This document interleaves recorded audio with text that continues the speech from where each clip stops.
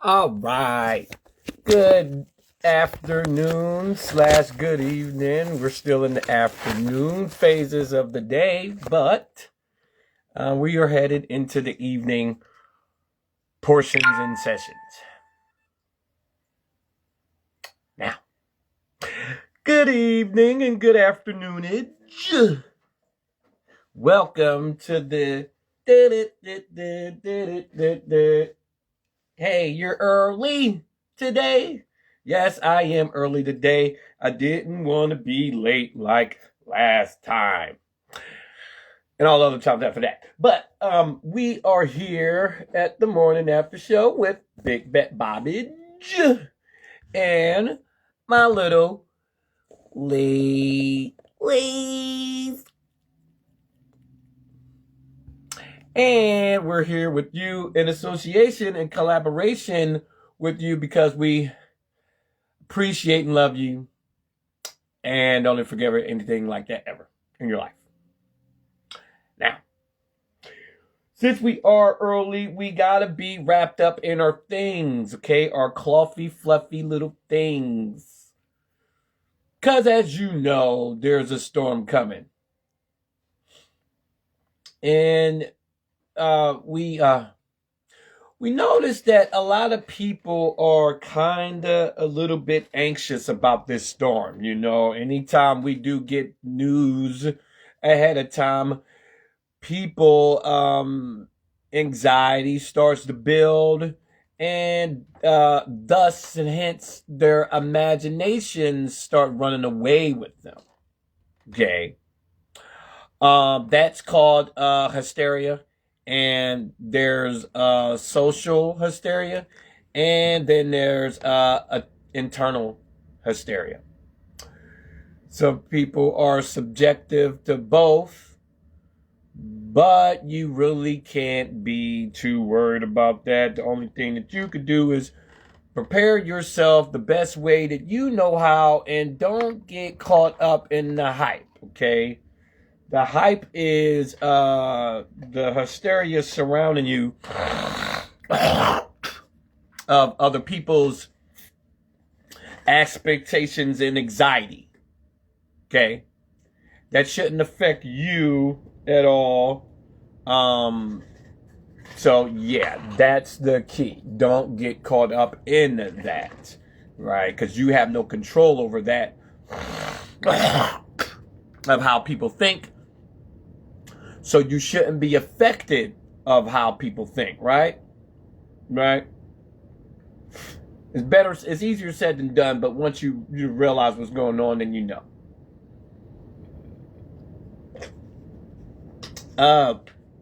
We were just talking to somebody and we tried to inform them that, hey, you know, don't let these people make you start cussing when you don't want to.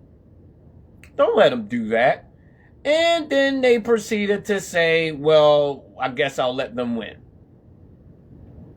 And that's when you got to step away, because see, that mentality of not being self-contained in yourself and letting the outside world affect that is going to make you do that. Right? Especially when you don't stand for something. There's a difference of being affected by something if your truth is affected by something. Now as men and as people, remember, it's still a pride thing, right? So you're still, you still got a little bit of you, a whole lot of you that's affected and involved with that, right? But the only thing about that is if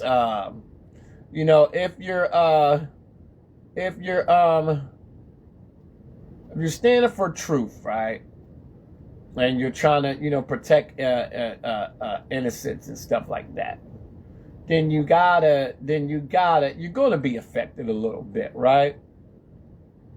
Especially when somebody else is deliberately trying to hurt people's feelings, right? You can only do what you do. We do sacrifice ourselves doing stuff. But that's what you got to do sometimes. You know, if you're there to fight and stuff like that, you're going to fight. You know, you got to fight these people. You know, you can only fight them with principle and you know, what you believe in, right? With that being said, you know, our good friend Mickey Fax, I told him a couple of weeks ago that I was going to do a track that he was going to be inspired by, and I'm pretty sure that he knew. All right. Because anytime you try to laugh at somebody, you try to laugh at people, and then you laugh at people, and then somebody tells you, hey, I'm going to be doing the track, and you should listen to it. It's going to be inspired by you. The person that's sitting there laughing and trying to hurt your feelings, they got a good idea what that track is going to be about. So we sent them the track. And of course, he's not going to listen, but that doesn't matter because it's to get it out there. All right. So anybody that was affected by him is going to hear that, and then they're going to stand behind that, because remember, this year we're not taking any garbage from anybody. Right. You're on garbage. We're going to call you out, and then it's going to be what it's going to be. I don't care. Who told you I cared? Right? Now, that's the door. Right? That's the door. But again,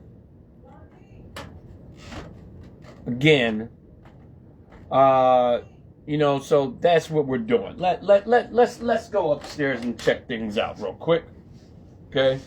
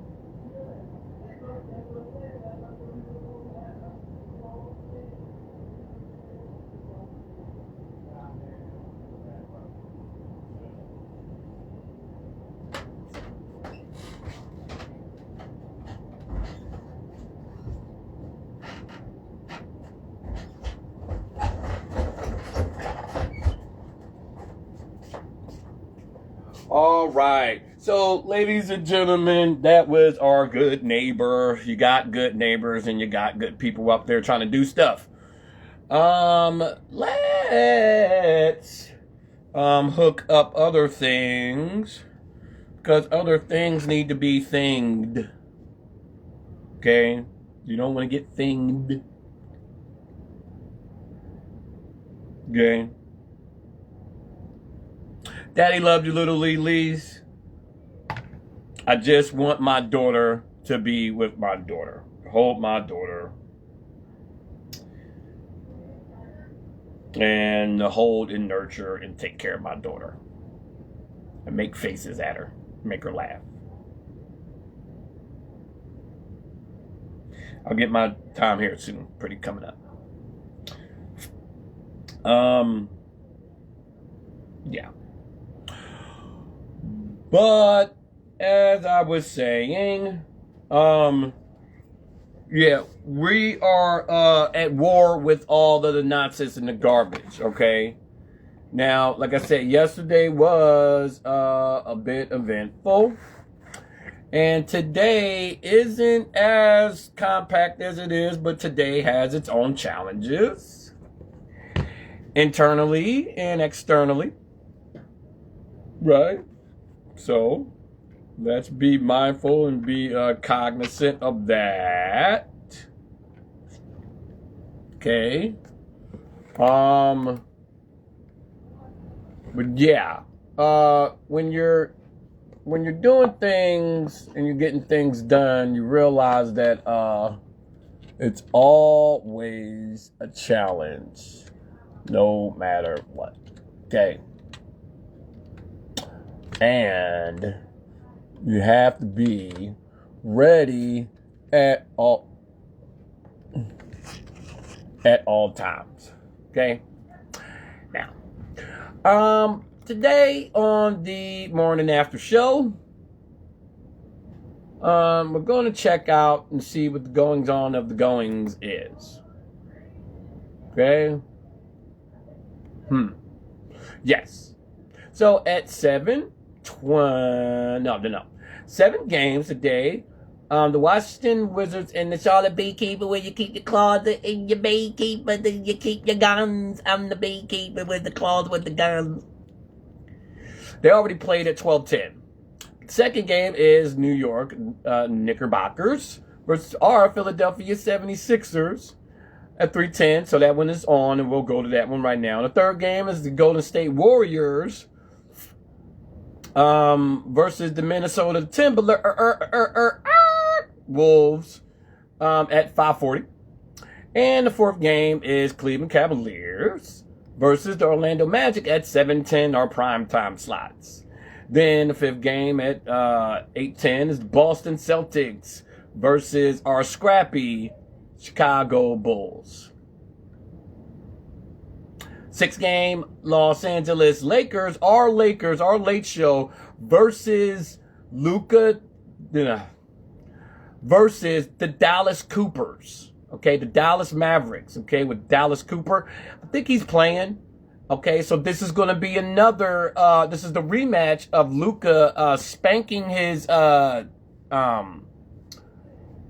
longtime overseas nephew, Dallas Cooper.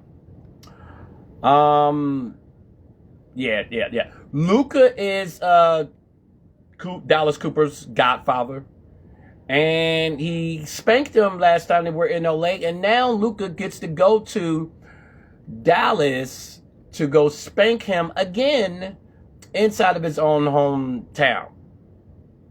Good luck with that. Seventh game, lastly, and that game is at 8:40. But the last game at 9:40, hour away from that, is the Miami Heat versus the scary and most relevant Utah Jazz. That's going to be a good one. And if the Utah Jazz win that, they're going to be on a roll. Going to be scary. But without further ado, let's get back to the action right now. New York Knicks and our Philadelphia 76ers. We are 20 minutes late into the game, but we were trying to be early. See, even when we're early, we're still late. That's crazy, right? That's crazy. Let's tap into the action.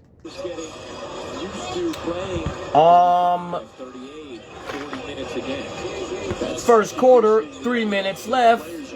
New York Knicks 29, Philadelphia 26.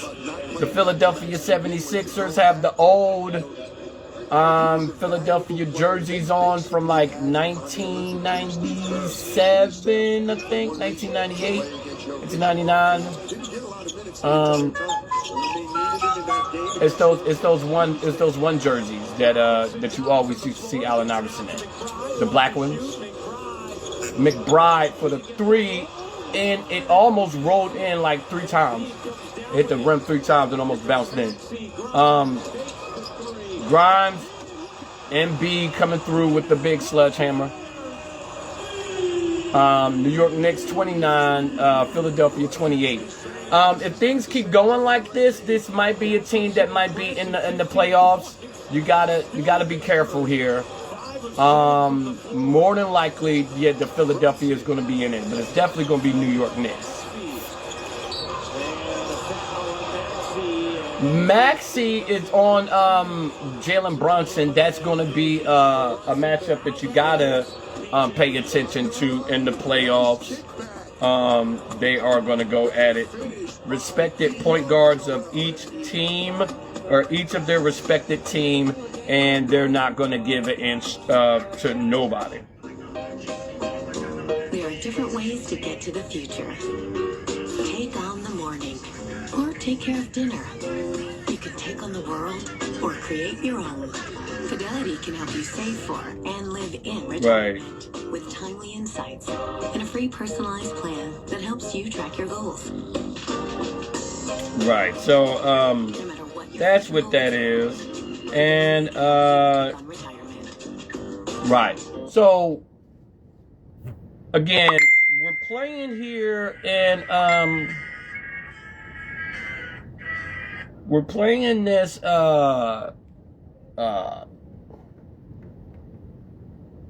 we're playing what appears to be the New York Knicks and the Philadelphia 76ers. Is, as I said, this is going to be a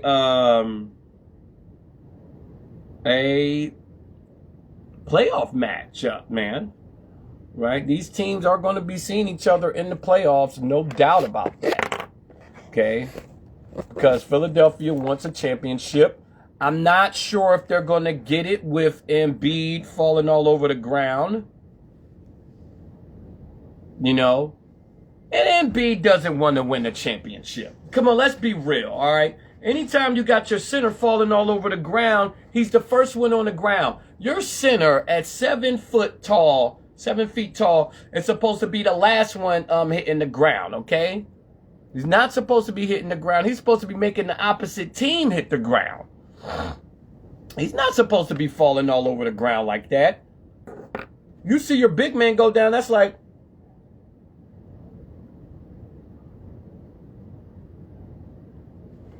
oh man, come on, get up.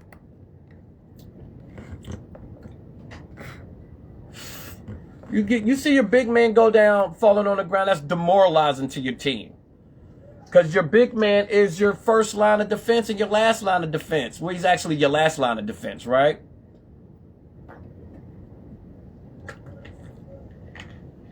So, you see your big man go down. It's like, come on, guy. Get up. Stay on your feet here. This is the playoffs here. We're trying to win a championship. Joel Embiid still has his hands covering his face from when Kawhi Leonard hit the shot over him. Hey, cousin. Hey, I love you so much. Thank you, baby girl. Thank you so much. Thank you for all of the support. My good cousin, my great cousin, Annie, is one of the greatest human beings walking the face of the earth. Always supported from day one. See, women, they always talk about women, and they call them all these names. You can't call women names, bro. I mean, even when they do bad, I mean, that is true. It's true. I mean, but when you got cousins like this, right? When you got women like that really love you no matter what, that showed them up, like your mom that brought you into this world. You know what I'm saying? I mean, women that really genuinely, they could be burnt alive, right? In the hospital bed, burnt to the white meat. And they gonna love you they gonna love you harder. There ain't nothing gonna change that heart, that soul inside these women that genuinely are like lovable creatures in the soul, man. Come on now. Right? And these women grow up to be the old women. Come on, sugar. Come on, sugar. Give me some sugar, sugar. You know, them old women, right? With a wealth of knowledge and the wealth of love that they've been given to the block and been getting that everybody, man. So that every time everybody see them, they always making sure mamas and grandmamas is gonna be good no matter what. You can't touch grandmamas. You can't touch mamas and you can't touch grandmamas. You can't come within 200,000 miles of these women. They're protected because of the love that they've been given to the people around them since they've been alive. So what that permeates to protect these women. Because those women are going to raise the next generation of women and show them how to be, you know what I'm saying, genuine and about that. You understand? Who's telling these people what's going on? I'm not understanding it. You know who's telling the people? We'll get into that later. Okay? But I say all of that to say, man, you know, those old women, the older elder women, come here, sugar, let me give you some sugar, give me some sugars. They don't come out the womb old, dude. They live a whole life, like times 2, times 3, times 4, bro. 70, 80, some reaching 90. You know what I'm saying? Homie, that's when you, from 0 to 20, you're 20 years old, that's one of your lives. From 20 to 40, that's 2 of your lives. From 40 to 60, that's 3 of your lives. From 60 to 80, that's 4 of your lives. And then from 80 to 90, that's 5 of your lives. They live 5 times your life, bro. And they saying, come here, give me some sugar. You better go give her some sugar because she got, like I said, she got the wealth and she got the knowledge and she got the love that's been permeating, and you can't touch her for 500,000 miles, and she's surrounded by the people that she touched in her whole life. Do you understand how it is now? They're not born old. They live the life a million times over. Granted that God blesses us to live the life. You understand?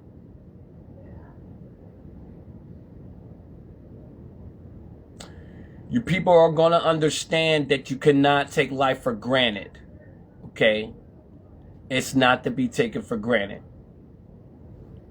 Now, back to the action. First quarter, 12 seconds to go. New York Knickerbockers 34 and the Philadelphia 76ers 34. It's tied.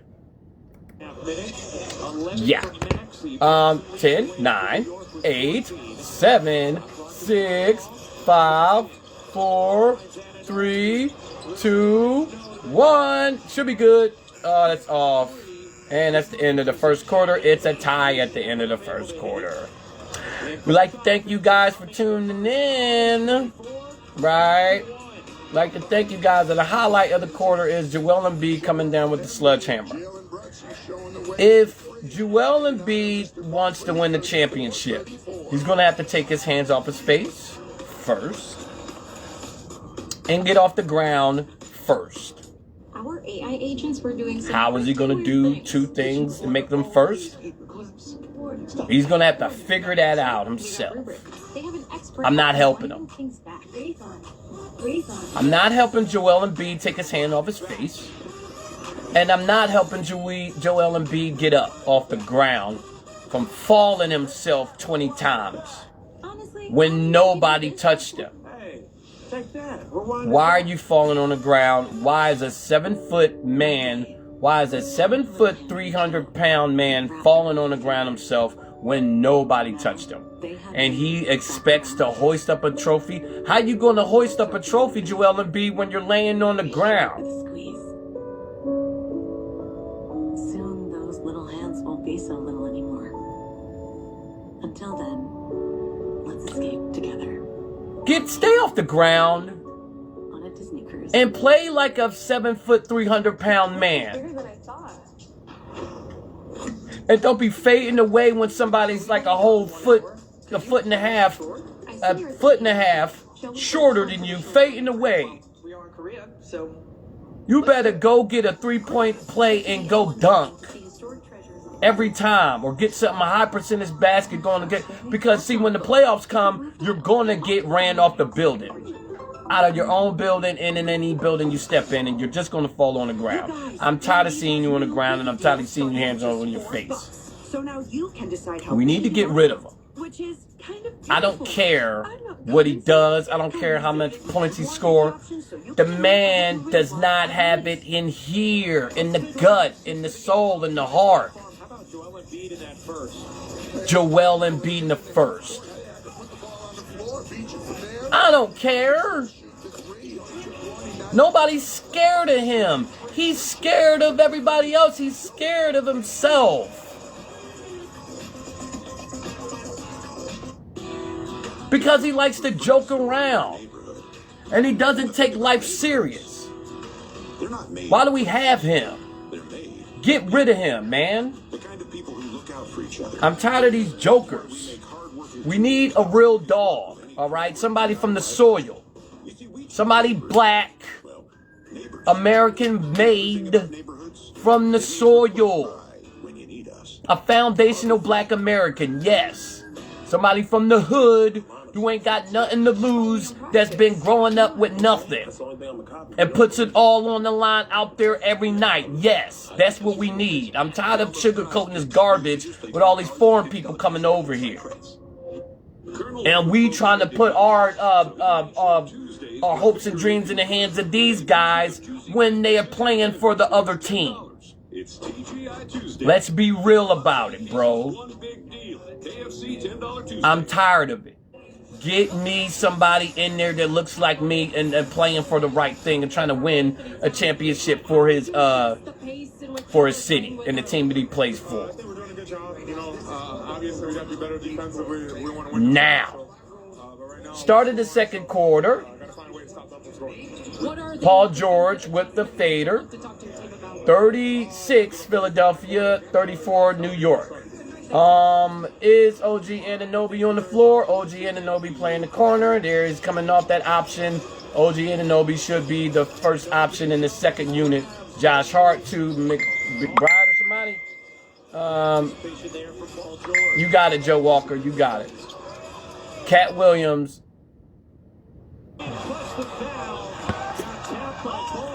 Cat Williams gets hammered. And why is he on the ground? I don't care. Get up, Cat Cookie. Cat Cookie fell on the ground because Cat is another one that likes to fall and likes to say, "Oh my God." Nice move, Cat. As is always the case, Cat ends up on the floor, out of bounds. He always falls out of bounds. Him and Joel Embiid are 7 foot tall, but they keep falling on the ground like they're point guards. You're not 6'4". You're not 6'2". Stay on your feet. You're not going to get the foul. Why is the biggest man on the court trying to garner sympathy? You're soft as a cookie, Cat. That's what you are, yes. Own up to it. You're soft as a cookie.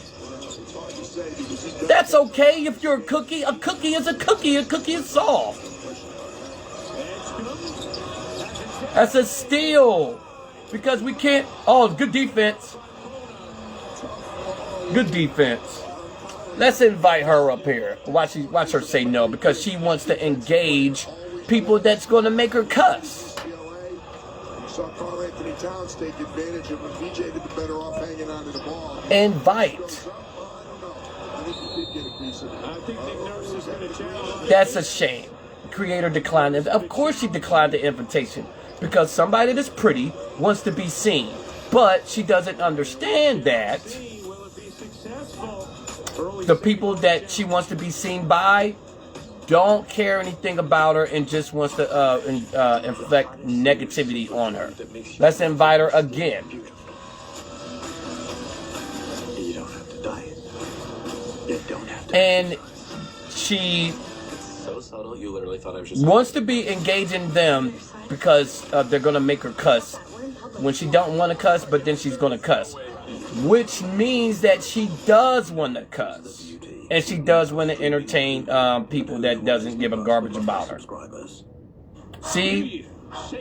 Now, what does those looks do for you? If you just want to be engaged by negativity.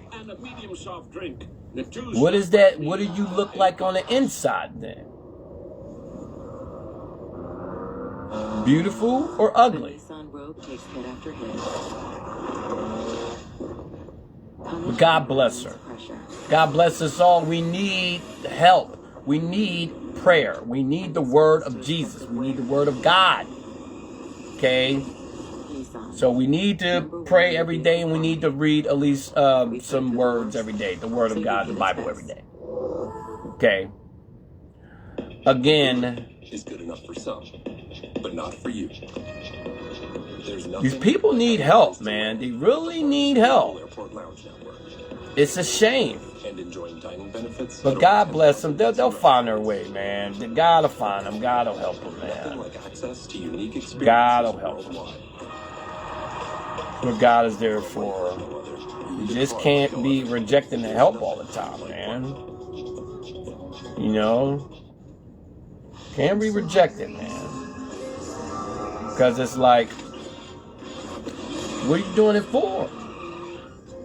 You know, it's almost like, you know, God bless him, though.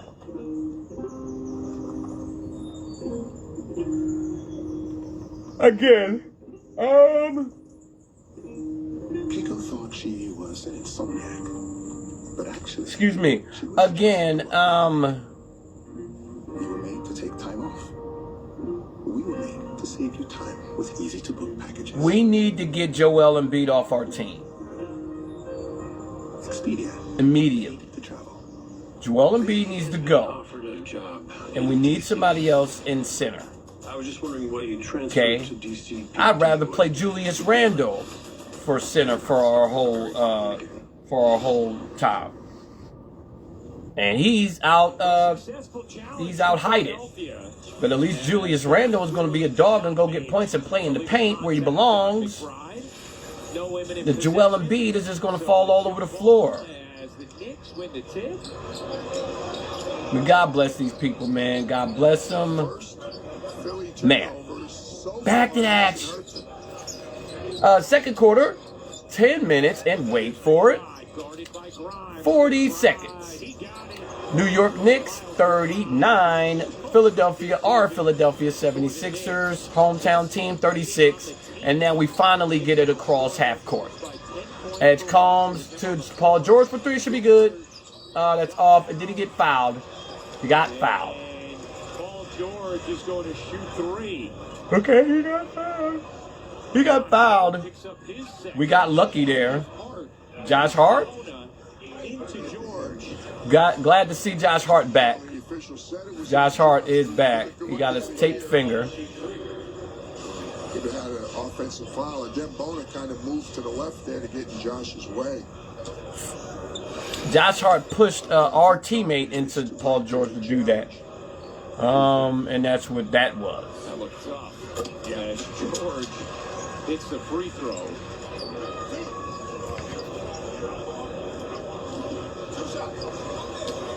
Mike Brown. Mike Brown, the coach of the New York Knicks. Mike Brown. Second free throw good for Paul George. Jalen Brunson, Tyrese Maxey. I want to see the assists for these gentlemen. That's, to me, can they score? Of course they can score, but they can also get their all three free throws good for Paul George. Max has an advantage right now, 4-0. Okay, so we got a good break there. Cat Cookie Towns His name is Cookie now, from now on. I don't care. It's Cookie that's a travel. Carl Anthony Towns has been very consistently called. Cat Cookie Towns trying to drive from the three-point line. Why are you trying to drive from the three-point line when it could collapse on you? You know he's standing up. He didn't think he was fouled. Second foul on Towns. There you go, Paul George. Go to work. Money. Paul George going to work. What Nick Nurse talked to us about, if you forget about him, hey, who's that guy wearing number 8? That's Paul George. He's capable of filling it up. 39, New York, 41, Philadelphia. Anunoby lost the ball, but we knock it out of bounds. They got a lucky break there. It will be Knicks basketball. He knows that OG Anunoby, although he's been slipping a little bit with the shooting lately, is a very good corner three-point shooter. Got beat along the baseline. There he goes again. Watford fouls Anunoby on the floor. The Knicks in general, number Excuse one me. in the NBA in corner threes. And they have two of the top 3 guys in the league over the last few seasons. Bridges, who by far and away has the most corner threes since he's entered the league. And then Anunoby, who's third on that list over that span. As Anunoby gets down to drop in. Well, that looked like identify a matchup. Look out.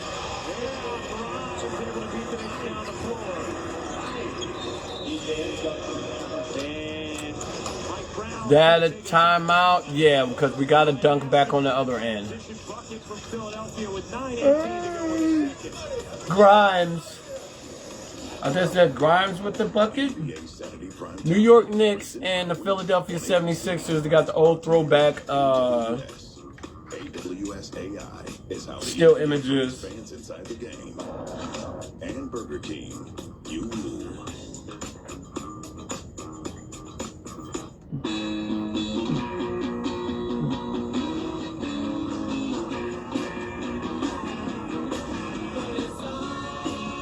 A little bit worried about some people, okay? But that's alright. People are just touched. What can you say?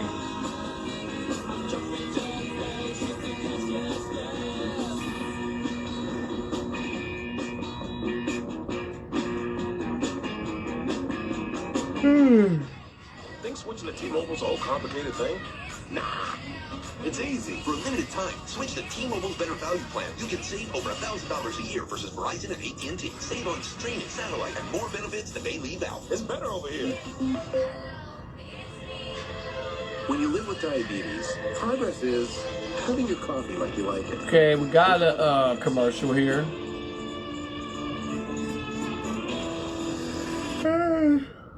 The Freestyle Libre 3 Plus sensor tracks your glucose in real time, so everyone There was can help lower your A1C. Confident choices for more control of your life. This is progress. Learn more and try for free at freestylelibre.us. There was a short that I seen on I think it was Instagram or TikTok or one of those things, and the Italian boy was tripping because he was like, "Hey, Queen Lady," he was like, "Why?" He said on a guy landing on the moon. He was like, he said, if we landed on the moon, who's the guy that's filming him land on the moon? And he kept dropping the F-bomb, right? So it just sounded like Joe Pesci doing a skit about landing on the moon. But it was funny because it's true. It's melty, it's savory, Who's taking a picture of him landing? Intern. You know, and I'm pretty sure that they asked that question back then, but I mean, yeah, like, who's taking a picture of him landing on the moon if he was the first one that landed on the moon? Like, you can't do that. You can't do that. Yeah, Schwab, they can do everything. Invest, trade, get full Right. service wealth management, and anything in between. Think I'm gonna be sick. We have to buy that now. Invest your way. Sheesh. Well, due to events in Minneapolis this afternoon, the NBA has postponed the Warriors-Timberwolves game, which was set to follow our game here on ABC. Minneapolis police saying a 37-year-old man was shot and killed by a federal agent, prompting clashes between hundreds of protesters and law enforcement.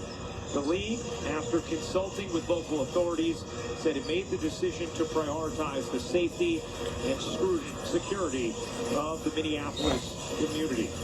So here on ABC, the Lakers and the Mavericks will still air tonight, starting with Inside the NBA at 8. Right. So unfortunately, somebody was shot and killed in Minneapolis. Remember, you got to pray for all these places, but remember, Minneapolis is the place that where ICE shot old girl.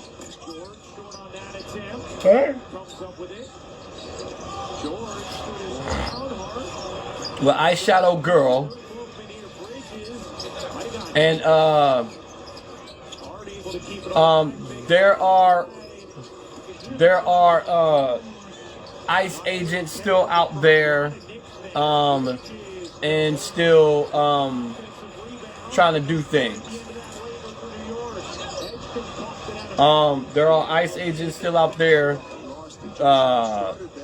involved in things, and then there are protesters that are a little bit active, and they have some things to say.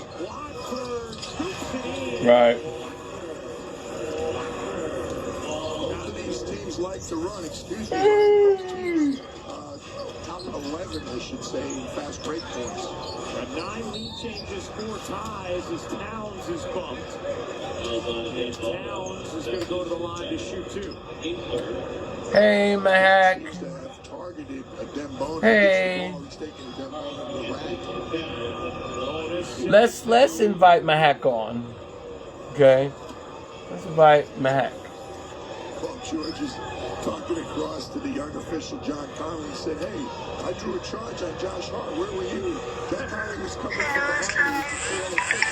Hey, Mahak, my good sister, God bless you and the family. How you doing? How you doing? How you doing?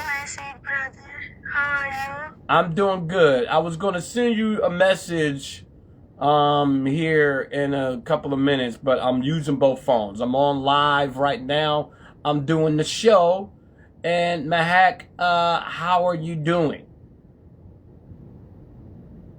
I am not good. I figured you're going on. What's going on, Mahak?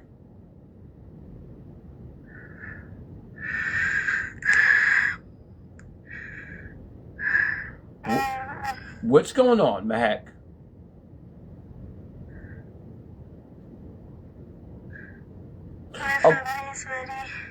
Okay. So, all right. I'll say. Okay, so we don't have to talk about that right now because we are on live, and I don't want to do that. But I just wanted to see how you are doing. So what I'll do is I'll give you a call here and shortly here. Okay. So let me go ahead and let you go, and I'm gonna yeah. I got you. I got you here in a second, okay? All right, good sister. I'm going to talk to you here in a second. Okay. All right. So, ladies and gentlemen, like I said, we still have to look out for each other and check on each other because it is real life that we're living and people are going through things. Now, back to the action. It is the second quarter. 6 minutes and 52 seconds. The Philadelphia 76ers 47. The New York Knicks 45. And Paul George just went to the lane.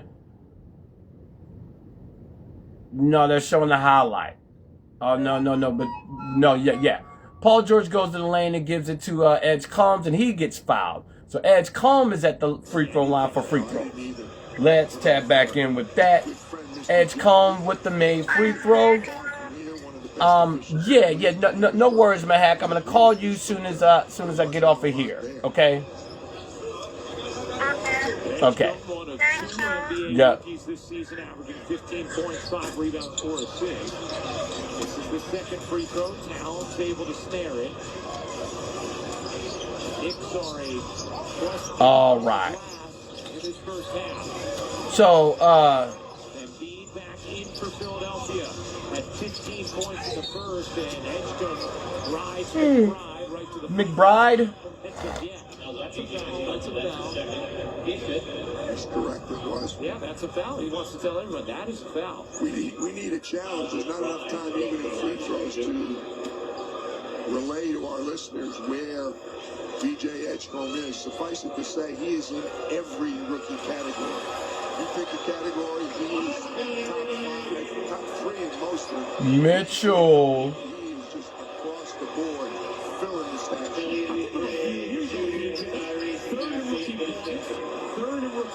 Tyrese Maxey just came in. You heard his name being called. First in minutes, 5th in blocks. It's like, as soon as he come in, Percentage, 6th in free throw percentage.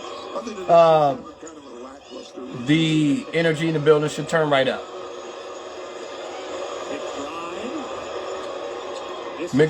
McBride, did he miss both of them? I think he missed both of them. That's crazy. So Joel Embiid and Maxey checked in. Let's see if Joel Embiid can stay on his feet. You know, a lot of places just the fourth quarter, not so here in Philadelphia. Embiid. Joel Embiid steps back and splashes it for 3. Okay. Schmurda, my guy. Schmurda. At Schmurda. Get Schmurda on the line. My guy Schmurda. Okay. Bring Schmurda on. It says adding Schmurda. Schmurda. Schmurda. You never heard of him until now because that's when he wants you to do. Schmurda, my guy. God bless you with a family. How you doing, sir? What do you got for a Schmurda? I'm chilling, man. Watching the Texas Tech game right now. Uh-huh. What's going on with the Philadelphia game? I see you got the Philadelphia game going. Yeah, God bless, man. We got a smooth stream going here. We are watching the Philadelphia versus the New York Knickerbockers game. Second quarter, 5 minutes, and wait for it, 5 seconds. New York Knicks just hit the 3. That was Jalen Brunson in the corner. New York Knicks 50. Philadelphia Sixers 51. Foul on Mitchell on Maxey driving to the lane. The Philadelphia 76ers and the New York Knickerbockers are going to be meeting each other in the playoffs, apparently. And the Philadelphia 76ers is not going to have a chance if Joel Embiid keeps falling on the ground when nobody touches him. Joel Embiid don't have a chance. No, the Philadelphia 76ers do not have a chance if Joel Embiid is going to keep falling on the ground with nobody touching him. That's a fact. Right. He is still shook, and he still has his hands on his face, covering his face from when Kawhi Leonard hit that 3 in the corner that he didn't believe that shot was going to go in. And ever since that day, he hasn't recovered, and he hasn't pulled his hands away from his face from embarrassment. You think he's still suffering from PTSD? Yes, he is suffering from PTSD. I know these things because you can see it in his soul. Copy that. But what's going on with that Texas game? Is that a championship game? Is that what? I actually like Texas Tech to go ahead and pull this off. It's really, really close. Last time I looked up, it was 76-75. Mm-hmm. I got, where the other game at? They switched the TV. Okay. They got, copy that. They got the Jackson State game going on over there. Everything else is on commercial break. But yeah, it was 75-76 last time I looked at it. Very, very close game. Very, very defensive game towards the end of the game. Yeah. The beginning of the game, they were just letting, they're spilling each other out, but everybody was scoring. Okay. Okay. So this is college basketball you're watching. Correct. Yes. Fadeaway shot on the left side by Joel Embiid. As long as Joel Embiid stays on his feet, then Philadelphia has a relative good chance. Oh, But if your center, which is your last line of defense, goes down from nobody touching him, that is demoralizing to your own team because it's like, dude, why are you on the ground? Why are you falling on the ground? Why are you falling on the ground? Why are you falling on the ground and nobody touched you?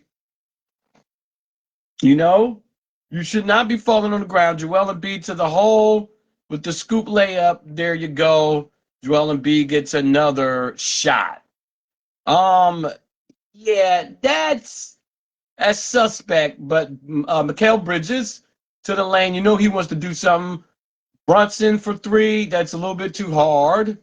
Swinging the ball to McBride for three. The sidestep. That's too hard. And it's another back tap to Joel Ginobili.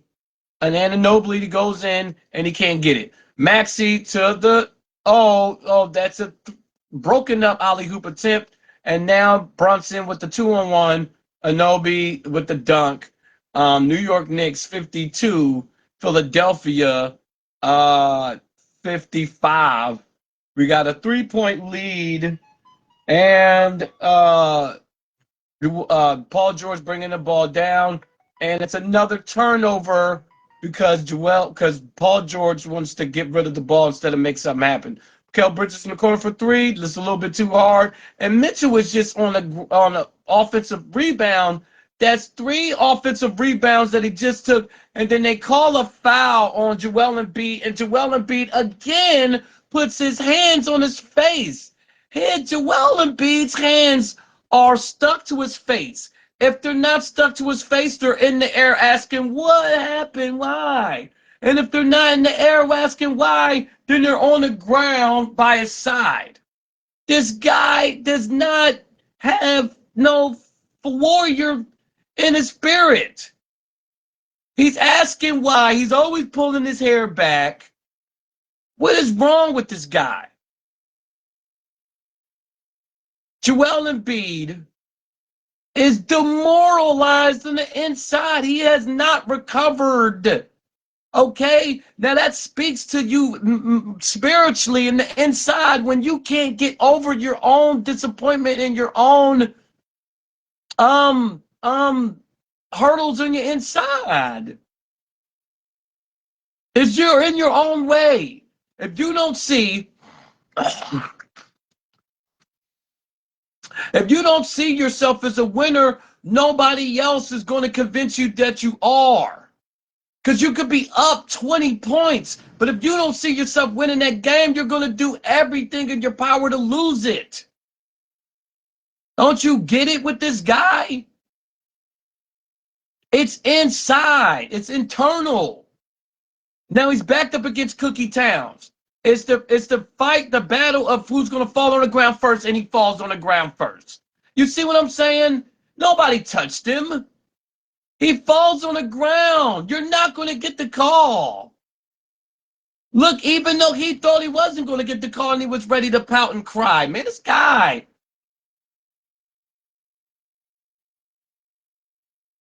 And Carl Cookie Towns he has his hands up. Now, Joel Embiid has infected him with the, why? Why am I doing it? Why? But you don't need to infect Cookie Towns with it because he's already like, oh my God. Don't you see what's wrong with these guys? They're big and they're soft. This is the battle of the cookie of who's going to crumble first. The guy who falls on the ground or the cookie that's going to crumble. Now they got Towns off of the floor. Get him out of here.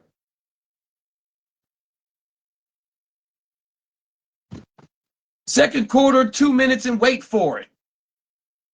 40 seconds. New York Knicks 54, Philadelphia 58. Brunson with the ball. And Anunoby with a one-on-one with Edge Combs, and he spins move because he's too big for Edge Combs. 56 New York, 58 Philadelphia. We've been turning the ball over. Do not give it to go Edge Combs. That's off. And we can't get a rebound because our guy isn't in the lane.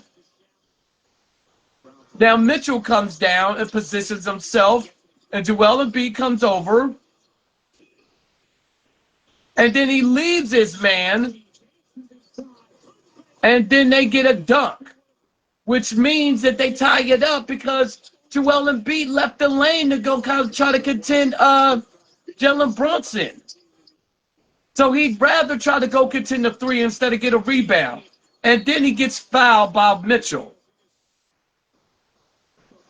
And then he walks with a frustration, with a visible frustration, when you should be grabbing rebounds. Get a lot of hand ones against Mitchell Robinson. It's his money's worth to get fouled. Joel Embiid, we have no chance with this guy, man. His decision making internally is just all wrong. He should be playing for like Washington or somebody. We do not need this guy. Ernie Johnson, Kenny Smith. And then the coach is looking like a garbage pail kid, smiling, looking up at the clock. He looks suspect. Charles is the best. Man, get out of here. Then he misses the free throw, which means we're not up 2, we're up 1. He did all of that just to do that.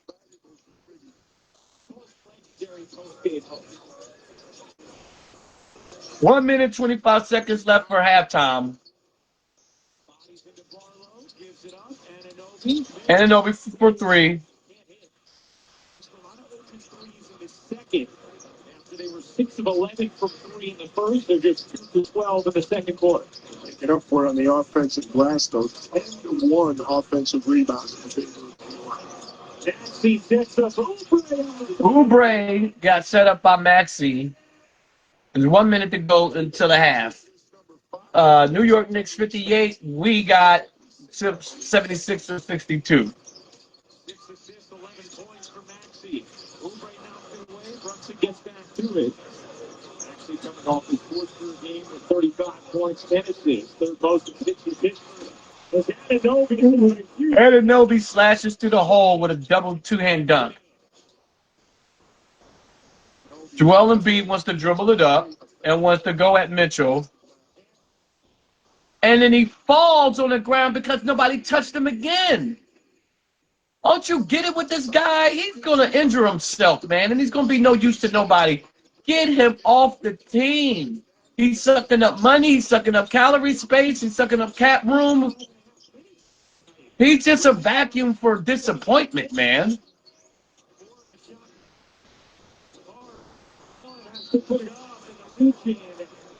We'll put Hart at the line. And we put Hart at the line.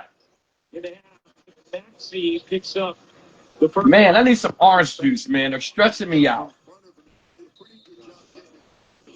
I was going to say good job. There's only 9 seconds left to go in the half. Hart is going to hit 2 free throws. We're going to come down and we're going to get one more shot. Joel Embiid might take the shot, but at this point, I don't care if he takes the shot, if he doesn't, because all he's going to do is fall. Hart misses the free throw, so we get lucky. So let's watch this. We're not going to do a disservice to you guys. We're going to watch this last. Possession. Shaman on the floor. We love Shaman. He plays hard. Takes the last shot here. Tyrese Maxey. Hart with the second free throw. And he misses it. Maxey gets the 7, 6, 5, 4, 3. Oh, they have to bleep him out. Yeah, Maxie, you turned the ball over. Maxie, you turned the ball over because you're an idiot, and you're probably on the. Maxie's on the take for Vegas. Parrish, P, what's up, my guy? How you doing? We're sitting here doing the commentary for the New York Knicks versus the Philadelphia 76ers. P, put in the comments, are you watching the game? I seen your son, man. He's so incredible, man. Like father, like son. It's incredible how he adapted his brain, and genetically, all the genetics are falling in place. How did that feel? When did you start seeing that? I know the love was always there for him to play. Put in the comments, P. When did you start seeing him put the skills together? Okay, so P was just popping in. Okay, so that's all right, man. God bless our friends. They just wanted to pop in to see what's going on. Okay, they probably got a whole lot going on. They're probably dealing with the families and stuff. That's okay. Unfortunately, went deep and no one was open. Now Philly trying to get it in. George.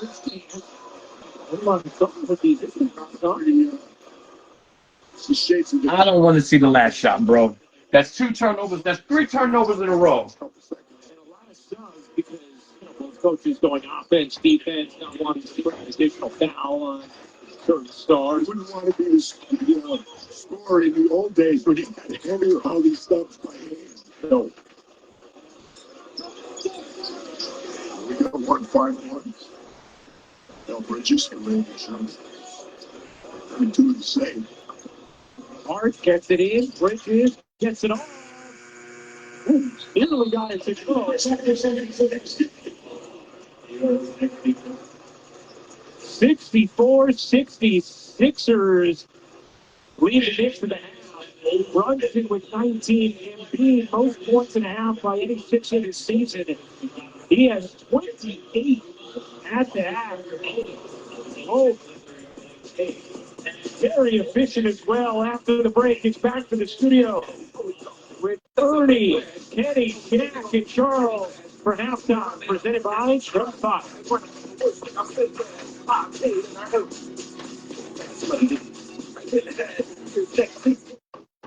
There's regular cold. And then there's the mountains of the blue cold. Mountain Cold Refreshment. Coors Light. Choose chill. Okay, you can stop asking for Reese's Oreo cups because we literally made Reese's Oreo cups. And they taste, amazing. That's probably why you asked for them in the first place, huh? Smart. Colonel knew folks hated Monday, so he made sure Tuesdays were finger-licking good with 8 pieces of juicy, crispy chicken or tenders for just $10. It's TGI Tuesday. $10, 8 pieces, one big deal. KFC $10 Tuesdays. The Women's USA Bobsled team is the closest team on earth because they use Native's Global Flavors collection. Clean, simple, effective formulas. Because the only metal you want on your skin is gold. Find Native Global Flavors. Available at Target. Jalen, what's harder, picking plays or picking outfits? Next course. You gotta be twice as good. Can you throw twice as far? Who is the Is Sprite responsible for your success? Nah, but it tastes good. If you want a refreshing drink, Sprite. Obey your thirst. Kicks it out. Puts it up. 2 seconds to go. For 3. All of your favorite player drops on FanDuel this NBA season. And now, all customers choose your own reward today. FanDuel, play your game. Being a pro doesn't start under the lights. It starts in the kitchen, where Factor chefs dial in balance, the way coaches fine-tune plays, because what you put in is what you get out. Factor, eat like a pro. Right now, at the Home Depot, shop savings on top brand appliances, like LG, and get appliances that last, with helpful features you can rely on for years and years to come. now at the Home Depot. I'm a Denny's Super Slam. Stuff coming through. Okay, y'all can chill now. With our new slamming meal deals, you can feed everyone and still get dessert. If you've got room. Good luck. Denny's new slamming meal deal starting at $5.99. Step inside the game you love. With the NBA app. Tap to watch every game as it's happening. And never miss a moment of the jaw-dropping action. Be closer to the players than anywhere else. Follow the latest schedules, scores, and stats. Keep up with every story from across the league. And with NBA ID, it's all personalized to you. The game lives here. Download today. It's good to be back. Why are you standing like that? No, I felt the road. Try it. Like this for the road. You know, the Sixers won 24 games last year. Wins today, it'll be number 25 of this season. Wow. 24-19 coming in, and Joel Embiid, the best half of his season. 28. All right. So now we got to be real with ourselves, okay? We got to be real about what's going on, okay? Now, and who's this? Natty? How you doing, Natty? Type in the comments and let me know how you're doing, Natty. Natty, where are you from? How are you doing today? God bless you and the family. How are you doing today? All right. If people are going to listen, I'm going to start holding people's feet to the fire. If you're going to come in here, that's okay. But you're going to come in here, you're going to have to interact, okay? You're going to have to behave like a normal human being. You come in, you introduce yourself, you say hello, okay? This is not TV, okay? And social media is not some weird world, okay? This is real people with a phone, all right? That's all it is. And we're interacting with each other. That's not a separate world, okay? All you have is access to people. So if you got access, then behave like you're still a normal person, all right? Say hello. Natty, hello, how are you doing? We got to understand that some of these people aren't real, all right? So you got to call them out on it.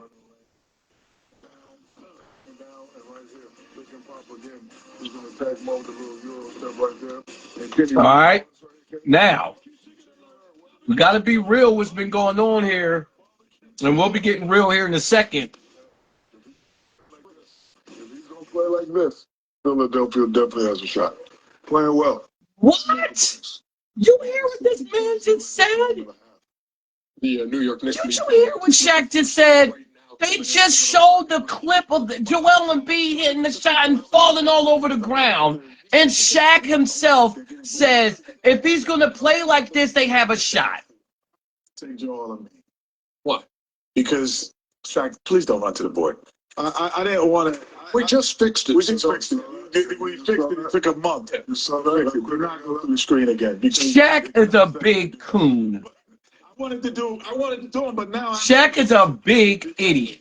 Talking about a guy, Joel Embiid, who's aggressive. But one thing we have here is listen. Joel Embiid has been falling all over the ground. A 7-footer. He made a shot and he fell on the ground trying to get sympathy from the refs and try to get a three-point play. And Shaq said if he continues to play like that, that Philadelphia has a shot. Shaq just said the most disturbing, dumbest, idiotic thing I ever heard in my life. And this is coming from a 7-footer who's played his whole life at 320 pounds. Shaq has never fallen on the ground with nobody touching him. Shaq has always made people fall on the ground from them fouling him after touching him and going to the free throw line to try to get a three-point play. So how is somebody that falls on the ground with nobody touching them give his team a better shot than somebody who actually made people fall and getting the three-point play and never failed and won championships? That statement made no sense, and he's a lying coon. Do you understand? I'm not letting nobody get away with garbage no more. that was absolute garbage that came out of Shaq's mouth. And he gets paid to give misinformation. For the big people out there that's just seeing that what he just did, falling all over the ground, trying to get sympathy from a refs, the tallest person on the ground. Now the big boy is going to be thinking like, oh, that's what I got to do. I got to fall on the ground because Shaq said that I need to, that's playing and that's going to give my team a win. So I need to fall on the ground to get sympathy. My big limbs needs to hit concrete in order to garner sympathy to get an extra point. You see how dumb that sound? He's a clown. Look at the chuckster. That's one of these seven. Yeah. We want. Right. And you notice who they got doing commentary, doing sportscasting now? They got Shaq, a big sellout, a big joking coon sellout. And they got Charles Barkley, who's a wannabe joking coon sellout. So you put them on opposite ends, you put the two clown pillars on the side, and you have them spitting garbage at each other, nonsense at each other the whole time, while you try to put two people in the middle to try to talk some relative sense. They try to balance that out. You see? I'm running out of ideas. Try Tide. It's boosted. The other stuff can't match Tide's boosted clean. These guys are totally and obscenely ridiculous. It's cleaner, whiter, brighter, and fresher. You don't ever tell no big bull that falling on the ground is giving your team the big play like that if they got a good shot of winning. Shaq. But then Shaq's brain is exactly what he used to throw up at a free throw line. It's a brick. Which player will have over 100 tackles and make a profile? And he's a big bully. Yeah. Think switching to T-Mobile's a whole complicated thing? Nah. It's easy. For a limited time, switch to T-Mobile's better value plan. You can save over $1,000 a year versus Verizon and AT&T. Save on These guys are not getting away with anything no more in life. I'm not allowing it. All right? And it's the world premiere Monday morning only on GMA. Man, I miss this. Just getting real with each other. But yeah, let's turn this place into our feelings dojo. My God, Betty. You two idiots are perfect for each other. We do the most good we can in a single shift. And do it every time. I read that some guys are calling their friends to say goodnight. That's crazy. I don't want to do it either. Scrubs, new season? Okay. Like a relentless weed, moderate to severe Crohn's disease symptoms can keep coming back. Break away to what's possible with Tremfya.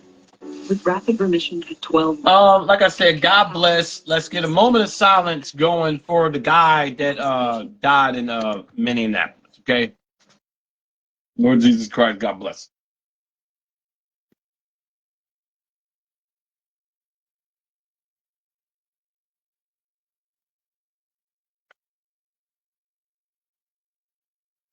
All right, so we gotta be careful here, okay?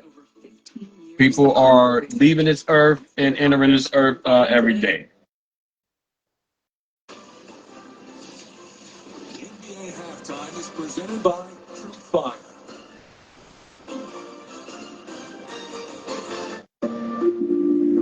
Vicks VapoStick provides soothing, non-medicated Vicks Vapors. Easy to apply for the whole family. Vicks VapoStick. And try Vapo Shower Max for steamy Vicks Vapors. I'm your overly competitive brother. Say, I'm about to steal this game from you just like I stole Kelly Clark in high school, huh?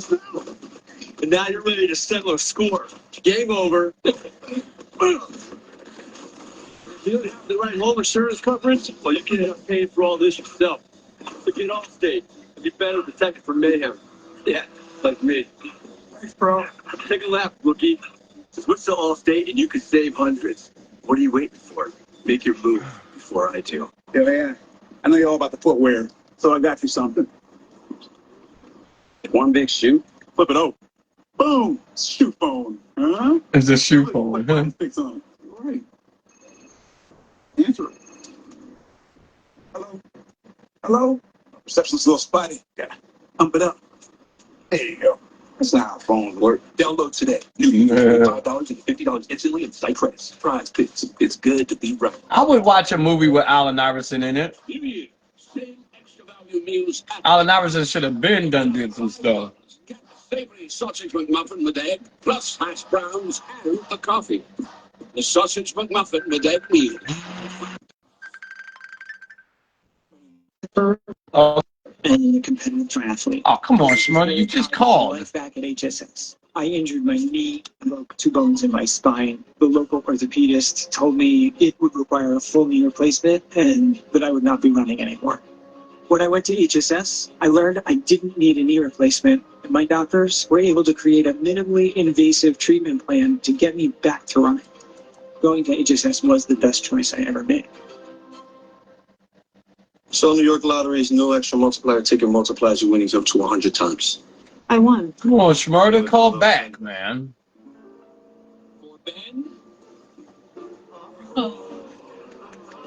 Great farm. Benjamin, tip. Play New York Lottery's extra multipliers grab top games for chances to multiply your Benjamins between 10 and 100 times. Prizes up to All right, so I think it is halftime, okay? It's halftime, and so what? Okay? Hey, Simply Laquita. How you doing? How you and the family? All right. Sixers lead the Knicks 64-60 as we welcome before time once again. Ryan Lugo alongside PJ Carlissimo. PJ, how about PJ Carlissimo?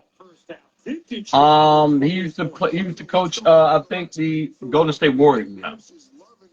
Obviously, everybody here in the building is loving Joel Embiid. What he's doing. 10 for 12 in the field. He made both his threes. Missed the free. Some people are just afraid to be in their own skin, man. Inside. How about it? Now I wonder how certain people are doing. Forget 4 boards and 2 assists for Joel Embiid. Had a triple-double Thursday against the Rockets while playing 46 minutes and 28 points in the first half today. His most points in a half in 2 years. Sixers start the second half with the basketball, a 4-point. Come on, man. These people. Here's Oubre. Oubre to the lane. All right. So Kelly Oubre with the bucket. Third quarter, wait for it. 11 minutes, 35 seconds. New York Knicks 60. Philadelphia 76ers 66. This is a pass from Jalen Brunson down to OG Anunoby with his he has another double hand dunk. That's all he's been doing is just going to the basket and dunking because who's ever guarding him is just letting him just run to the basket. That's Anunoby's game. Go to the basket and dunk. Okay, he got fouled by Bridges. Kelly Oubre wants to get out to a fast start in the second half. This is where Kelly Oubre can make definitely be effective as soon as you come out for the third quarter. Everybody's trying to warm themselves back up. He's so giddy to play, and he's so competitive that he's always ready to play. So he's going to go from 0 to 100 as soon as the ball hits the floor because he's already amped up to go get buckets. Right. He doesn't need to get warmed up. His heart is pumping like boom, boom, boom, boom, boom, boom, boom, boom, boom, boom, boom, boom. So he wants to get to the shots, to the bucket. We love Kelly Oubre. Should be money. That's a good shot, Kelly Oubre. Come on, you got to talk to him, Kelly Oubre, man. I don't know, man. Kelly Oubre against Josh Hart, man. Okay, so Kelly Oubre, you can't get over zealous. You have to watch Josh Hart. Okay, Jalen Brunson with the kiss 3. He always does the kiss of death 3. Kiss to the crowd 3. Hello, Hugo Cruz. God bless you and the family. Thank you for tuning in. A screen around for Maxey. Back to Maxey for 3. The side jump 3. No. Right. Oh, behind the back, Brunson. Brunson attacking edge comes, and he can't get it. But that was maybe a push on Cat Cookie Towns. Cat Cookie just put somebody, and then he's a cookie. Where they're really doing a job is on the offensive glass. Cat is just a cookie, man. That's okay, man. I'm gonna just stop. I'm gonna just stop with him, man. I get tired of picking on people that's just soft. I feel like a bully, man, and I don't like bullies. Robinson in for New York. Yeah, it's great. You don't lose anything on the glass. Come on, Oubre, keep going. Indeed. I think getting to a little Robinson, a terrific job. And he throws the ball away because Joel Embiid is just. Get a steal for that possession. Josh Hart to Mitchell. Around the Bridges. Go, Bridges. The lob dunk to Mitchell. Good stuff, Mitch and Bridges.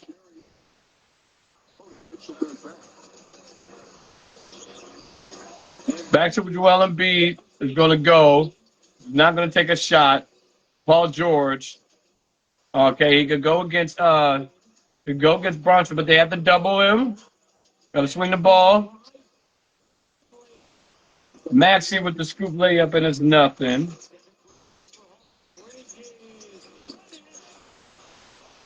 That Cal Bridges, I think he hit a 3 or something. Now the New York Knicks are up. Okay, 69-68. Mitchell guarding Joel Embiid in the post. B fader, but it's a brick. Right? So now here comes Josh Hart coming up the lane. He gives it to Brunson, but it gets knocked out.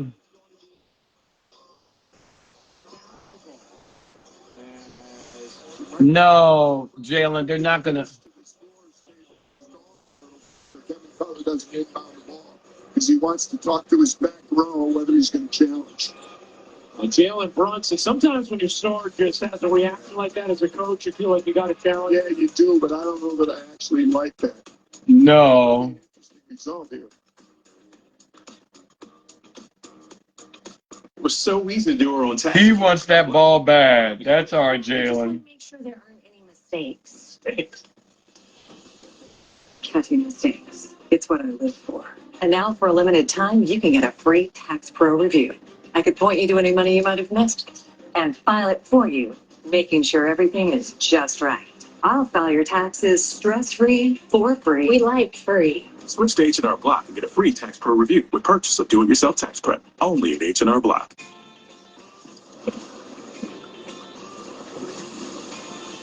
Let's lay down real quick because I'm getting lightheaded and I can't. King Ramsey, what's up, Ramsey? Okay, so people just love to just pop in and leave. That's all right. How big do you want to go? Which is. Well, God bless everybody for tuning in. I'd like to thank y'all for tuning in. Wendy's. All right, let's go. Let's get it. It's a commercial right now. I think the New York Knicks are up 2 points, and they just called a timeout. Okay. So let us know in the comments how you're doing. Let us know what you're going to be eating for dinner. We'll probably throw a piece of chicken in there. And I don't know.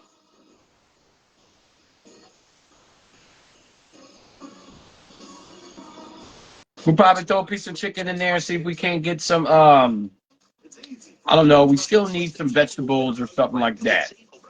Okay, so we need to eat though, but that's okay. We are on a little bit of a soda kick, a little bit of a juice kick. We don't have no orange juice on us, but I mean, we could go up there and get some more of our orange juice, but we're messing with our soda for right now.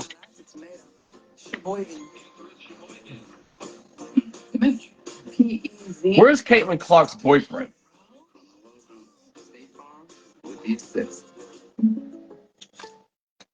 If the Colonel saw the price of a lunch today, he'd have some choice words. But with KFC's $5 bowls packed with all this... All right, we might have to go get some food here.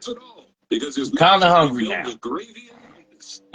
This game is making us hungry because there's really nothing going on, right? And I'm afraid after we eat, we're going to have the itis and go to sleep. But there's a whole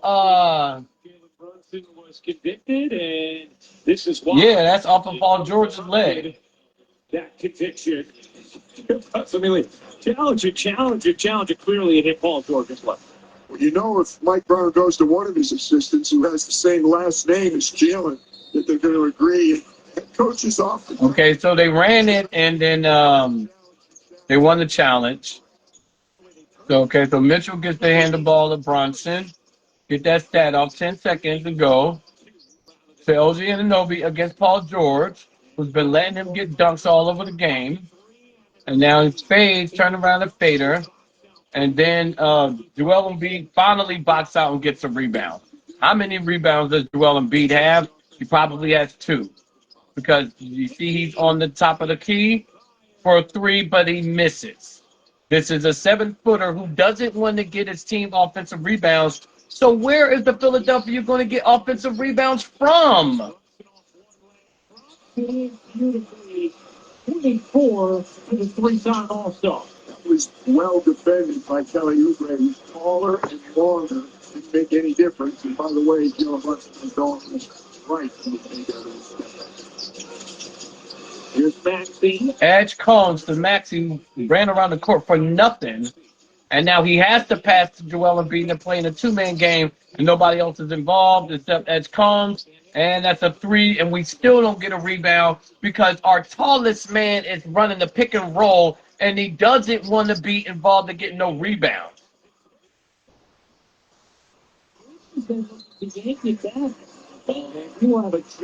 I'm going to go get something to eat. This game, I told you, and Shaq said, if Joel keeps playing like this, we got a great chance of winning. Do you see how dumb that sounded?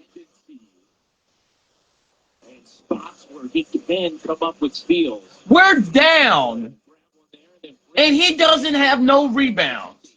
And Shaq says if Joel Embiid keeps playing like that, we got a great chance of winning. Shaq should be fired and gone somewhere. And never talk about basketball again. You don't get to say anything about basketball. I don't care how many championships you think you won, because you didn't win nothing. As we talked about earlier today, his defense has improved as well. Yeah, big time, Melissa. Thank you very much. Yeah, the Sixers win the fifth. With a mentality talking like that. He caused the jump ball. He gets it. I'm not sure officially, but it's going to. Give him Kyrie's the second steal. They did give him a second steal, yeah. Here's George. Trying to take Robinson. George. Bridges off the hard in transition. Lays it in. Josh Hart has had a nice complete game thus far. 8 points, 8 rebounds, 5 assists. A 12-0 run. With Karl Anthony Towns on the bench with 4 fouls. This lineup with Robinson having a lot of success for New York. Maxey has a strip on Robinson. 7 on the shot clock for Philadelphia. The second offensive rebound of the day for the Sixers, and the way they've been shooting the ball the last 2 minutes, they're going to need some offensive rebounds to get back in this game. Neither team has led this game by more than 6 at any point. That seems like a huge lead, right? Yes. Brunson nearly comes over the steal, and B. Going to be a shot clock violation. Good awareness of Joel, knowing he had a launch as soon as he got it. Joel's missed a couple. Tyrese, that one he didn't finish when he got to the rim. Sixers have gone dry, and good news for the Knicks. Mikal Bridges has come alive a little bit, and Mitchell Robinson has come in. And the fact that he can't wait to the bench has not hurt them. If anything, the Knicks are thriving right now. Embiid was 10 for 12 in the first half, 0 for 3 in the second. Brunson, They did not know what defense they were in right there. No one was guarding starting point guard for the East, Jalen Brunson. 27 for Brunson. The Knicks, with the largest lead of the game, is up to 9, a 15-0 run. Maxey needed that one and got it. Not an easy shot. Needed is not enough.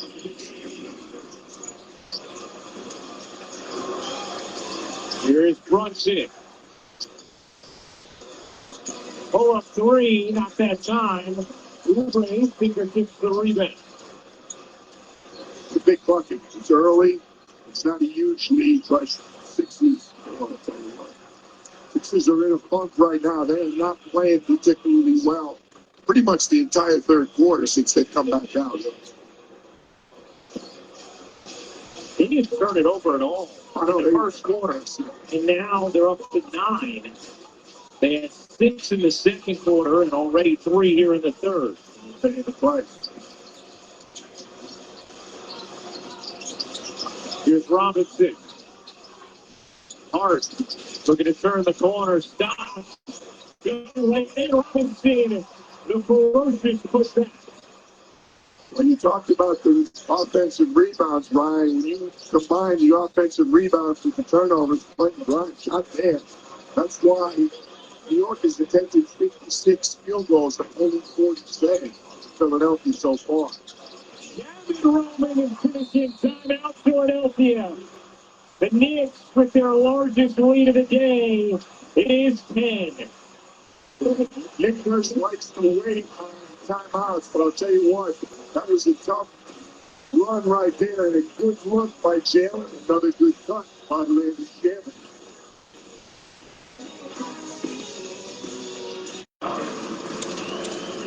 Being a pro doesn't start under the lights. It starts in the kitchen, where factor chefs move like point guards, reading feet and timing every pass. Dietitians dial in balance, the way coaches fine-tune plays.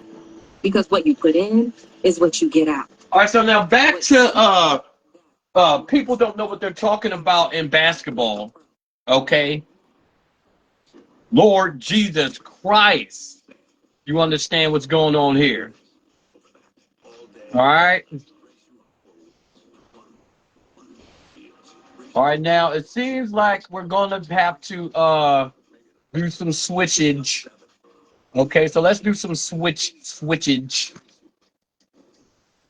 with the charger ports. Okay.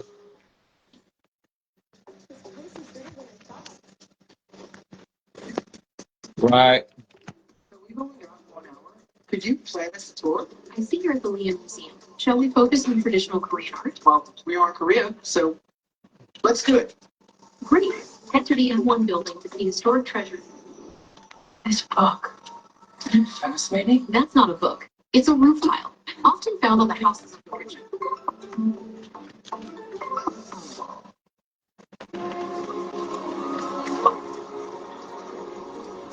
Okay. Got one there. And then we come back over here to get this.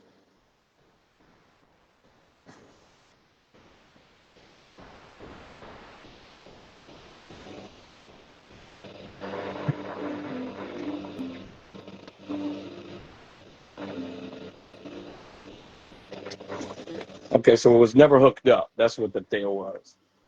All right, so it was never hooked up. That's okay. We're just getting hooked up. Sorry, Renee. Hey, Renee. Hey, Mama Renee. Just getting these things hooked up to get resituated. All right. So there we go. All right. All right. So we're back. All right. So we got a lot of people that's just doing things, but that's okay, because that's their life, right? Everybody's not going to stop what they're doing to accommodate other people, okay? Everybody has their own life to live, and I understand that, right? So let's live our life, okay? Let's live our best life, right? Daddy loves little Lee, right? Daddy loves little Lee. The Knicks with a 10-point lead over Philadelphia. Robinson up to a plus. The Knicks with a 10-point lead because that's what it's ballooned to. Because again, Joel Embiid is still out on the floor. With his fourth for a while, but the Knicks have played very well with him out. Robinson does that outstanding job against Embiid. Turnover on the screen. I've got the Knicks at 9 for 12 this quarter. Sixers only 2 for 11. Let's make the Rams proud. Yeah, you got that right. So it's that major freshman year. And then what happened? That's how it was different. Joel Embiid is still out on the floor, and I don't know why.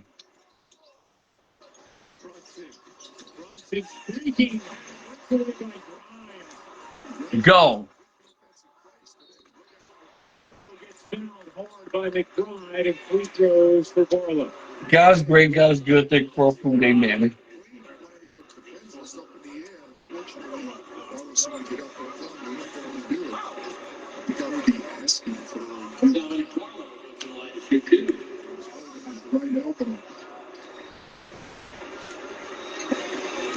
Barlow at the line.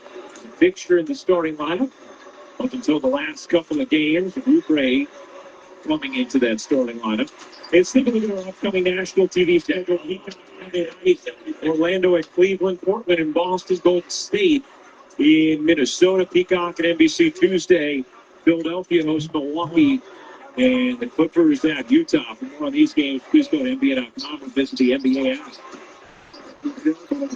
He hit the floor pretty hard, right? 78% free throw shooting. Close to that, I believe. Salmon to Mitchell. So my heart to the free throw line, and he gets a rebound because it's Hart.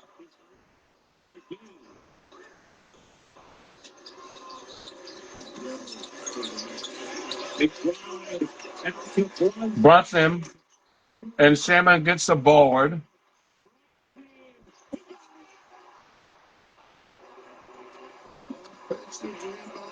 And Brunson gets the rebound because Joel is on the floor. No, Joel is not on the floor.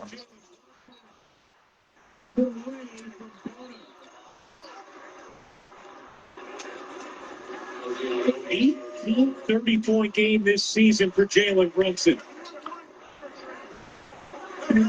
Goes to the bench.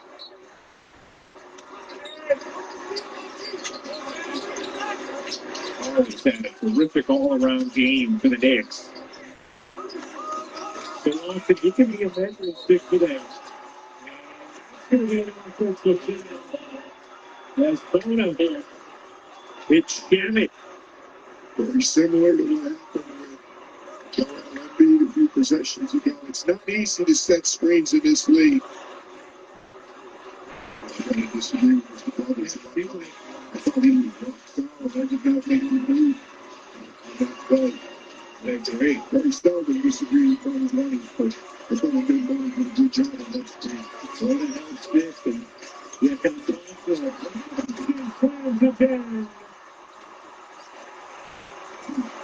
Mr. Robinson, when he doesn't score, just for his defense and his offensive rebounds, he starts scoring on top of that. Forget it. No offense. You feel looking at that line out there, it's got to be Tyrese Maxey stepping up with this move right now for the Sixers. And the Knicks have really dialed up the defense here in this third. With Robinson on the floor, they have held Philadelphia for just 8 points in the quarter after they put up 64 in the first half. Here the Redstone Knicks team. Somebody fans making the journey here. Maxey can't hit. Hold on. Exactly what should have happened. Tyrese should have taken a shot at them all the way to help out. You know, all these people in Brooklyn want you to do the Broncos fans here. No, they wouldn't do that to you.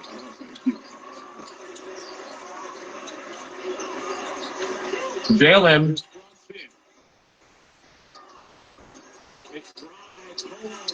It's good. They're Philly's booing. What else is new? We're losing by 14, 88-74, third quarter, 2 minutes to go.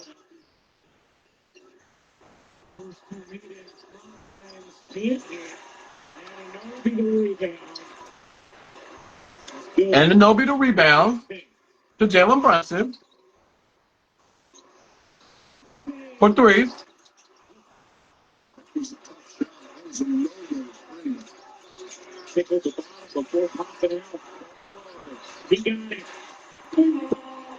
Now we're down 11. 1 minute, 30 seconds. We needed that. 51 from 3 on the season. 6 baskets right now. Behind the back. Gentlemen on the attack. Philadelphia unable to secure the defensive rebound. Huge team in this game. And Anunoby gets the dunk again. That's his third dunk. We're down 13. That's a turnover again.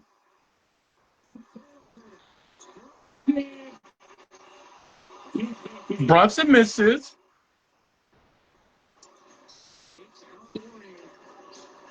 The Sixers 30-13 in the third.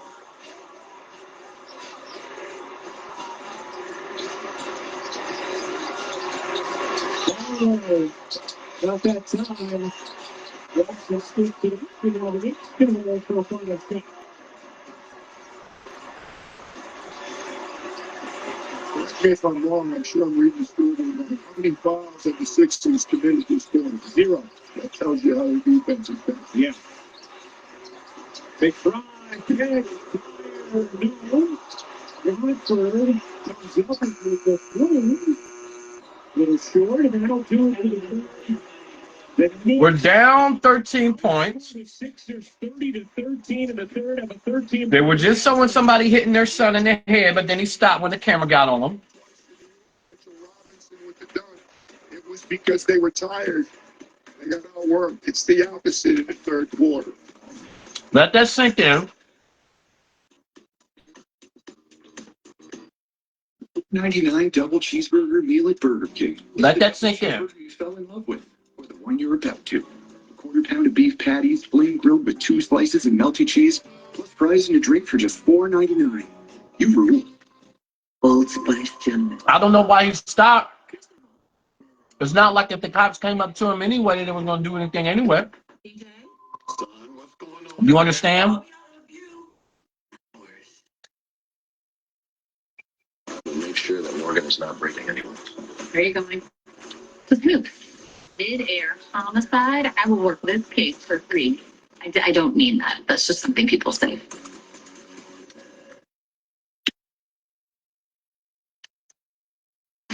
At Best Free Big Spot, every day it should be never ordinary. And every now and then, that means... But I'm glad the camera caught that.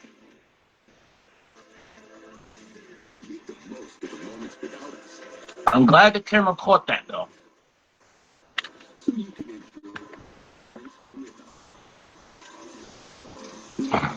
Play safe with Bet365. Leo, skipping the buy one, get one means losing 50% of his savings potential. To Leo's mom, his logic is a work in progress. So she helped him open a Wells Fargo Clear Access banking account with no overdraft fees and tools to track spending. He's learning, Mom, at his own Leo pace. However you make money work, you can work with that.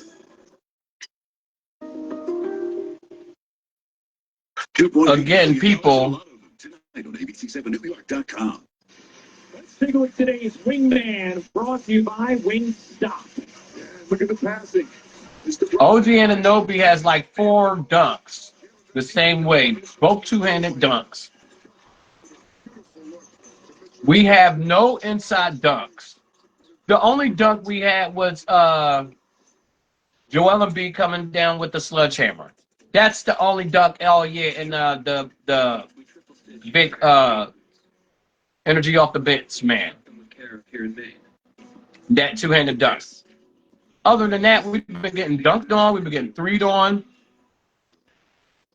We've been getting outsmarted, outplayed, and we've been turning the ball over like crazy.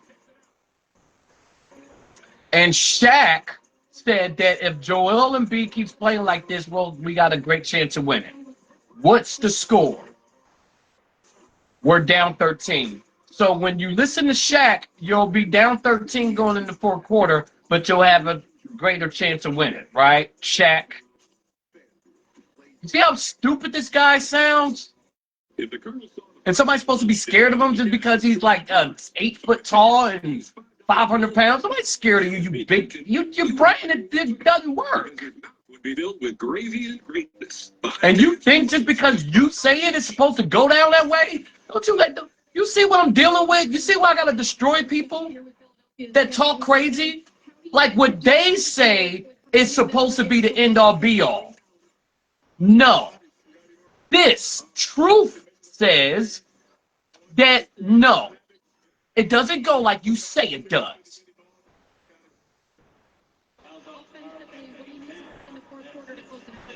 And you will be humble. Because you don't get to get away with this garbage no more. Nobody does. I don't care who you are. Anthony Towns was limited to 1 minute and 36 seconds in that third.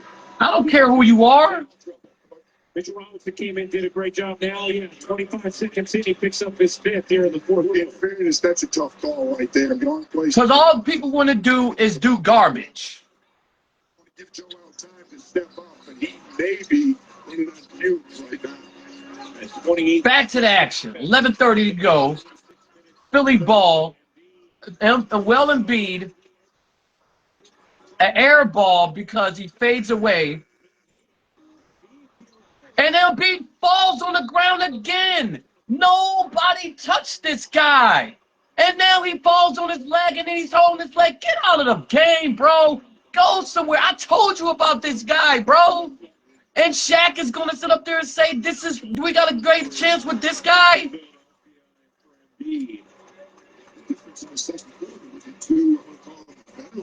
I told you. Go somewhere.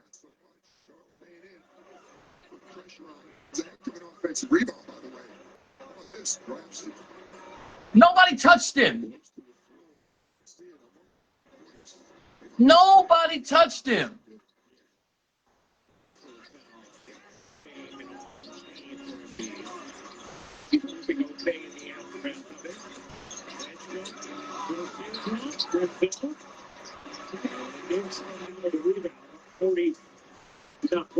And we still couldn't get a stop.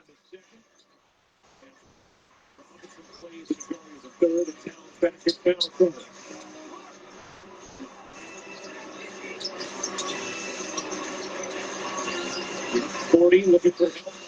McBride, 1 to shoot. That's a 6-point violation. We get a shot clock violation, but we're down 15. 10 minutes, 40 seconds.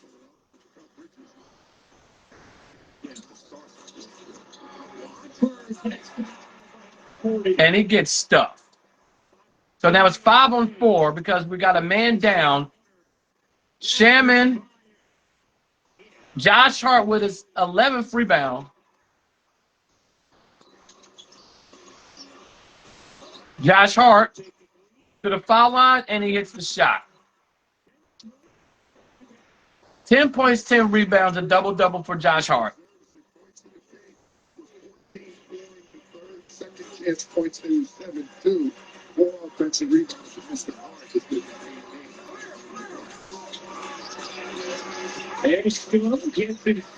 Edgecombe, a 15-point lead because we were down 17. McBride going to test our big man. That's not a foul, and it's in.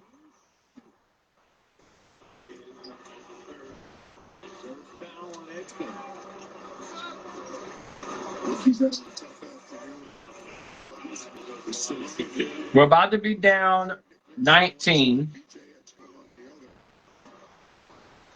or 18 points.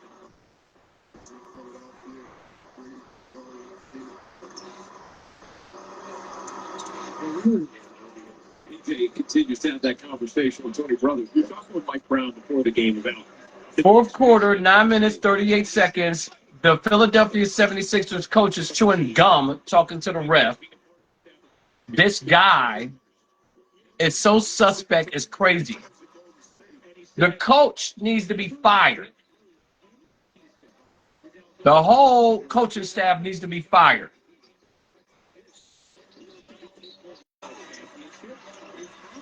And Joel Embiid can't even get a shot to go in because he's cooking.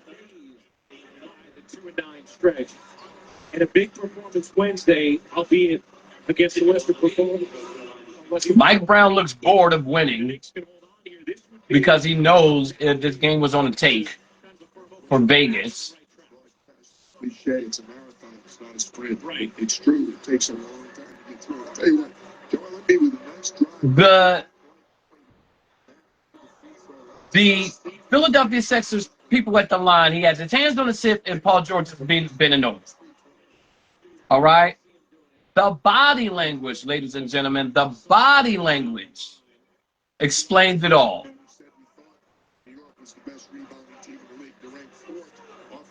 All the New York Knicks are standing upright, ready to go, ready to run, ready to react, ready to do stuff. The Philadelphia 76ers has their hands on their hips, they're bending over like they're ready for this game to be over.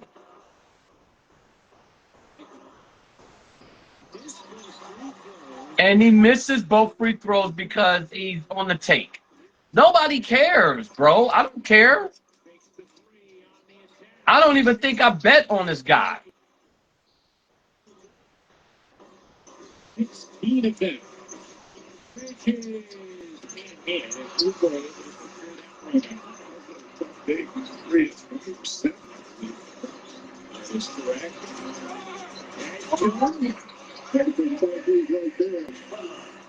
Able to spit that in.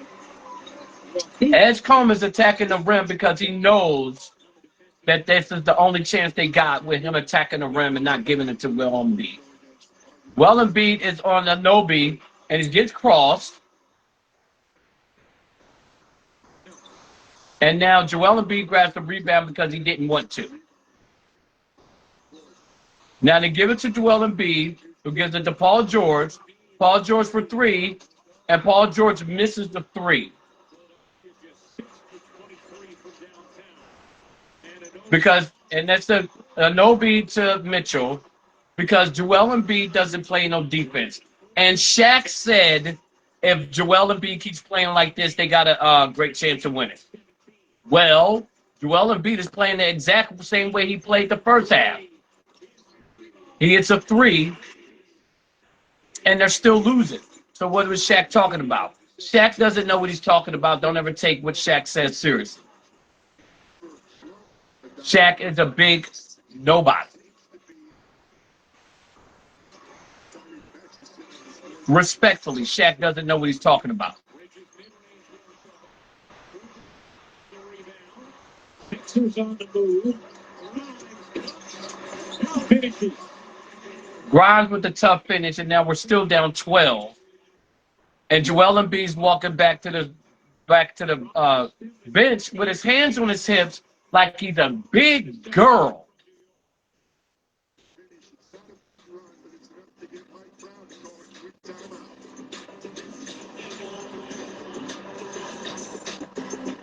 We're down 12. What do you expect?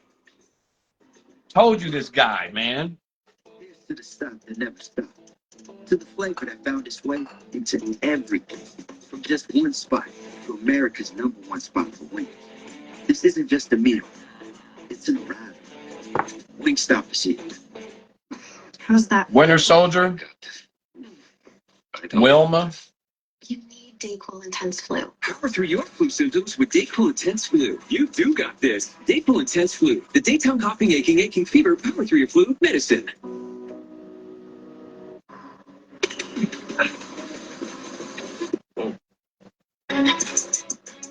Profile chart top linebacker prospects with 40-yard time under 4.6. Isolate the top through strong leadership skills.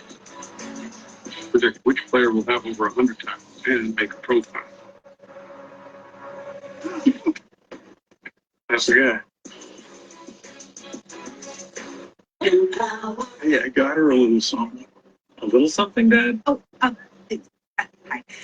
Walt rolled his 401k accounts into an Empower IRA and planned for times like this. So I say, let a Gramps be a Gramps. Okay, just promise me it doesn't make a lot of noise.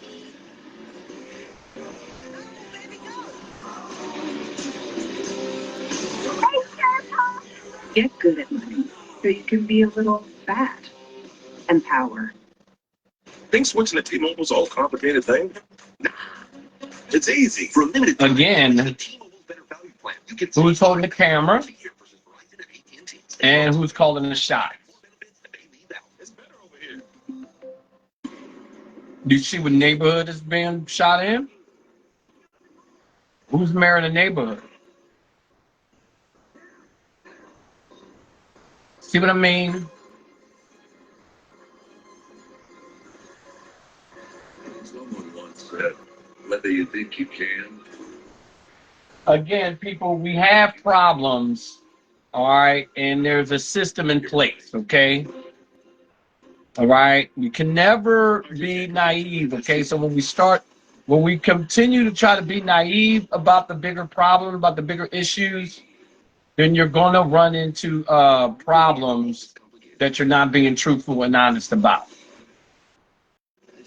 Okay? Oh, yeah, back. Oh, yeah. Okay, oh, yeah, I'm thinking, baby.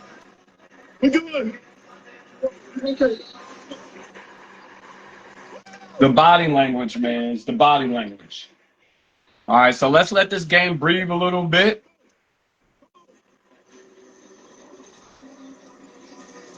While I'll lay down. Such a huge factor on the offensive glass. He has many offensive rebounds himself, as the Sixers have as a team. 21 second chance points. 21 second chance points. Runs it back in. Look out. Coming right into us. And Waters, and water goes fine. And your notes just go. Oh, they got it. Yeah, they did. They sure did. You know what? That is faster to the job. Comes Jalen. Right, boom. Makes the pass. Steve LeBeau got most of the hit. We did. Down on a monitor, too. Didn't get on it, PJ. Okay, good. Can't get it going.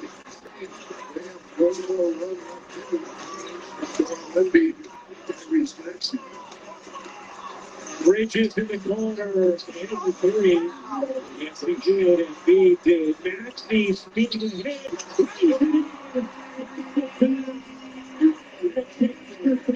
Sixers.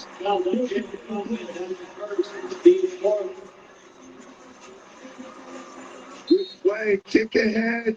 We know Tyrese Maxey can finish the transition, there's no question. Started on the other end, Mikal Bridges. Not too many things the Knicks are unhappy with, but unfortunately, Coverage's three-point shooting has not been there today.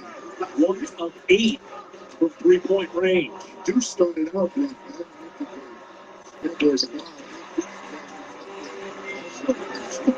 He also is 1 of 8. that. And they are plus. We got 79. Sixers on an 8-0 run, making a push. 6:35 to go in the fourth. Now, Embiid playing with 5 fouls. Bridges. Down to Towns, open 3. Brings off. Here comes Maxey. Sixers with momentum.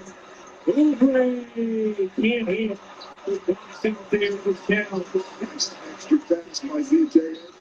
He couldn't come up with the 3. And then Oubre trips hard. Second foul on Kelly Oubre. Trying to get him from behind. Let's get 10 in a row. Towns with 5 fouls. No other player with more than 3. Midway through this fourth. It's the 9-point lead. Bridges attacking up under and off. Got blocked by George. And it's going to be Philadelphia basketball. Needs to take their time. There's an awful lot of time left, but we need some offensive execution. Embiid fakes. Quick strip there by Towns. Bridges. No, missed it badly. That one is no good either.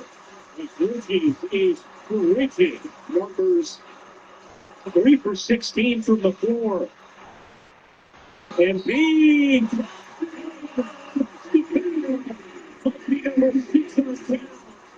And a chance for 3 for Embiid. Amazing. Bridges made it finish. 14 seconds and then a 4 play. OG Anunoby barely getting into the picture. He got on the floor in the basket. They took advantage of the on the floor. Just looking like he's a little tired or a little sore. But nonetheless, he's into the free throw line. And he's sitting on 33 points so far. Finally, has hit a couple of shots here in this second half after a slow start to it. Philadelphia on a 10-0 run. Towns has fouled out for the 3rd time this season. Robinson back in. Knicks have been much better today with Robinson on the floor than with Towns.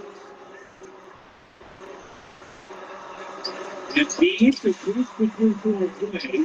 5:24 to go in the fourth. And a 6-point Knick lead. Sixers on the lead in the last 3 minutes.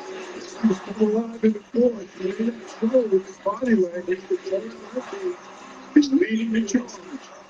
He has 34 now today. Runs in. Fading. Can't hit. Rebound Oubre. Oubre to Embiid got hit. Oubre for Oubre. Robinson picks up his goal. I guess it's finishing with a lower Euro step. A nice sidestep in the finish. You know, quietly, what's been a big factor, Ryan, they've come up with some defensive rebounds. Philly was unable to secure any defensive rebounds. Next Saturday on ABC and ESPN app, Ernie, Penny, Charles, and Shaq get you set for Mavs. Rockets, 8 Eastern, 5 Pacific, and after the game, they'll be back to break it all down like only they can do. I love listening to Kenny. He's a pregame talking about two great coaches, Ryan Fowler, and of course the late great Jack Curry, his coaching office. New York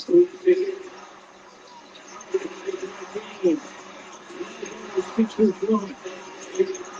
5 minutes to go in the fourth. Can't hit. That skill was a bit of a Robinson. Wins it. We've heard this before. Offensive rebound. Later, we don't return. Yeah. 18 on board with New York. Hughes was there. Embiid gets taken away by Robinson. Gets down by Maxey on the other end. And Joel Embiid is furious he didn't get a whistle. I kind of agree with him. It's easy to watch it live. Now we get the slow mo. He and Mitchell bang on each other. I'm sorry. Even on the playground, that's a foul. Hands on back, hands on arm. That's a miss, and it's a huge one for Philadelphia because Hart comes down the other end and Hart gets fouled. They're showing really good restraint like that. Keeping the time right down. Just the players fucking around. I hear my good buddy, who was lucky enough to coach me, Steve Wall, say, "Ball, don't fly." Right there, and then this big play. Did they get chicken again? They missed again? They already have 2 buckets? So, they know it's close tomorrow, so they got to get extra to get them through the weekend and football games. It's no storm. That's true. That's exactly right. Snow in this area expected to start. A little bit. Just 18 inches.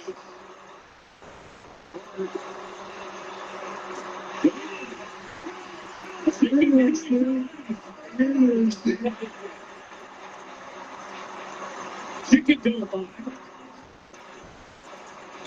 Here's Maxey behind the back.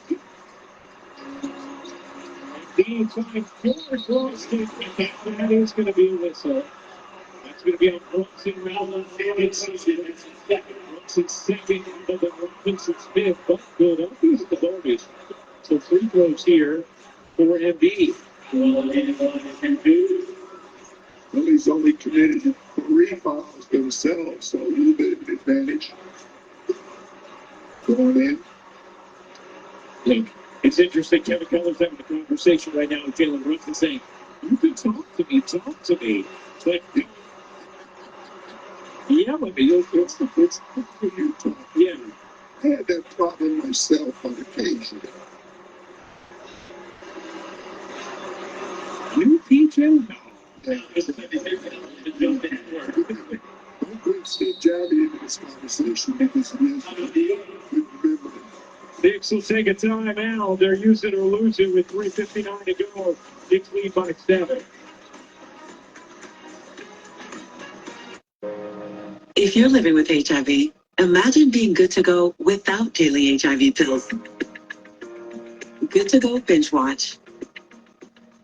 Good to go out even later. With Cabenuva, there's no pausing for daily HIV pills. For adults who are undetectable, Cabenuva is the only complete, long-acting HIV treatment you can get every other month. It's 2 injections from a healthcare provider, as few as 6 times a year.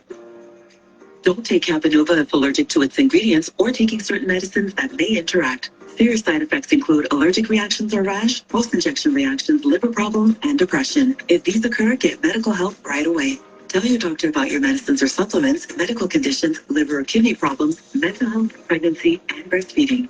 The most common side effect is injection site reaction. With Cabenuva, you're good to go without daily HIV pills. Talk to your doctor about switching. New Year, same extra value meals.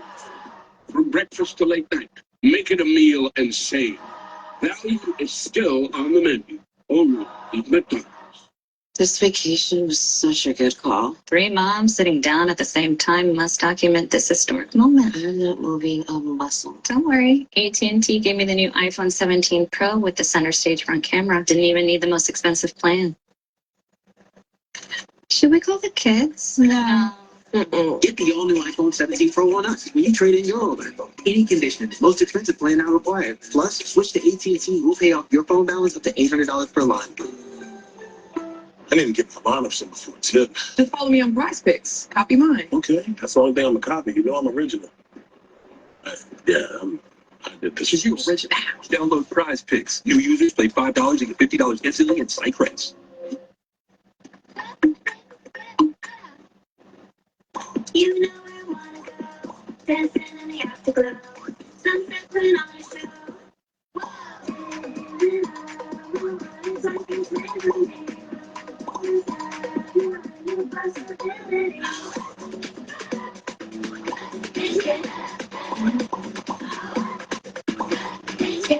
Wellness perfectly picked for you. Now at Target. Hey, coming up at 8:30 Eastern, 5:30 Pacific on ABC. LeBron, Luka, and the Lakers taking on Cooper Flag and the Mavs. Looking forward to that one tonight on ABC. TJ, you've talked about it all day. The offensive rebounds leading the open threes for the Knicks. And unbelievable, you got to hang with it because it starts with a good shot. It's the to the Oklahoma Knicks to a three. Brunson, Jalen misses this time. We bring a shopper into it. Wichita State finds Jalen Brunson. Josh Hart misses this time. You know Mitchell Robinson's got to be in this package. Jalen Brunson with the extra pass and the shot for again.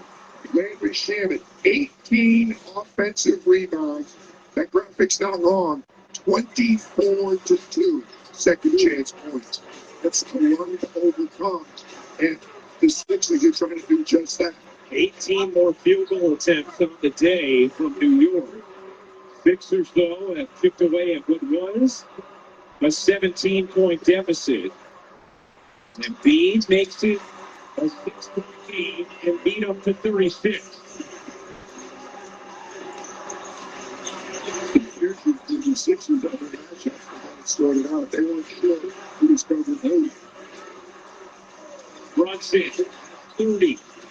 Gets away, puts it up third. They got secured by Ford. There's Ricky Hitchcock, who's been very good in clutch time this season. Interesting, he's back on the floor. And wants to finish with him. Embiid kicks it out to the corner. Oubre. Oh, big three. Now he's missed in that corner, but he loves that left corner. He's 1 of 4 today from 3. And 29% last season, 39% this season. He throws the crowd. Right down the 3. Shamet trying to make it happen. Gets it out. And Landry Shamet will shoot 2. I'll tell you what, they doubled. We called it perfectly, Ryan. They doubled Jalen, and the Knicks initially looked like they were in trouble, but they made something out of it against the defense. Because PG with the double, they move it to Deuce. Deuce finds Shamet, who takes advantage of the mismatch. He goes right by Joel Embiid to help a little late coming in. Shamet's missed significant time this season with a shoulder injury as he misses that free throw. And before the game, Mike Brown was telling us he's so important to our half-court pace because he moves from point A to point B in the half-court so quickly. He puts a lot of pressure on the defense in addition to what he does shooting the ball and playing on the defensive end. When the next free throw goes down, yeah, Landry Shamet's missed 25 of the 44 games. 7-point game, and Embiid pushes it in. Oubre finishes.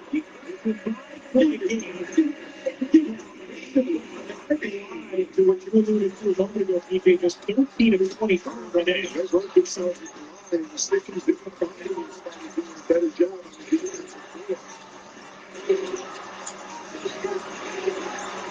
2:30 to go. Brunson, it's up. It's dropped down the road. And then Embiid keeps it on. Embiid on a contest. Oubre got bumped. Can't finish. Embiid. Good expression, but if you want to know what player is, just understand the position. They let him play. Their bodies are all over the place. Josh Hart is really upset. Knicks got to settle down. This is a 3-point game. Getting the ball and Jalen Brunson's hand. Unfortunately, that time he was unable to finish it. He actually pulled it and snapped it up himself. 4 minutes to go. To the corner, nowhere. When you double, it affects your defensive boxing out. You start getting caught in rotations, and that opens up the offensive glass, and that was Lloyd strong offensive rebound. OG Anunoby. He has 19 points, 7 rebounds. Embiid flying in, kicking out. Ekstrom.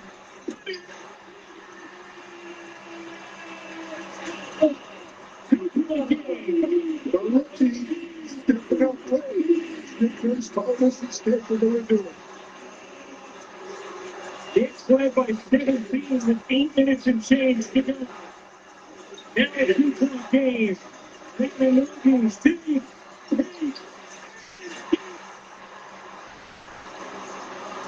Warrior threes, the story late. He might have been able to finish two. OG with a big one. 22 for OG Anunoby. 1 minute to go. Embiid to beat Cats.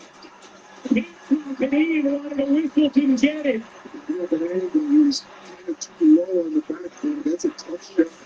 Long attacking court action. Brunson to McBride. To the corner.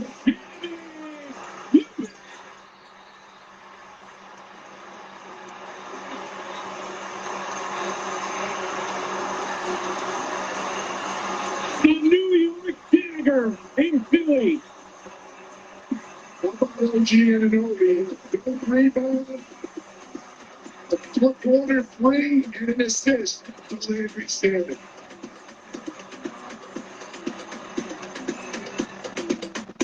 With Popeye's new $5 face menu, you can get this, or this, or this, or this.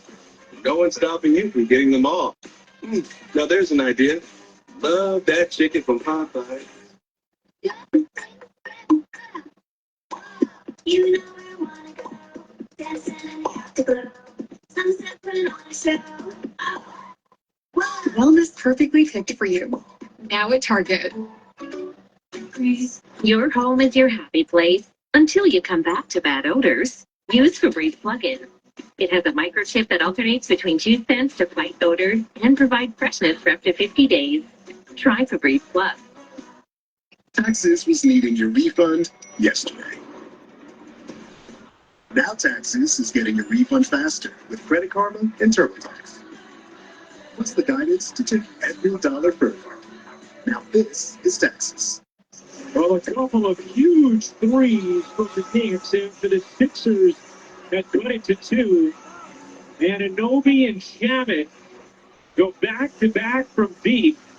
And it's an 8-point Knick lead with 41 seconds to go. The three-point shot had left New York. They were really struggling, but when they most needed it, a couple of huge threes, and boy, did OG Anunoby step up the last 3 possessions. If they would have success going small. That's Maxey drills the three. He did officially a well game, not over yet. Look at him, Stephen George there. And Mike Brown saying, I was trying to call a timeout with his jump ball called first. That's an easy one for John Collins. Say, Coach, what do you want me to do? I was way down the other end of the floor. Well, that's really good execution out of the timeout. Nick Nurse with the assist. Tyrese Maxey with the big shot. And if they can control this jump, he's definitely going well. No lead is safe in the NBA. They do it quick enough. They get the jump in a bucket, they can play straight up defense. Yeah. It would have to happen very quickly, but not off the table. Stay at 2-4. Yeah. BJ should control the jump. I'm saying, I think Jim is that old, but BJ's got a big advantage, or an advantage size-wise. The tough is between Oubre and Paul George. You think that's where he would go, the 2 Sixers together on that side of the floor. 6'7" wingspan for Edgecombe, 6'4" for Brunson. Edgecombe kicks it in. Going to have a violation on Brunson. You're right. His arm down, dragging the arm down. And Philly's in the bonus, so now they get the chance to try and make this a one-possession game with 32.8 still to go. And he had that right arm on the bicep of Edgecombe's left arm. So now these are huge free throws for BJ Edgecombe. 76.5% on the season, with 78% in college. He can make both. Philadelphia should play straight up defense.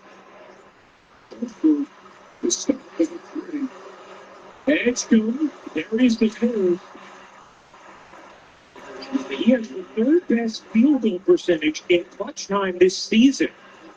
Only Anthony Edwards and Nikola Jokic better. Nurse talked to us before the game about how Edgecombe will have games sometimes where you don't feel it, then all of a sudden in the final minutes you do.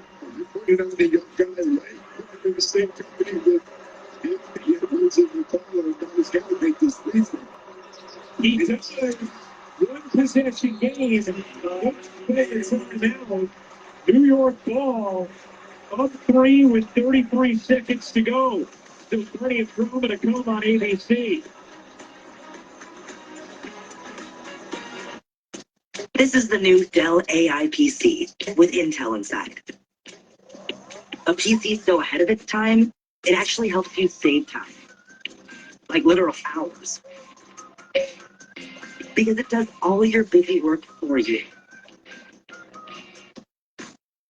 So you can get busy doing things you actually want to do. And who wouldn't want more time for that?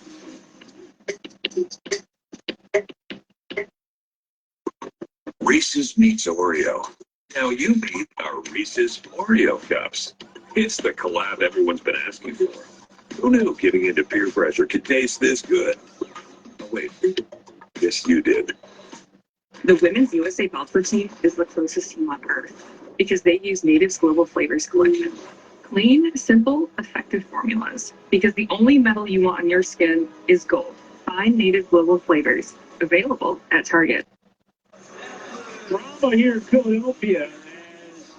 The Sixers, who were down 8 with 42.9 to go, have scored 5 quick points thanks to a deep backseat 3 and then a violation on a jump ball after Brunson was tied up on an inbound. The Knicks with the ball, 1 timeout remaining. Both teams in the bonus. Sixers down 3, 33.3 to go. Both teams with 1 timeout. Some analytics people will say shoot it quick to create a 2-for-1. Well, that is going to be an offensive foul on Brunson. A delayed call, but eventually made. And it's an offensive foul on Brunson. The Knicks turn it over. They may challenge. I'll tell you what, I thought the call was going the other way and it was going to be an away from the foul ball because the ball had not been inbounded yet. Now already 1 successful challenge in this game for New York. It's their last time out. Yeah. Challenge. And they are challenging. So the Knicks will take this time out. The ruling on the floor is an offensive foul on New York. The play has been challenged by New York.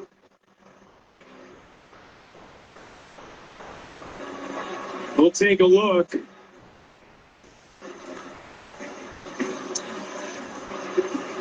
Right in front of John Conley, there's the screen. I don't know. Would have actually been on Edgecombe. Holding up Brunson before. There. And it would, if it was on Edgecombe. Here we go. This might be a better look.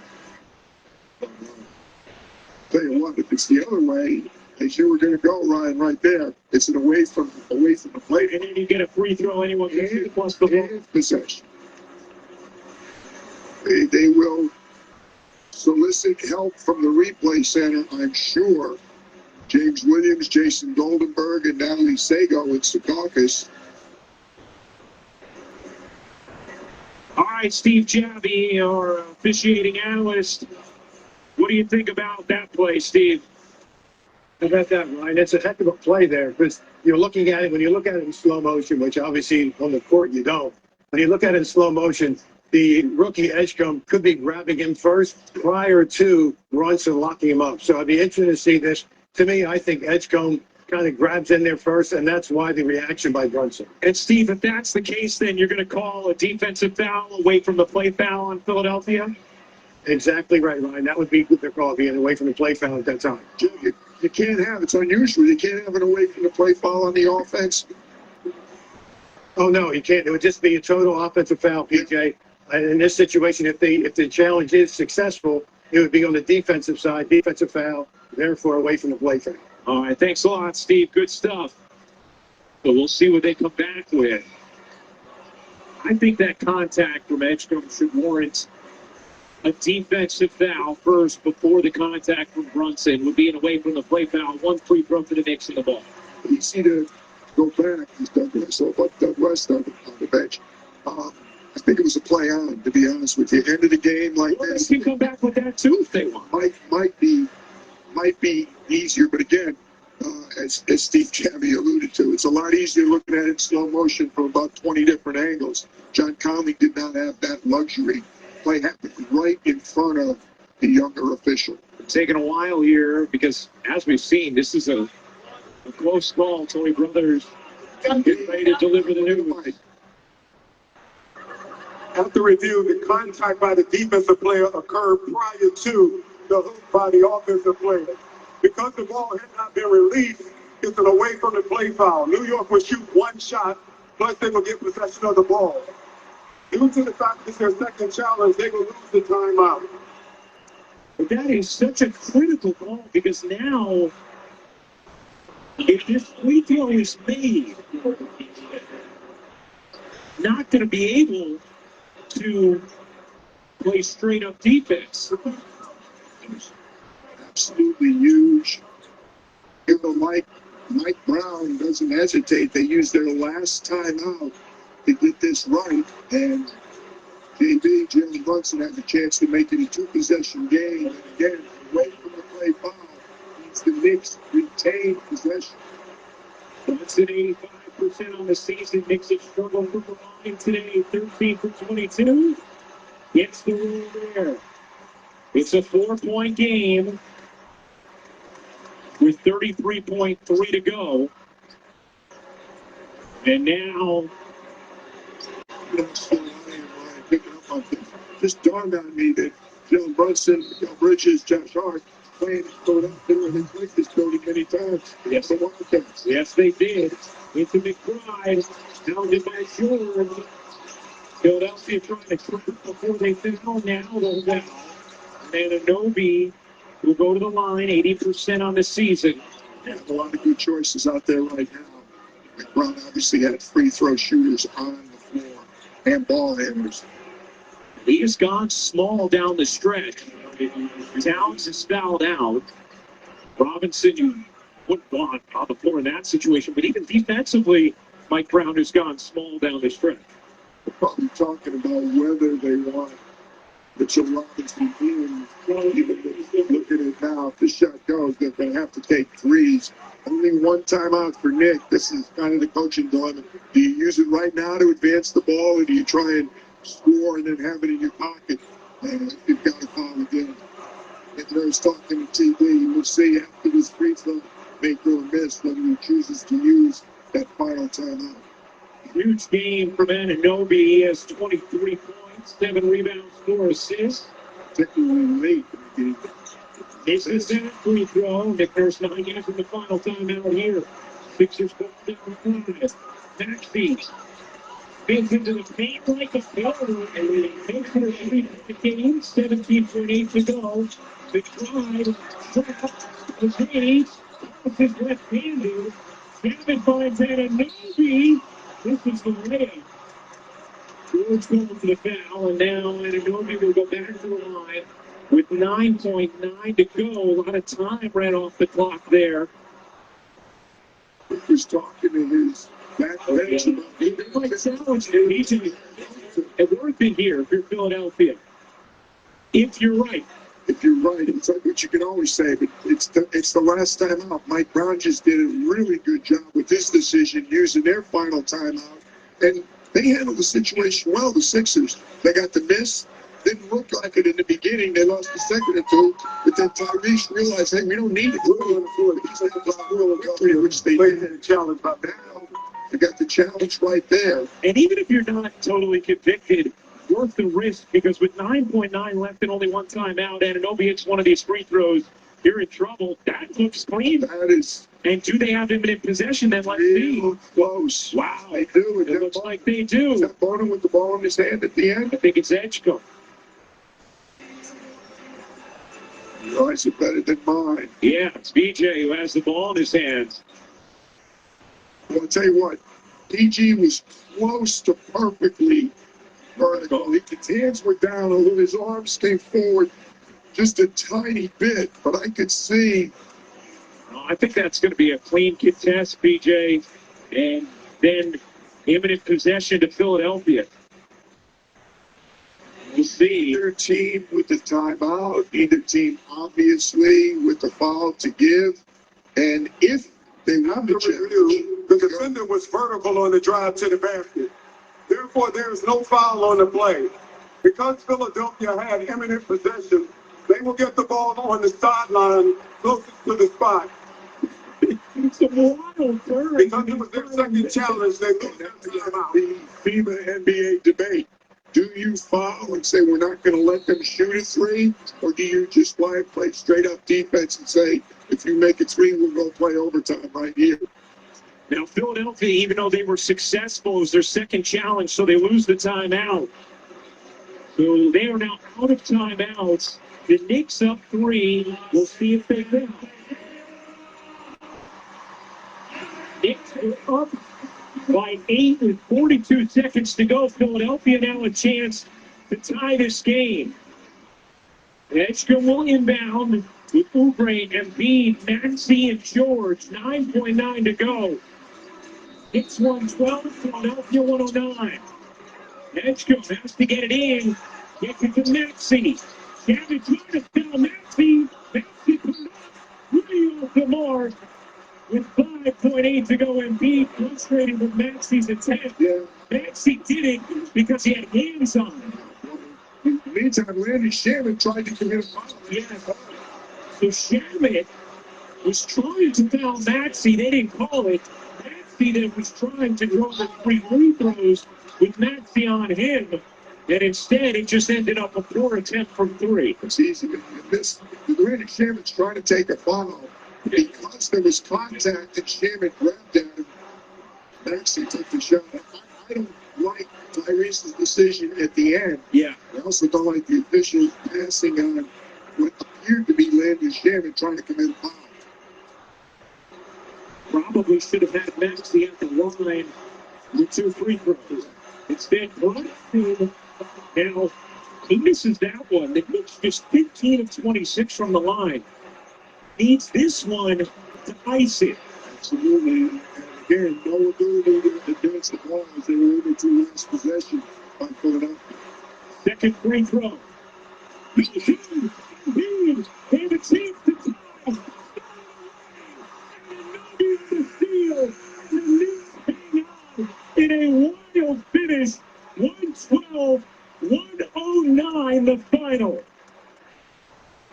Joel Embiid's really upset. I don't know whether he thought it was a kick ball or why there should have been a whistle.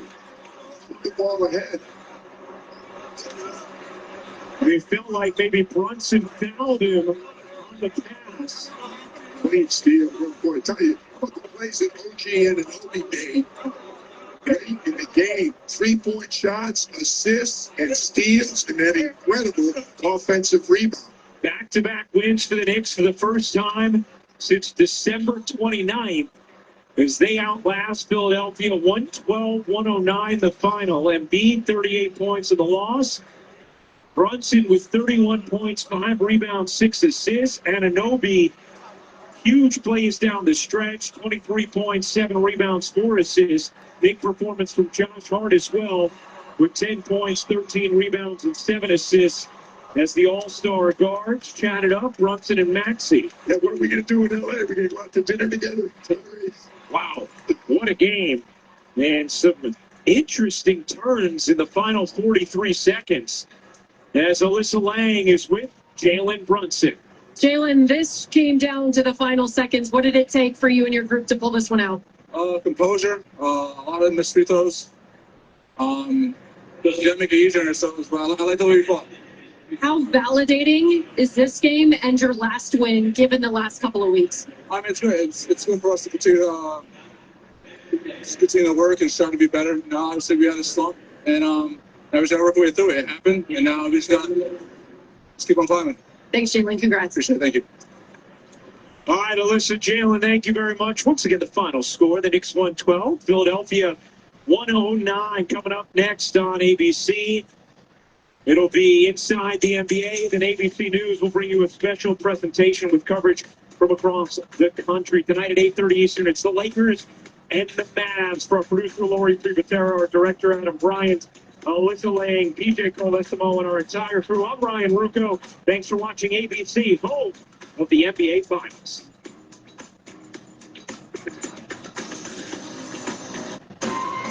This is something that I've been dreaming about. I want to be a singer. And I believe I can do it. Being here just means the entire world to me. You were born to sing. Winter weather's a whirlwind. Who knows what we'll get? The AccuWeather team, that's who. Lee Goldberg, Sam Champion, Jeff Smith, Brittany Bell, and Danny Beckstrom track everything. Snow, sleet, rain, bitter cold, and biting wind. Each day's different. Every neighborhood's different, with changes by the hour.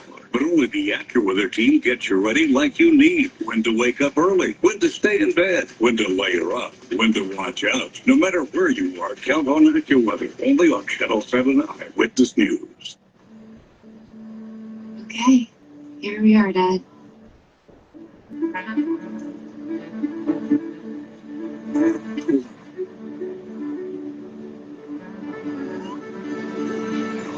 So fast.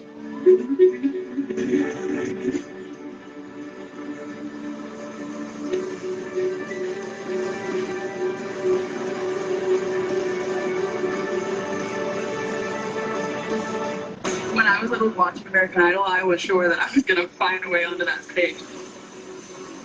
This audition is the first page of my story. I believe in myself. I could do this. I belong here. holy crap, I'm auditioning for American Idol. Beautiful. What was it all about? That was impressive.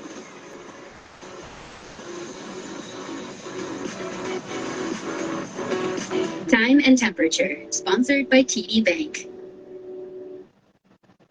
Now, New York's #1 news. Channel 7 Eyewitness News.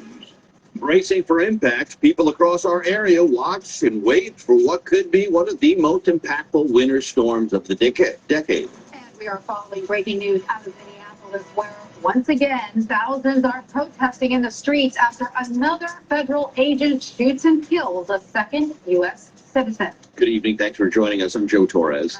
Rivera, so much to get to on this frigid Saturday evening, but we begin with the impending winter storm and final preparations underway right now. The sky will be calm for a few more hours. Just how much snow should we expect? And are the road crews ready for the ice to follow? Let's check in with meteorologist Jeff Smith. He's got the details on the AccuWeather forecast. Jeff? Yeah, can't really overstate enough how impactful this storm will be, especially compared to the other storms we've had. Those storms were like little appetizers compared to this one. It's a winter storm warning in effect for the entire area tomorrow into the day on Monday as well. Heavy snowfall, at least 6 to 12 inches, depending on where you live. This will be mixing with some sleet and freezing rain at the coast and in the New York City area as we head into later tomorrow and tomorrow evening. It could create a glaze of ice in areas. Treacherous travel into Monday. The worst of it is tomorrow, but there'll be very cold air lingering behind it, and that means roads will be snow-packed and snow-covered into the day on Monday as well. So the Monday morning commute very severely impacted by this. We're talking about a storm that spans 2,000 miles from New Mexico all the way to Virginia. It's heading in our direction, creating crippling ice, by the way, places like Dallas and parts of the Deep South and the Tennessee valleys. We get the snow on the front end of this starting tomorrow. Again, eventually going over to some sleet and freezing rain by later on in the day. Clouds just increasing right now. The Arctic air setting the table for the storm. 17 feels like 8 degrees right now in Central Park. So Arctic cold followed by arguably the biggest winter storm in years. First flakes by daybreak tomorrow, quickly becoming heavy, could be coming down 1 to 2 inches per hour. travel conditions worsening throughout the day. The brunt of this storm will be during the daylight hours of tomorrow. Mixes with sleet late in New York City and at the coast before tapering off gradually as we head into tomorrow night, ending in some snow flurries by early Monday morning, but not before 6 to 12 inches accumulates in the I-95 corridor, Long Island, down the Jersey Shore. Again, sleet mixing in later on tomorrow afternoon into tomorrow evening, up even to maybe the near northern suburbs, where you stay mainly snow, 12 to 18 inches north and west of I-287. So 13 for a low tonight, only going up to about 22 tomorrow. Could actually switch over to rain very late in the day into tomorrow evening over toward Tom's River. And then it's a frigid final stretch, below freezing until February. And your AccuWeather 7-day forecast coming up. Back over to you. All right, Jeff, thank you. Jeff, thank you so much. We are joined now on the phone by Nassau County Executive Bruce Blakeman in Nassau County, where a state of emergency has just been declared. Thanks for joining us, Mr. Blakeman. There is so much to be concerned about with this particular storm. You got the snow, the frigid cold, potential power outages. As we sit here tonight, what's your biggest worry? My biggest worry is the sleet, which could create a layer. So the temperatures get below 20 degrees, and when to dry up the roadway. So very well. Please do is, at least for tomorrow, say everybody is absolutely necessary, because it's going to be very deep to plow and to put more salt down. Each time enjoys their Sunday at home, watching that flooding. Just all right, Mr. Blakeman, I think we're having some audio difficulties with your connection. Yeah, we're going to cut you short there because we really want to hear everything you have to say. Exactly. You're going in and out there, so we'll catch up with you. But we did hear some advice there for people to stay off the roads, because that is a major concern as the icy, slick roads and weather roll up. Absolutely. Stay in tomorrow if you can. Mr. Blakeman, thank you so much for that. Now we've got that breaking news out of Minneapolis, another deadly shooting by an ICE agent. That's right. Social media video capturing the killing, and we want to warn you, the footage is graphic. At least 7 agents engaged a 37-year-old man, surrounding and then scuffling with him. There is the sound of gunfire, and then as agents back away, the man can be seen motionless on the ground. His name was Alex Preddy. His family says he was an ICU nurse. He had a handgun and ammunition, which he was licensed to carry. Donald Trump, I call on you once again. Remove this force from Minnesota. They are sowing chaos and violence. Let's end this operation, and I'm telling you, our city will come back. Safety will be restored.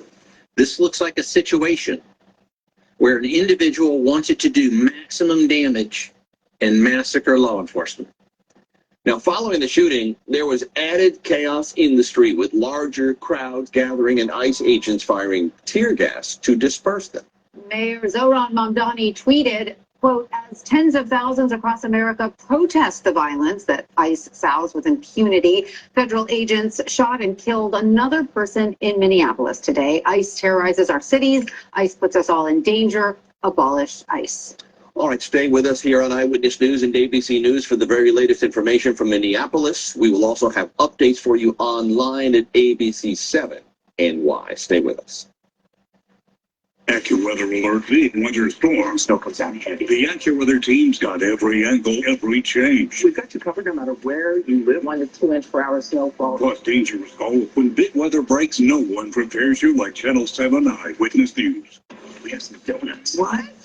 Count on live to make your morning sweet. Monday, Jason Bigg from Untitled Home Invasion Romance. Watch live. Monday morning at 9. ABC 7. When news breaks, Live in Kensington, Brooklyn. Eyewitness News is there. Along with section of the Bronx. In your neighborhood. Here in Newton, Roosevelt Island. In the air. Over Inwood. Over Long Island City. On the ground. Hoboken, New Jersey. All right, we had to take a nap there. We were getting taken out the game, so we had to take a nap. There it is. Because Channel 7 Eyewitness News is everywhere.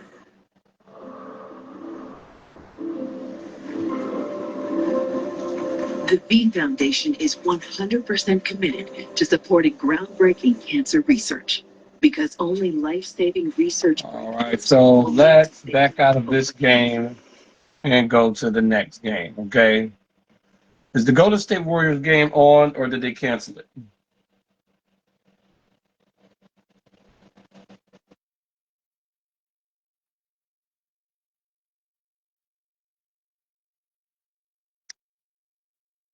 Right now, it's New York's #1 news with Joe Torres and Tanya Rivero, Sam Ryan with sports, and meteorologist Jeff Smith with the exclusive AccuWeather forecast. Now, Eyewitness News at 6. Preparing for a winter wallop, people across our area get ready for what could be one of the most impactful winter storms of the decade. The storm spanning hundreds of miles already causing problems across the country. Heavy snow, dangerous ice, power outages, and frigid temperatures. Many critical systems already feeling the strain. But local officials across the tri-state area say they are ready. All right. I think we should go to the store and go check some things out real quick. Once again, thousands are protesting in the streets after another federal agent shoots and kills a second U.S. citizen. Jarring video of that shooting sparked an outcry from the Midwest to Manhattan. Officials now search for answers as the lines between law enforcement and protecting Americans are blurred once again. You ask us for peace and we give it, and we get shot in the face on the streets coming out of a donut shop. Detail the fallout of the shooting that occurred just hours ago. Good evening, everyone. I'm Joe Torres. I'm Tanya Rivero. So much breaking news to get to on this freezing cold Saturday evening, but we begin with the impending winter storm and all the final preparations underway right now. The sky will be calm for a few more hours. Exactly how much snow should we expect? Are the road crews ready for the ice that will follow that snow? And we are bringing you team coverage tonight. Crystal Cranmore is in Newark. Lindsay Tuckman has new details from Brooklyn. But we begin with meteorologist Jeff Smith with the AccuWeather alert. Jeff. Yeah, the amount of real estate that this storm covers is truly incredible. We're talking about a 2,000-mile swath here from New Mexico all the way to Virginia. Snow, sleet, freezing rain, a major ice storm unfolding in places like Dallas and Memphis during the next 12 to 24 hours. And it will start as some major snowfall around here before going over to some sleet and freezing rain. Clouds increasing right now, and it's very, very cold. We expect our first snowflakes to arrive right around daybreak in New York City, a little bit earlier than that, off to the south and west. And we are snowing to beat the band right through midday into the early part of the afternoon before some sleet gets involved along and south and east of the I-95 corridor, including New York City. So tomorrow into Monday, it's a winter storm warning for the entire area. Heavy snowfall, at least 6 to 12 inches, depending on where you live. Mixing with sleet and freezing rain at the coast and in New York City later on in the day. A blaze of ice is possible as well. Treacherous travel into Monday. Even though the precipitation rates will wind down tomorrow night or early Monday morning, these roads will remain snow and ice covered into the Monday morning commute, even into the Monday evening commute. 17 right now. We're setting the table with the cold Arctic air. Feels like 8, feels like 11 below, if you could believe it, up toward Monticello. So this is some of the coldest air we've seen in years, and it's going to be followed by one of the biggest snowstorms we've seen in 4 or 5 years. First flakes again by sunrise tomorrow, quickly becoming heavy, maybe coming down at 1 to 2 inches per hour. Travel conditions steadily worsening through the day, again mixing with sleet late at New York City and along the coast before tapering off at night, ending some flurries early Monday morning, but not before a 6 to 12 inch snowfall. New York City, Long Island, Jersey Shore, basically along and south and east of the I-95 corridor. Again, sleet mixing in, holding down the totals for what they could have been, but still a very impactful storm. And where you remain mainly snow, especially north and west of I-287, northwestern New Jersey, parts of the Hudson Valley, Poconos, Catskills, 12 to 18 inches of snow. Lows tonight dropping down into the single numbers and teens again. We're setting the table with that really cold Arctic air in place and only getting up to about 22 by later on tomorrow afternoon. But getting maybe up to the freezing mark, a little bit above that. Could even go over to rain for a few hours down over. All right, so let's go to this store real quick before we can, okay? All right, we're going to go to the store. We'll be right back, okay? Next month, we'll talk about that. And your AccuWeather 7-day forecast coming up. Back over to you. A long night ahead for everybody, Jeff. Thank you. New York City officials remain confident tonight in their preparations for the storm.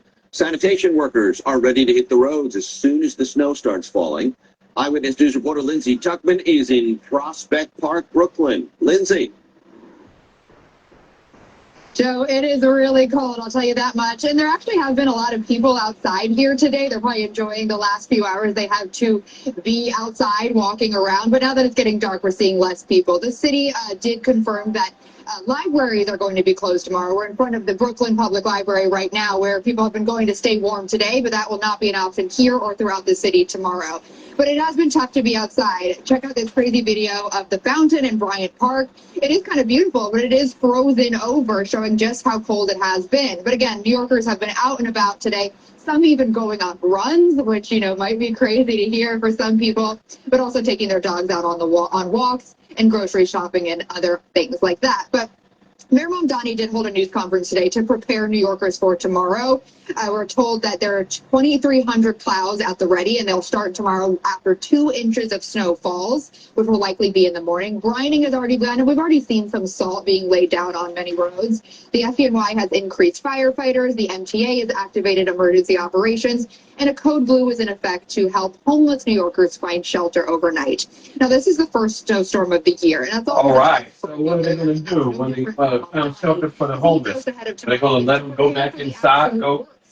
Go back to being homeless? Okay, it's done snowing. You can leave now. You can go back to being homeless. We want them to know this is a serious storm.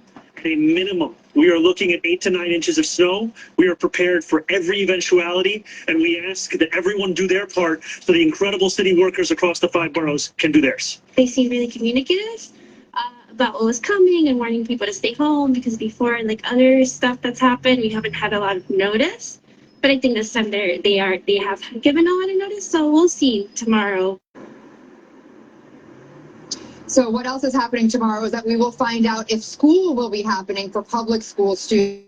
It either will be in person in classrooms or remote learning from home. Those are the 2 options that the city has been given constraints from the state mandating a minimum amount of days of school per year. So that may be disappointing news for some, but again, we will find out before noon tomorrow, so parents can keep that in mind. Live in Prospect Park, Lindsay Tuckman, Channel 7 Eyewitness News. All right, Lindsay, sounds either way, no sledding tomorrow. And from New York, we want to get to the latest on New Jersey's preparations for the storm, and some big news coming out late this afternoon from Governor Sherrill about New Jersey Transit Service.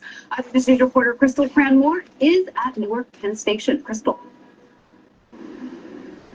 Good evening, Tanya. Well, a state of emergency just went into effect in New Jersey about an hour ago, and shortly before that, Governor Sherrill was inside Newark Penn Station laying out her plan to keep folks safe during the storm, and that includes suspending New Jersey Transit buses, light rail, and access link services beginning at 4 o'clock tomorrow morning. And a heads up for New Jersey Transit commuter rail customers, they'll need to be on trains by or prior to 2 p.m. tomorrow, because that's when service will be suspended. The governor says the changes will remain in place until snow conditions ease up and allow for services to be continued. Meanwhile, emergency management officials in Hudson and Bergen County say they each have more than 100 pieces of storm fighting equipment on the roads and have increased staff in preparation for the winter weather. County leaders say they're in constant communication with the governor, who had this warning for residents.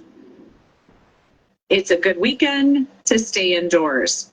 If you need to make a last run to the grocery store or Home Depot, get it done now. Get this done today. Anything you need, go out today and grab it. Stay off the road. With all you niggas, all you niggas up like the garbage statue fall. All you niggas off and the thunder cars off in the Harlem River. Jason jumping in the Crystal Lake and came to back. With all you niggas up like the garbage statue fall. All you niggas off and the cars falling off in the Harlem River. Thank you. It's only a matter of time before the eastern end of Long Island is under a state of emergency. Suffolk County Executive Ed Romaine says he already drafted a declaration. We are just waiting for the right moment to announce it and declare an emergency. So probably sometime either later today, I would think later today, that emergency order will go into effect. This is going to be a bad storm, particularly for parts of New York State. Romaine says he understands that people need to leave the house, if only to walk their dogs, but he cautions everyone to limit their time outside. All right, so how will the impending winter storm impact the buses and railways? Jana Lieber, chairman of the MTA, joins us on the phone right now. Jana, what's your biggest concern here as we sit tonight, anxiously awaiting tomorrow? Joe, Tanya, good to be with you.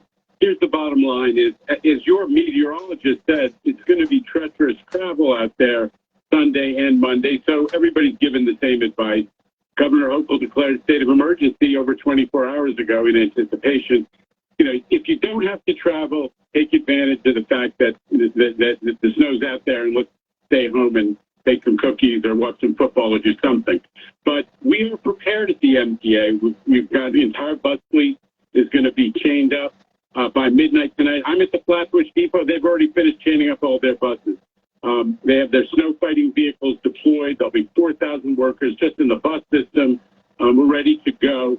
But obviously, and obviously the same is true of our preparations on the subways. We've got, you know, all the de-icer trains and the debris trains out there. But there is, you know, there are obviously risks to, especially the outdoor portions of our subway system, 200 plus miles. And we're going to be paying close attention to those conditions out there as well. But we're going to be ready. And my advice to everybody is pay attention to your social media. Look at the MTA website, mta.info, and sign up for your specific. We can give you text and emails that tell you about your specific train or bus, how it's doing. You can sign up for that so you can know in advance. But if you don't have to travel, take advantage and stay home. But Jana, just to be clear, and I'm asking this for myself because I plan on taking the subway to work tomorrow. In general, subways are expected to be running, right? Maybe not all the L trains. We're all these preparations because we plan to run service and we make adjustments along the way as appropriate, but we prepare to run service, and we're doing everything, including laying up trains. Instead of having to sit out in the big yards, which sometimes get hit by snow and have movements affected, we're actually laying up a lot of trains indoors on the express tracks to make sure that they will be ready to move. So yes, we are planning to run service. We are planning to run the whole bus system. But obviously, depending on conditions and how things develop, we're going to be making adjustments as necessary, and folks should stay in touch. Thank you, Dr. Tanya. Yes, a night of preparation even for the MTA. Jana Lieber, thanks so much for joining us, Jana. Be safe. That's right. Thank you. You bet. And now to the breaking news out of Minneapolis, another deadly shooting by federal agents. Social media video captured the killing. We want to warn you, the footage is graphic. At least 7 agents engaged a 37-year-old man, surrounding and then scuffling with him. There is the sound of gunfire. Then as the agents back away, the man is motionless on the ground. His name was Alex Preddy. His family says he was an intensive care unit nurse. He had a handgun and ammunition, which he was licensed to carry. ABC's Chuck Severson has more. And a warning, again, this video is graphic. Video of a fatal shooting by a federal Border Patrol officer in Minneapolis Saturday morning is getting reviewed. Officers were preparing to confront another man who they say is in the U.S. illegally, says Border Patrol Commander-at-Large Greg Bovino. During this operation, an individual approached U.S. Border Patrol agents with a 9mm semi-automatic handgun. Then the agents attempted to disarm the individual, but he violently resisted. Fearing for his life and the lives and safety of fellow officers, a Border Patrol agent fired defensive shots. The Minneapolis police chief says the man was white, 37, a legal gun owner with a permit to carry, and an American citizen with no criminal record. Minneapolis police say they don't have details of what happened leading up to the shooting. We urge everyone to remain peaceful. We recognize that there's a lot of anger and a lot of questions around what has happened, but we need people to remain peaceful. President Trump is defending the shooting. Chuck Severson, ABC News, New York. And stay with Eyewitness News and ABC News for the very latest information from Minneapolis. We'll also have updates for you online at ABC7NY. We'll be right back. Okay, here we are, Dad.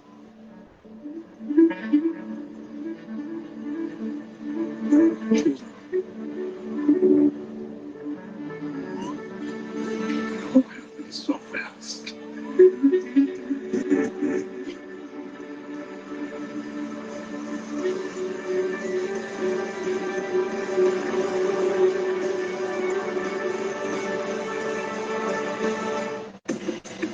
other cancer centers. Then there's the one doing the things that make a difference. At Hackensack Meridian John Theurer Cancer Center, the most comprehensive genomic testing in the state makes a difference.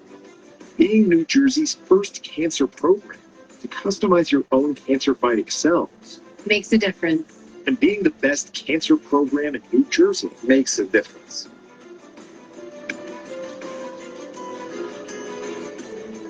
Not all F words are bad. Some are great, like fast, free, fiber for 4 months. Switch to Optimum Fiber for as low as $25 a month. Plus, you can get 4 months free, HBO Max included for 1 full year, and a 5-year price lock. Experience the fastest, most reliable, and most consistent internet speeds. Get Optimum Fiber Internet now for just $25 a month. Call 8884-OPTIMUM or visit optimum.com/free today. Make sure that Morgan is not breaking any rules. Where are you going? To Snoop. Mid-air homicide. I will work this case for free. I don't mean that. That's just something people say. AccuWeather alert. Major winter storm. Eyewitness News is on extra early. We do have to worry about some lingering issues. School closings, transit issues, power outages. For everything you need, Channel 7's the place to be first thing Monday morning at 4 a.m. A fire ripped through an apartment complex in the Bronx. Investigators say it's likely a gas explosion started that fire. And we do know one person died and more than a dozen others are recovering in the hospital. Eyewitness News reporter Marcus Solis has more from Eastchester. We heard a big boom, boom, boom. An early morning explosion that shook the building, flames quickly engulfing several apartments. The blast triggered and the fire fueled by a gas leak. Residents scrambled to evacuate. All of a sudden, I just heard a big explosion, me and my daughter, and the building was going to collapse. And it was ready. I was just rushed down the stairs. My son, was in a wheelchair, and I had to, struggle to up flights of stairs with my 3 kids. One resident was killed, 15 injured, 1 critically in the explosion and fire around 12:30 a.m. in the Boston Seaport houses. The FDNY was already in the building, investigating reports of a gas smell on the 15th floor. The force of the blast caused structural damage, the 4-alarm fire spreading to the top 3 floors of the 17-story building. To be honest, after speaking to some of the firefighters, we're lucky that this was not worse in terms of the numbers of deaths and casualties and number of people injured. Tenants from lower floors were evacuated during the morning, with a shelter set up at a nearby school where Mayor Mamdani met with displaced residents. There are New Yorkers inside that building who have lost all of the possessions that they hold so dear. They have lost pets. There's one resident that lost their life. And there is nothing that you can truly say to someone who has gone through that kind of a grief. There's also frustration. While the exact cause is under investigation, some residents point to ongoing renovations at the complex, with some tenants complaining of shoddy work. I had a fire in my apartment because supposedly the stove was having a leak. It was throwing out more carbon monoxide than gas. It's unclear when gas service will be restored to the building and when residents can return. The Red Cross assisting those displaced families. In the Eastchester section of the Bronx, Marcus Solis, Channel 7, Eyewitness News.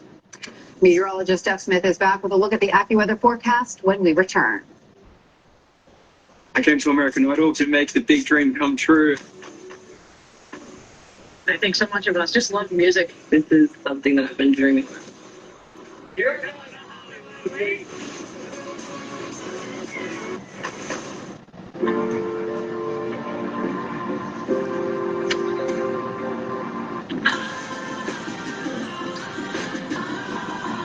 Room for 6 full-size passengers. The Lexus TX, 3-row luxury.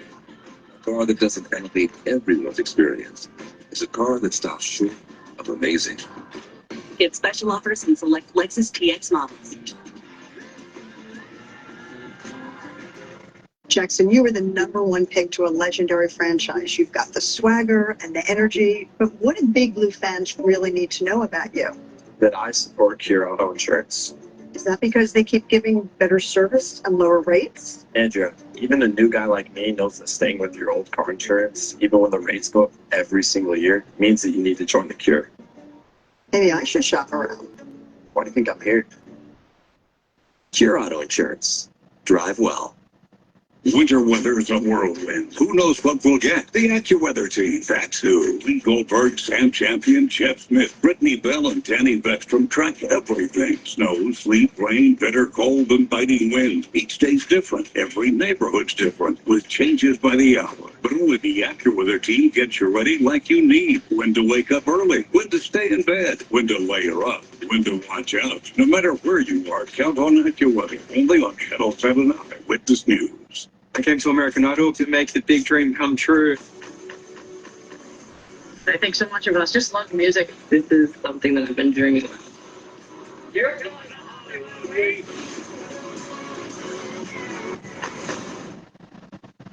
Welcome back, meteorologist Jeff Smith is here. Jeff, you really are the man of the hour. Everybody wants to talk to you right now. And this storm's going to be so much more impactful than anything we've seen this winter, or for the past few winters, as a matter of fact, because, you know, in a lot of these storms, it struggles to accumulate on the city streets. You have temperatures that are marginal. But in this storm, leading into it, we have one of the coldest air masses we've had in years. So every little snowflake is going to be able to efficiently accumulate on all surfaces as we head into the day tomorrow. 17 right now, your temperature in Central Park feels more like 8. You get a light wind coming in about 7 miles per hour. And the high on the day has only been 17 degrees after a morning low of 9. By the way, that 9, the first time we've been in the single numbers in Central Park since back in 2023, so nearly 3 years. Today's high of 17, nearly 20 degrees or over 20 degrees below the average of 39 for this time of the year. There are your sunrise and sunset times. So we have clouds thickening and lowering overnight tonight. A little bit of snow beginning before daybreak south and west of New York City, central and southern parts of New Jersey. Probably first flakes right around daybreak, right around 7 o'clock in the morning in New York City, and it will ramp up in a hurry. These are hourly snowfall rates. So by, say, 7, 8 o'clock, we're talking about a ½ inch per hour. And then we start ramping up into the 1+ inch per hour snowfall rate beginning 10 o'clock, 11 o'clock in the morning, maybe even close to 2 inches per hour in some cases. Above an inch an hour, the crews have a really hard time clearing the roadways. So this is when travel will become very hazardous. Late morning into the early and middle part of the afternoon, you see the snowfall rates drop off after about 2 or 3 p.m. And that's because some sleet will become involved here in New York City. That won't make this storm any easier. It just may cut down in the actual snow for the full snowfall total by the time it's all said and done. So 17 right now at Teterboro, 14 at White Plains, 5 at Monticello. Let's go straight to a futurecast. Clouds again lowering and thickening overnight by 5 o'clock in the morning. Flakes flying Ocean County, parts of Monmouth, western parts of New Jersey. By daybreak, flakes flying in the 5 boroughs of New York City, and then overspreading the entire rest of the area out onto the east end of Long Island by 9 o'clock in the morning, up into southwestern Connecticut as well. Look at temperatures remaining super cold as this snowfall is coming down, so it will be able to accumulate right off the bat on all streets. 16 degrees at noontime. We're getting heavy snow. It's snowing to beat the band. New York City, Long Island, down the Jersey Shore, up into the Hudson Valley, everywhere. And then we introduce sleet into the mix as we head into the, say, early to middle part of the afternoon, starting down the Jersey Shore and then kind of creeping its way up into the city by about 3 p.m., but still with a temperature of 18 degrees. This is going to be very problematic. So we'll get these ice pellets and even some freezing rain on top of snowfall. Meanwhile, you keep snowing hard north and west of New York City into the early part of the evening before gradually that precipitation rate starts tapering off as we head into later on tomorrow night, maybe a few lingering flurries into early Monday morning. If we're lucky, maybe a break or two of sunshine by late in the day. 29 will feel warm compared to what we've been dealing with and compared to what we will deal with beyond this storm. So in terms of snowfall, 6 to 12 inches of snow. And that's even with the fact that sleet will be keeping down the totals a little bit along the I-95 corridor and points south and east. 12 to 18 inches, mainly snowfall along and north and west of I-287. And in terms of the ice, yeah, this is not nothing here. We're talking about maybe between 1/10 and 2/10 of an inch of ice in some areas. That will create a glaze on top of whatever snowfall we get. So tonight, cloudy and bitterly cold out there, less wind, snow reaching the city by sunrise, that low dipping down to about 13. Frigid, becoming windy tomorrow. Heavy snow mixing late. New York City points south and east. Travel conditions worsening markedly through the day. That high only getting up to about 22. Temperatures in the upper teens early tomorrow night, actually rising into the upper 20s late. Breezy, that mix in the evening, changing back over to some light snow late. Some morning flurries on Monday. We'll still call it an AccuWeather alert. Roads will continue to be snow covered through the day. Brighter but bitterly cold on Tuesday, only 18 for a high, and we don't get out of the low 20s right through the entire rest of the month. Sam Ryan has sports after the break. It doesn't start our soul time. It's about the grind when no one is watching. every bounce, every rep, every late night session. From the lab to the court, focus never fades. In the lecture hall, in the weight room, in the home. This game is all about rest. Perfect form. Because every second counts. Every play matters. And that's why we stay locked in. This is real lab basketball. For every play, for every you. My name is Maya. This is a story of how I got my life back at HSS. I knew I needed hip replacement surgery, but I was scared and delayed it for years. Years, some years ago, I couldn't play with my kids. I chose HSS because they're the best in the world. The doctor helped me realize that I didn't need to live with the pain. Going to HSS was the best choice I've ever made. This is the 2026 Nissan Rogue. With a 12.3-inch touch display, it's the most powerful Rogue ever. And has 225 pound-feet of torque. That's a lot of torque. Go Rogue in the 2026 Nissan Rogue. Nissan, #1 in new vehicle quality. Now get a low 229 promo boost, plus current Nissan LSDs get 1,000 in lease loyalty cash on Rogue. Right. Never stops at wheel. You're a millionaire. Monday night. All right, guy.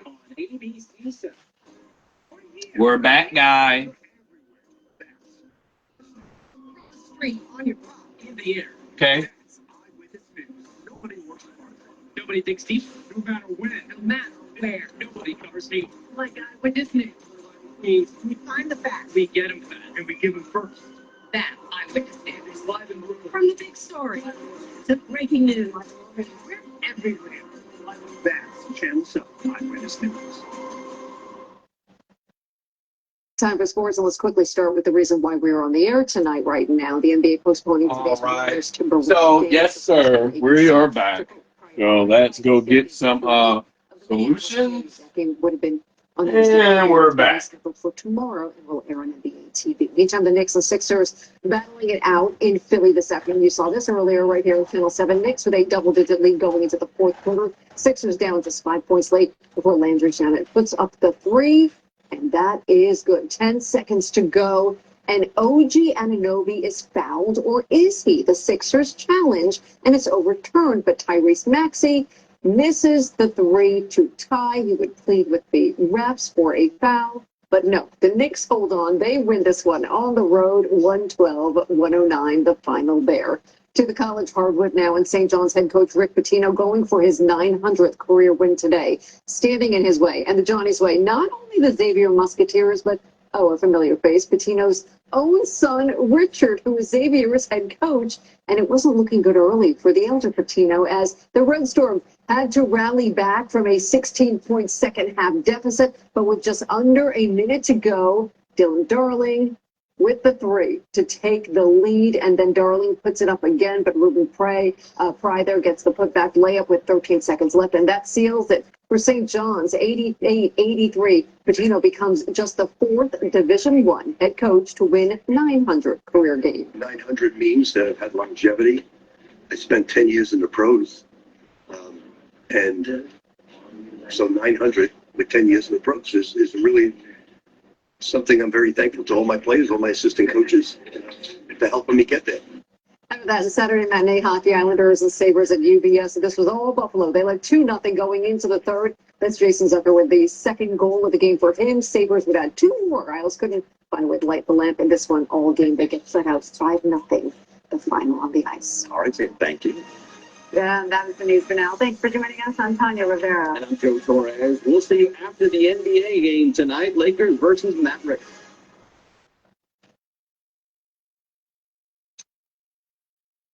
AccuWeather alert, the winter storms. The AccuWeather team's got every angle, every change. We've got you covered no matter where you live. 1 to 2 inch per hour snowfall. Plus dangerous cold. When big weather breaks, no one prepares you like Channel 7 Eyewitness News.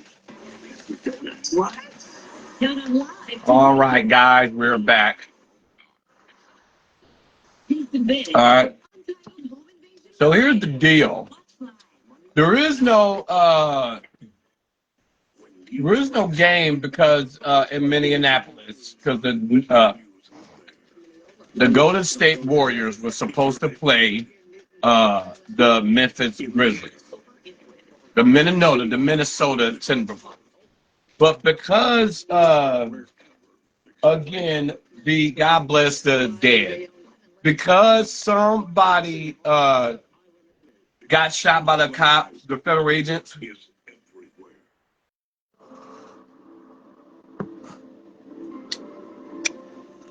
The V Foundation is about 3 weeks ago, the girl Renee Good got shot trying to drive away from the cops, trying to drive away from the federal agents, the ICE agents. You may save my children's lives. You may save someone you love. That's why the V Foundation gives 100%. So she got shot. Don't give up. That ICE agent that shot her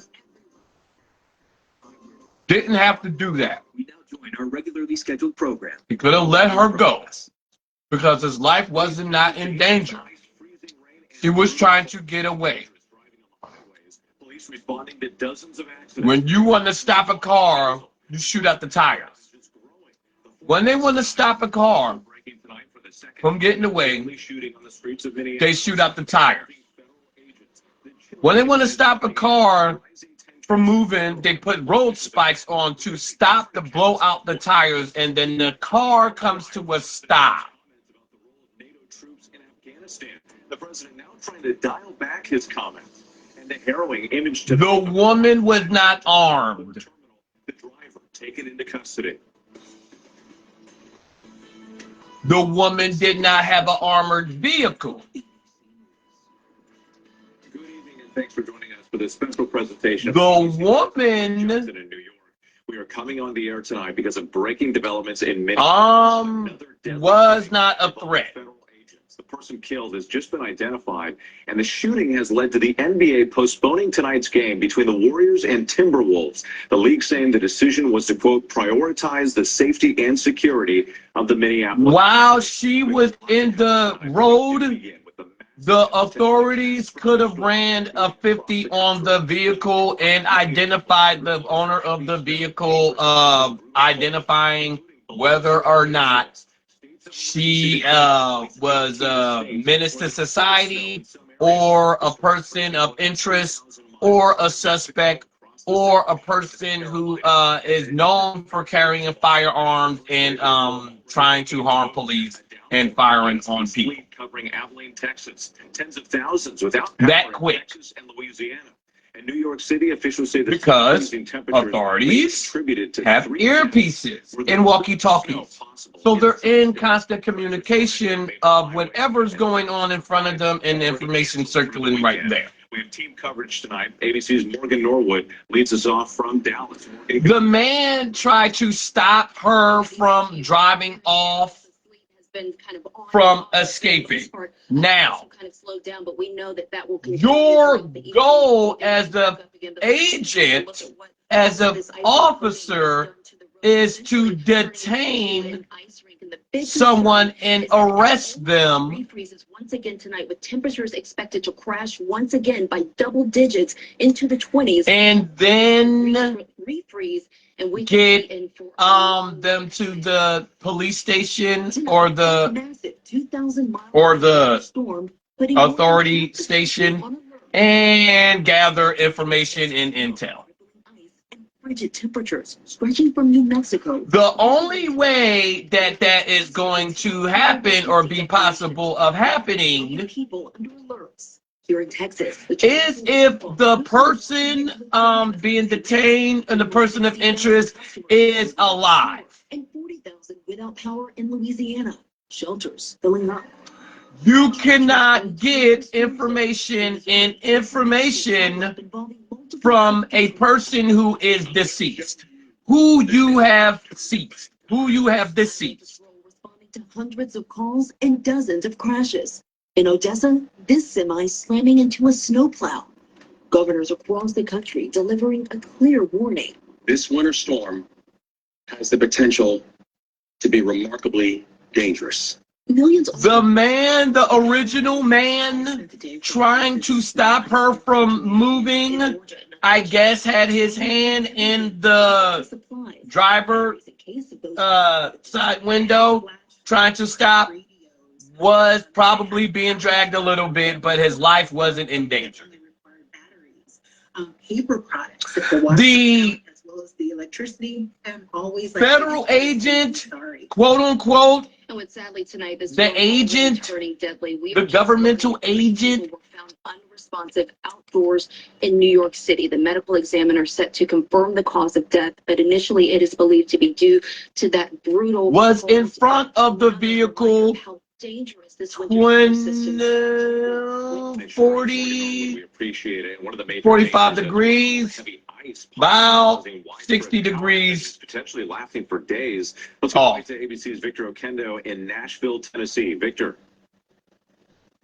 His life was not in imminent danger to where he was forced to open fire with the intent to kill. With that ice heading this way, officials across Tennessee are urging residents to stay off the roads. The major If he wanted to stop the vehicle, he could have aimed for the ground, where the tires are, where the tires go. The loss of power is a real possibility. He was close enough to get clear shots at the tire, which in turn would have prevented and stopped the vehicle from going down a ways, where later Thank you so much for joining us tonight. We appreciate governmental agents, It's simple. We want people to stay off the streets. could have detained her To get out, but a few miles down the road. these conditions can be dangerous. Many of us Thus, hence, she still would have had her life and would have been alive for them to get information as to the question of her behavior and why she was doing what she was doing. deep freeze, the ice is a major concern, the power outages, the strain on the grid.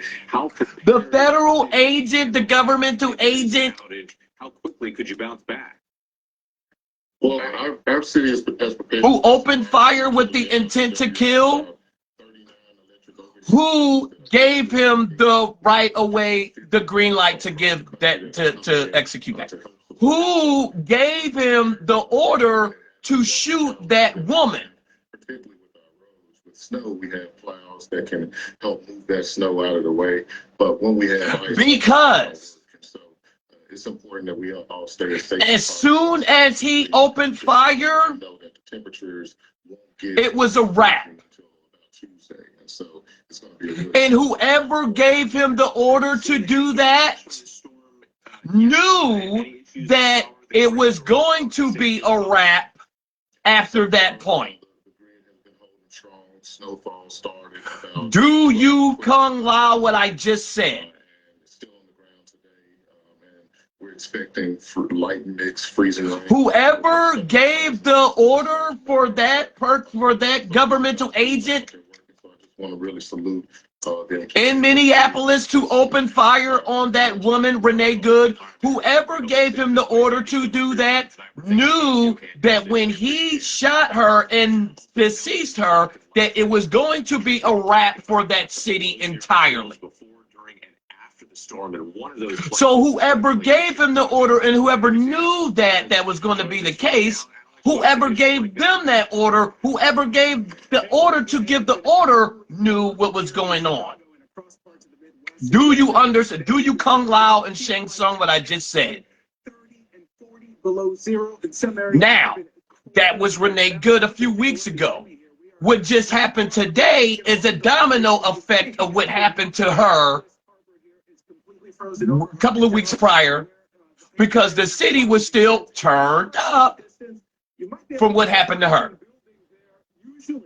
Also, the city was still turned up what happened to George Floyd years prior.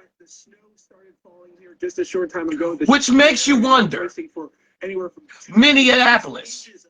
Why is WWE having their event there coming up? Don't answer that. temperatures to struggle to get out of temperatures into single digits or teens for the next several. The point is, Yeah, it's going to be a long stretch ahead. the man who opened fire on her was ordered to do that. That's why he was shown on the camera, not given a total garbage. Before they are back on schedule, ABC's Alex Perche joins us now from Reagan National Airport. And Where is the man who opened fire on her? Don't answer that because it doesn't matter. The effects of thousands of cancellations play out here at Reagan National Airport. I want to show you the flight information board. You see, all of this red, those are flights that are canceled. All of those yellows are flights that are delayed. And the storm hasn't even hit the DC. Daddy loves you, little Lee. Nearly 4,000 flight cancellations. Don't you ever forget anything like that. Over 3,000 delays. And Ever. we'll go this way. Show you, the TSA line has been pretty smooth throughout the afternoon. Your dad, your father thinks with this. We'll have to continue to monitor. It's a brain. Still makes it out given the track of this. But the brain can't work without a mind powering, without a spiritual mind powering. shut down for hours, so we'll stand by for that. Alex Perche, thank you. And the massive And the mind can't work, the spiritual mind can't work without a spirit powering the mind. correspondent John Carl spoke to Mayor Mamdani about how the city And is ready. the mind can't work without the spirit powering it, and the spirit can't be powered at all without a soul. This is a city government that's ready to meet the challenge that New Yorkers are facing. And we're talking That's that believes and has faith and is trying to do the right thing and knows where to go to get the truth. as of 6 a.m. this morning, brining highways, major roadways, making sure that we're prepared for any eventuality, and that we've actually procured 700 million pounds. Listen to me very critically and pay attention to me very crucially.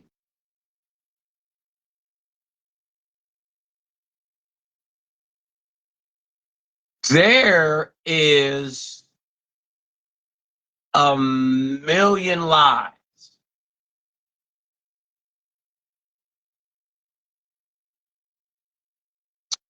there is 200 billion lies.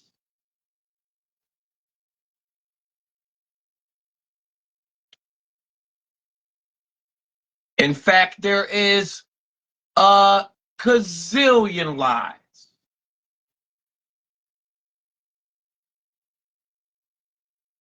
But there's only one truth.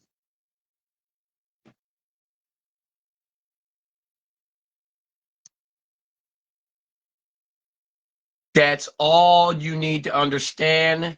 You do understand that, and that's all.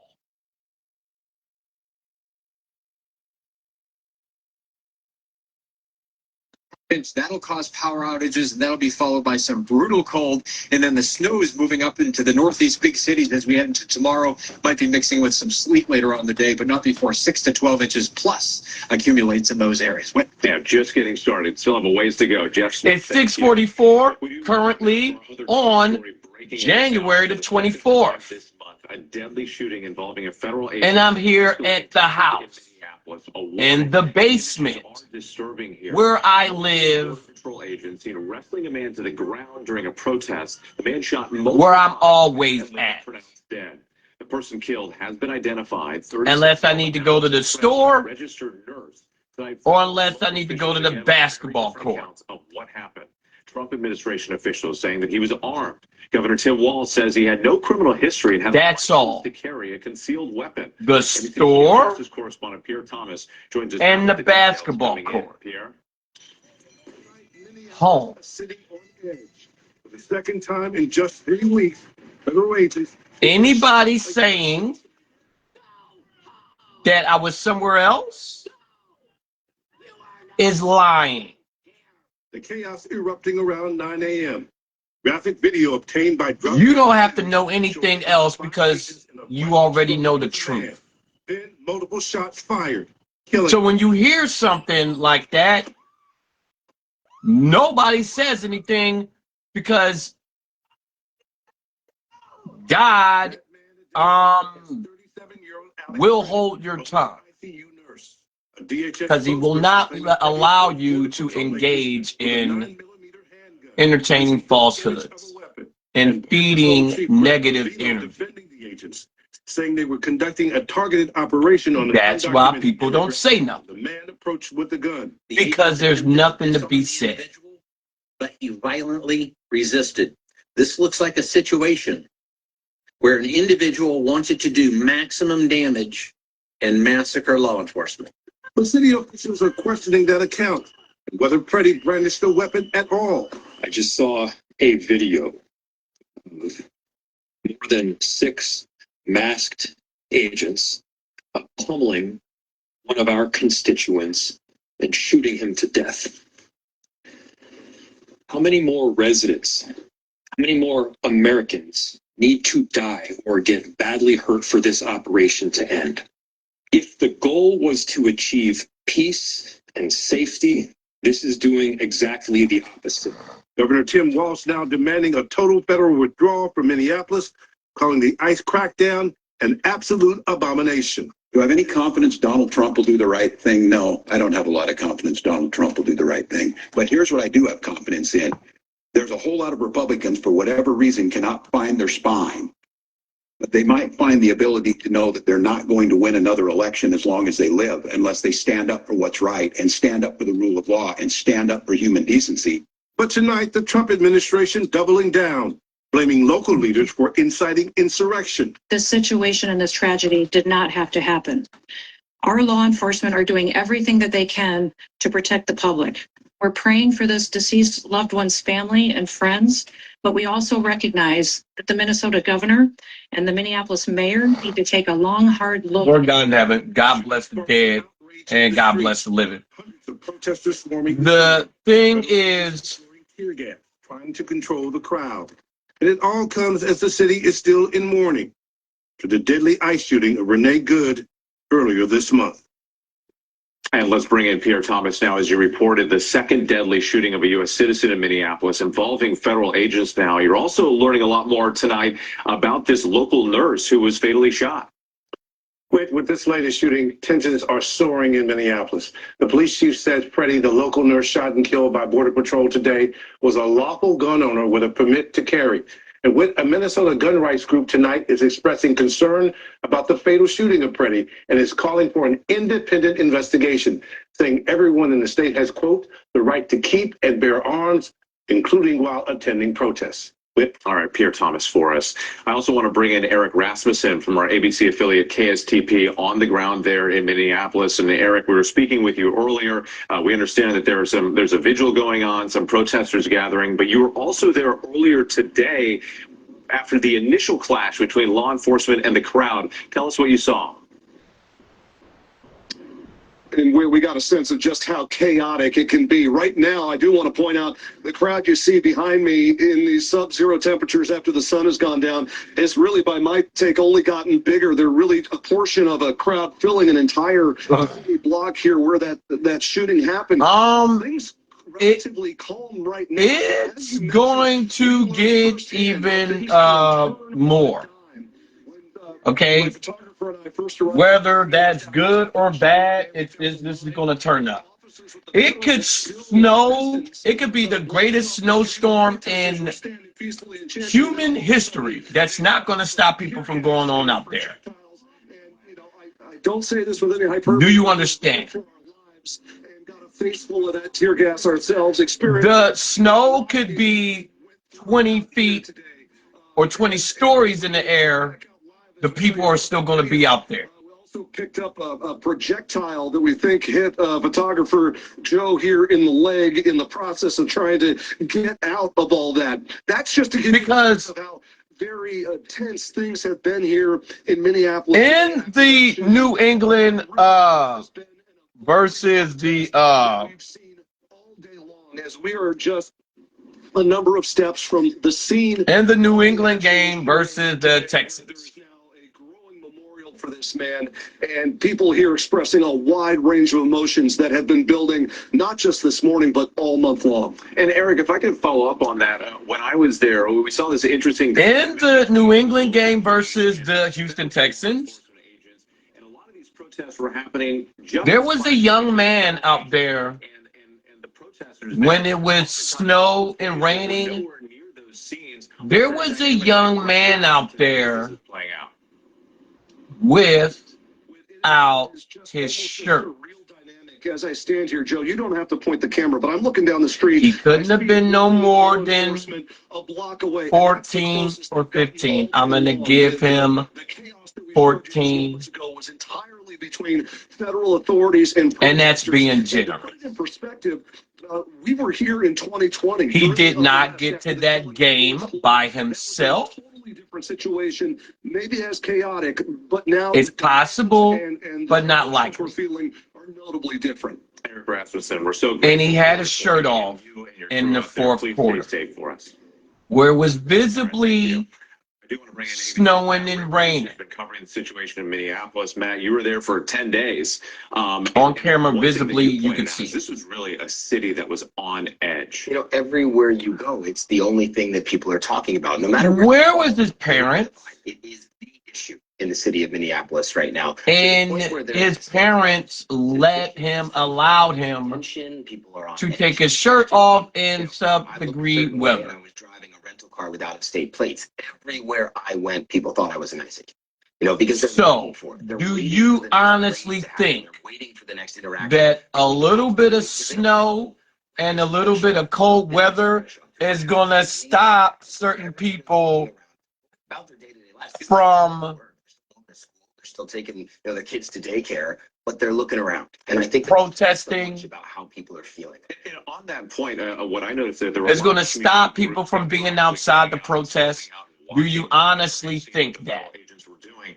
And we're seeing these videos, the images of hundreds of protesters out in the streets. Now. There's also another group of people really hunkering down, and they are staying in their homes, afraid to go outside. White people all over the world come together under one banner for any other white person. Privilege manifest essentially. These are people who can go out because they don't know the name. getting caught by DHS. They don't care if he's right or wrong. The country legally, let's say. It's just the whole world does it.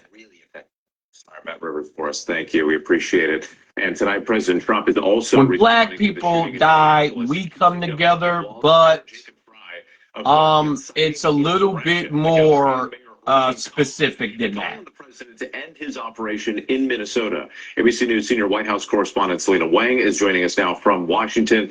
And Selena, you have more on the administration's response. That's right. That is the situation, because the situation is that exactly what happened. The president and his team have been. we have always had a thing where it was self-hate, and we have to get over that, and we have. Top White House officials are claiming without providing Regardless to the contrary, we have. That's why when we get together, it's more specific and it's more pinpointed, because that's what it is. If we were to come together every time that we were killed by the authorities, do you know what financial status we would be in? We wouldn't have one, because we darn near don't even have it. At a 100% financial status, us black people probably are at maybe 50. If we were to come together every time we were wronged and killed by the police, we would have to stop work and not work, which would mean that we would lose all financial leverage at once at all, and we would have absolutely nothing. Afghanistan. Trump said that those troops, quote, stayed So on the we back can't of the afford off the front line. to stop every time, to stop the world every time we do it. Every time that something happens to us. Because if we did, we'd lose our jobs. We'd have to tap into savings, which then would deplete us of all assets, and we would be liquidated, and we would be totally poor and broke, and have to start from not ground zero, ground negative 100, because we're already under the gun. You understand? President's comments and his speech in Davos earlier this That's what it is. All right, Marcus Moore, thanks. And you know that's what it is. That's why nobody's disagreeing with it. Because it's not for you to disagree, it's for you to acknowledge. Details just ahead. White people can afford to stop what they're doing and stop the world because they have money to do that. Missing a couple of days of work isn't going to help them, isn't going to hurt them. Missing the week isn't going to hurt them. Missing the month isn't going to hurt them. Missing anything is going to hurt them. Because they have the capital to cover that, to cover the margin of error. So what you're seeing right now with the federal agents when they murdered the girl Renee Good, God bless the dead, Lord Jesus. And then them murdering this other white boy, God bless the dead. He had a right to carry his arms. He had a right to carry the guns. It's in the Constitution. That's just a conversation between white supremacy. That's just a conversation between white people. Because remember, when Donald Trump was getting elected, the whole country turned red. So they knew who they were elected, and they knew what the potential of that outcome of that election would produce. Do you think they cared? No, because it doesn't matter. Because when they elected him, they knew it was going to happen. So unfortunately for Renee Good, that falls in the margin of error that they already accounted for. Do you understand? Do you Shang Tsung what I just said? It's called collateral. It's called collateral. In the war, there are collateral damages and collateral death. Scene at the Detroit Metro Airport where a car. Everybody else who doesn't understand deeply don't understand that there's levels to what's going on in life. Taken into custody. The cause of the crash still under investigation. In war. Former Olympic snowboarder Ryan White And agendas and hidden agendas and trying to get things accomplished. Here's ABC's Jacqueline Lee. This morning, Now. former Canadian Olympic snowboarder and alleged drug kingpin Ryan Wedding is now behind bars. One of the FBI's most wanted top 10 fugitives since March of last year, escorted off a plane in Ontario, flanked by FBI agents and its director, Kash Patel, who called the operation a united front of... Now, former Olympic snowboarder arrested. Authorities turned himself in. Turned himself in Thursday in Mexico. So he was over in Mexico partying like it was no tomorrow. Believed to be him in a hospital bed in Mexico last summer. According to sources, the U.S. pressured Wedding for months, including seizing millions of dollars worth of assets allegedly. This was a former Olympic snowboarder, an Olympic. Worth about $40 million, and this luxury car, which officials say is worth $15 million. And they confiscated $40 million and stuff, and then they confiscated a $15 million car. Tons through Southern California on its way to Canada. Mr. Wedding is also wanted for orchestrating multiple murders of victims. 600 metric tons of what? 2025 federal grand jury indictment. Prosecutors say 600 what of what of what did you just say to me the indictment says on my in TV? order to kill. That witness shot 5 times in the head while eating at a restaurant. What? Wedding is expected to appear in court What? Monday morning. This guy did They what? were still seeking others for their alleged roles in this organization, What? offering a $2 million reward. Wait. Okay, Jeff. 2 others for 2 million? Back WABC TV meteorologist Jeff. What? With the latest on the timing of that massive storm, the frigid temperatures. Jeff, this And they just gloss over it like that's just what? It really is. We have more than half of the country covered in some sort of winter weather alert. You hardly ever see a map that looks like this. Look at all the winter storm warnings. We have cold weather warnings up along the northern border, ice storm warnings, and that's Listen to me. in eastern Texas through parts of. Listen to me very crucially and pay attention to me very precariously. This is called organized chaos. This is called organized confusion. Shake this hand here, hide this hand here, make this hand throw everything off of the table, and mess everything up and flip the tables and go punch this guy and go do this guy. All this, watch this hand, all while this other hand is moving into position. See that?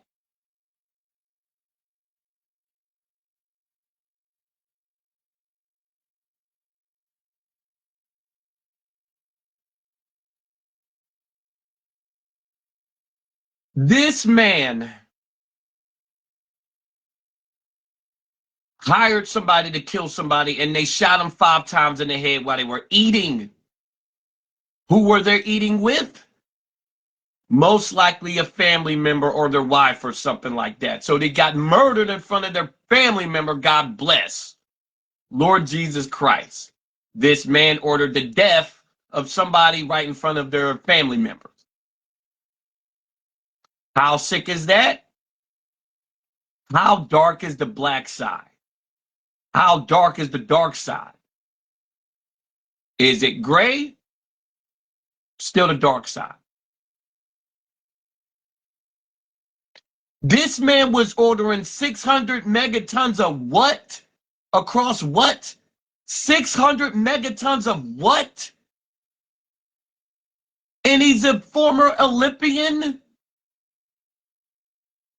If it was just him ordering 600 megatons, who is he getting it for? And who is he giving it to? And who did he get it? Who was telling him? Who gave him the order, the bet slip, the order slip, the laundry list to go get that? Who does he work for? Who does he work for? Who do they work for when they work for? Keep going, follow the money, keep going that way. Don't come to me. Don't come to him.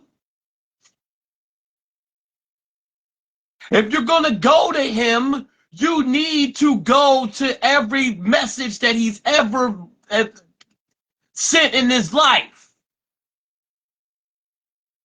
His whole life needs to be reviewed, and then his whole family lineage needs to be reviewed.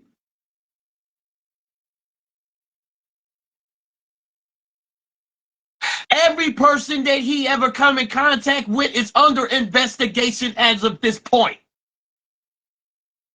Everybody. And then everybody that they know is under investigation from this point. Do you understand what I just said?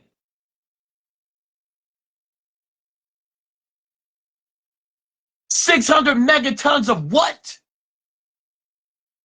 Just that metric, just that number alone is totally alarming.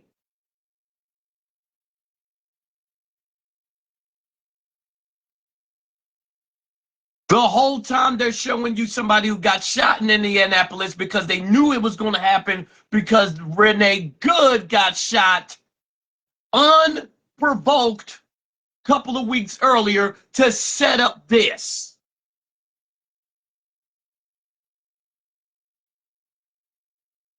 The weatherman knows when the storm is coming weeks out. So this whole hysteria has been planned. Do you understand me? I am Shokan. I am Shang Tsung. And I will make you Shang Tsung what I just said.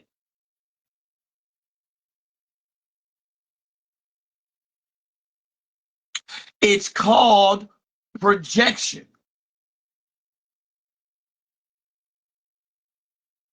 People who work in the banks know this term.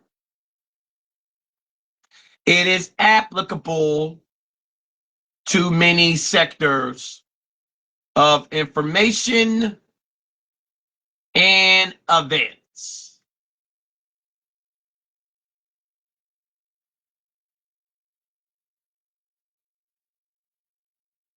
$600 megatons of what is only a percentage, is only a stand grade of what's out there and what's being moved. And this is your former Olympic snowboarder.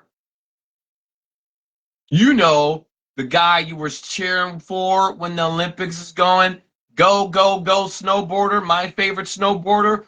Yeah, well, while you were saying go, go, my favorite snowboarder, this guy was actually saying go, go, go, go snow, get it on through here where I'm going.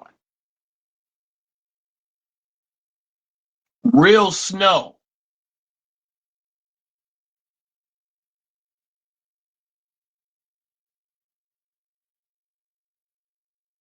It's all about what's in here. It's all about what's in here.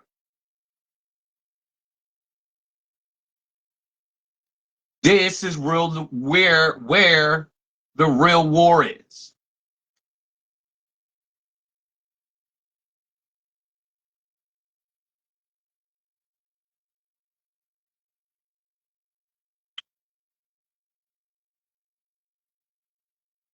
We got somebody that's photobombing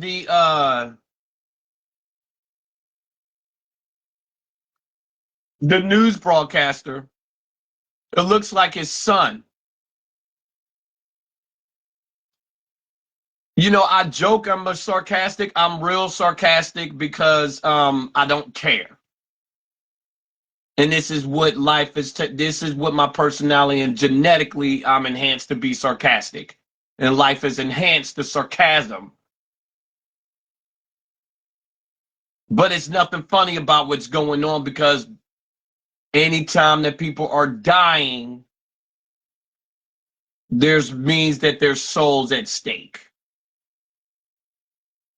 There's nothing funny about what's going on in Minnesota, which means that there's nothing funny going on anywhere in the world. Just because the eyes are on Minnesota, it should be, because this all started with George Floyd, which means it all started with good and evil. And who's doing good and who's doing evil. It doesn't matter who was being done the wrong the most.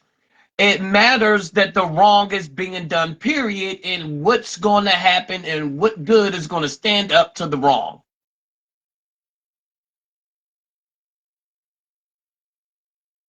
Did you Shang Tsung what I did? Did you put your rating hat on to what I just said? Kenneth Bobbitt, good evening, my good brother. I see you stepping in one more time. How's you and the family doing? God bless you and the family. Typing in the comments how you doing. I'm making a statement. I'm talking regular how we do, because when your eyes analyze things and your brain works with the mind behind it, you have no choice but to analyze this and speak from the heart and from the soul.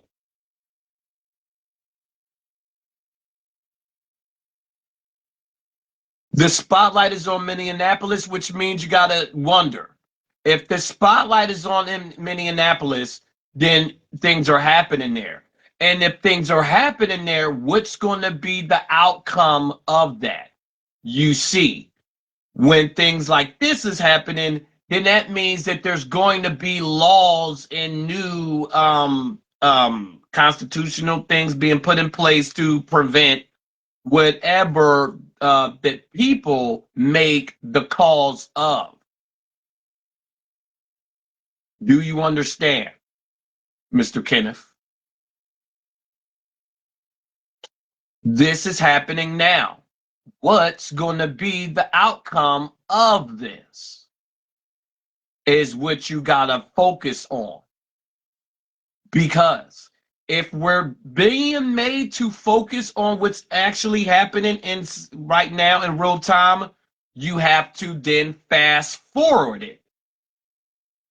You have to take the data that you have, what you're being seen and what you're not being seen, and then fast forward to what's going to be the case when this is all over.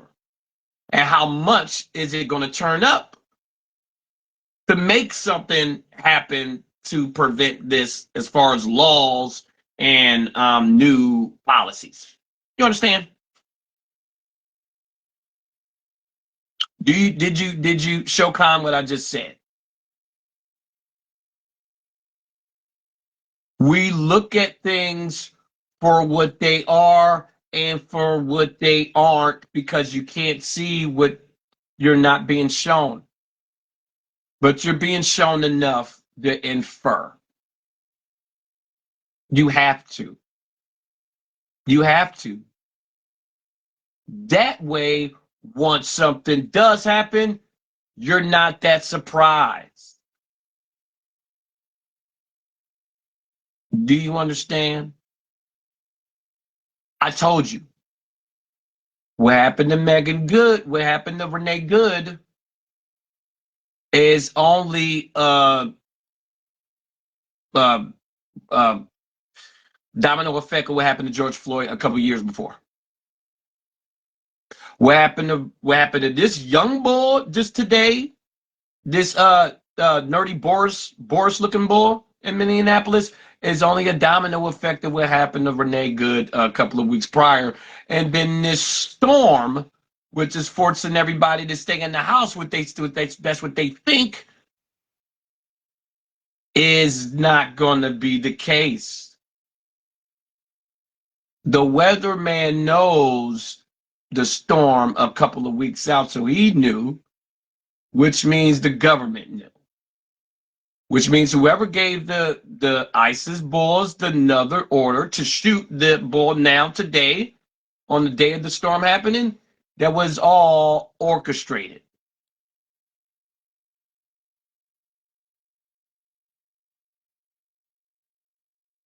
You understand what I just said?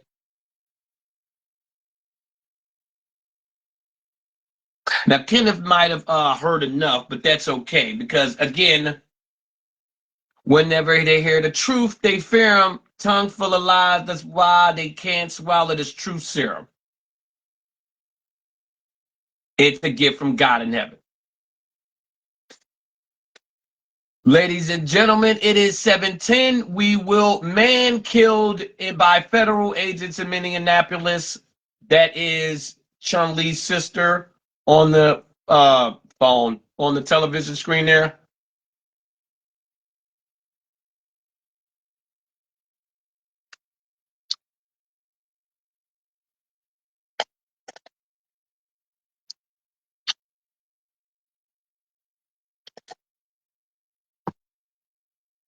Marilyn Manson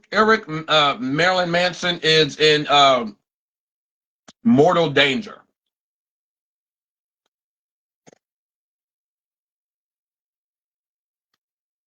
I understand.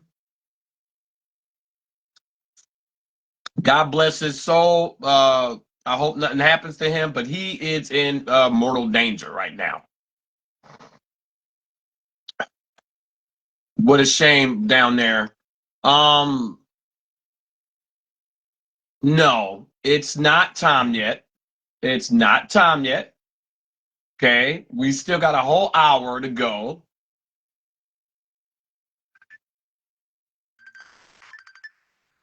We got a whole hour to go. Okay, so now let's take this phone call.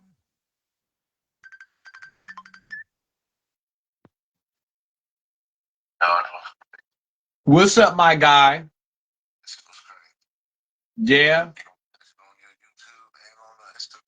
It's on my Instagram and it's on my TikTok. I gotta put it on my yeah, it's already up on my YouTube and but that's already up on my Instagram. Huh? No, I don't tag it. It'll get back to him. It'll get it to him.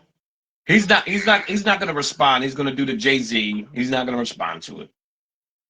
Right. He's not gonna respond to this one. But it ain't over. This is the first of many. This is the first of infinity right here. Yeah. This is gonna the heat is gonna get turned up. You'll see. I'm at the crib, yeah.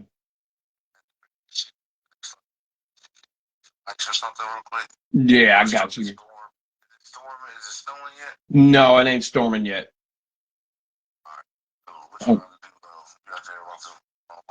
I'm already on live. Share it.